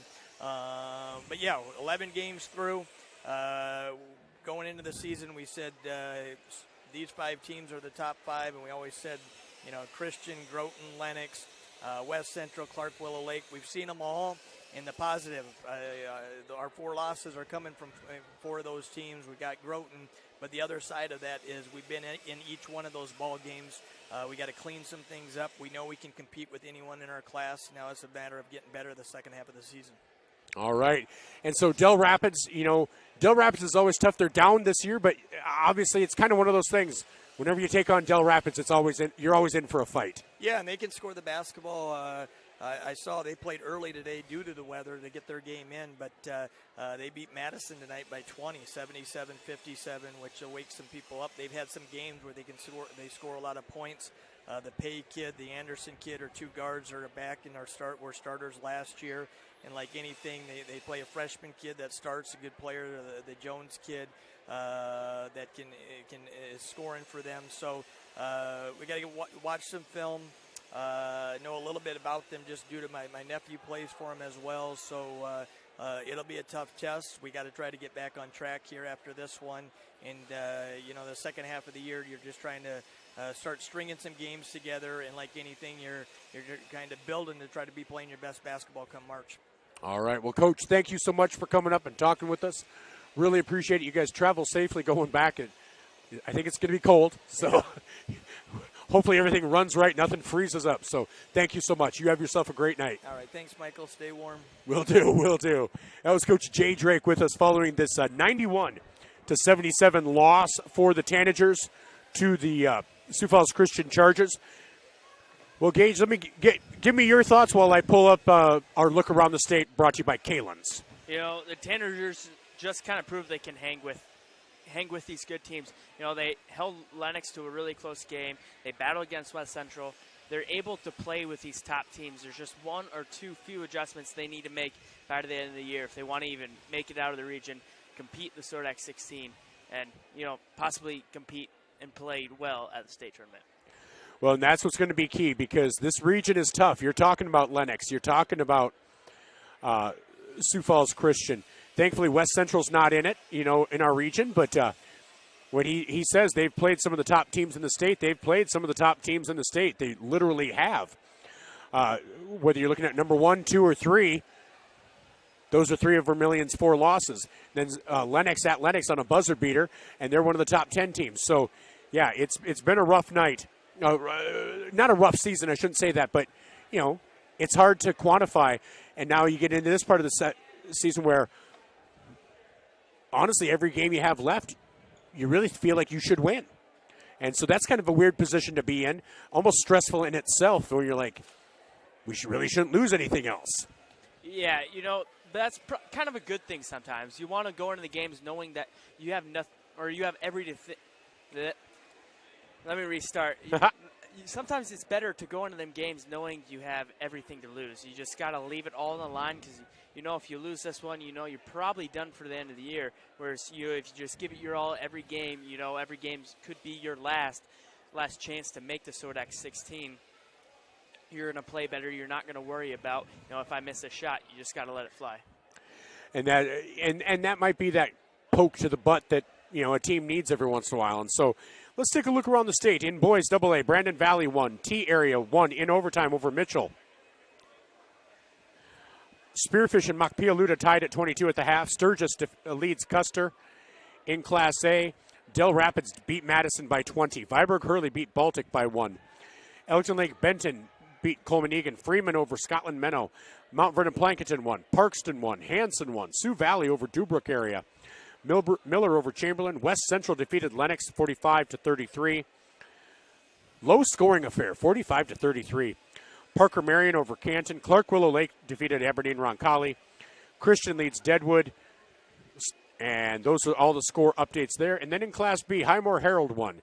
James Valley Christian, Woolsey Washington, Ethan, Lyman, Viborg Hurley again. Elkton Lake Benton. Freeman over Scotland Menno. Marty over Santee. Leola Frederick area over Northwestern. Sanborn Central Woonsocket over Washington Springs. Sioux Falls Lutheran by 1 over Centerville. Irene Wakanda leads Alcester Hudson with 1 minute to go. North Central over Harriet Selby area. So that's a look around the state of South Dakota, brought to you by Kalen's Indoor Comfort. Kalen's in Vermillion, Yankton, and Sioux City, your indoor comfort care center. Well, Gage, this was fun.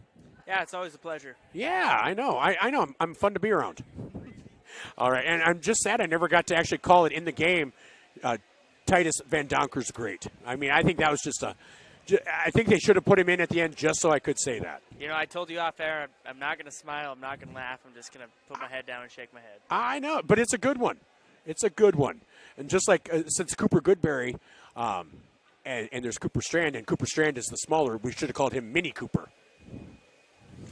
Yep, let's just get off air. All right. Well, for Gage Ravellette, I'm Michael Schumacher on Fox Sports Radio, 101.5 FM, 1570 AM, KVTK, and Vermillion Tanagers on YouTube. We'll be back on the air for the game on Saturday against Western Christian, and then we'll be back in Del Rapids next week. This is Tanager Basketball, brought to you by First Dakota National Bank. You guys have a great night.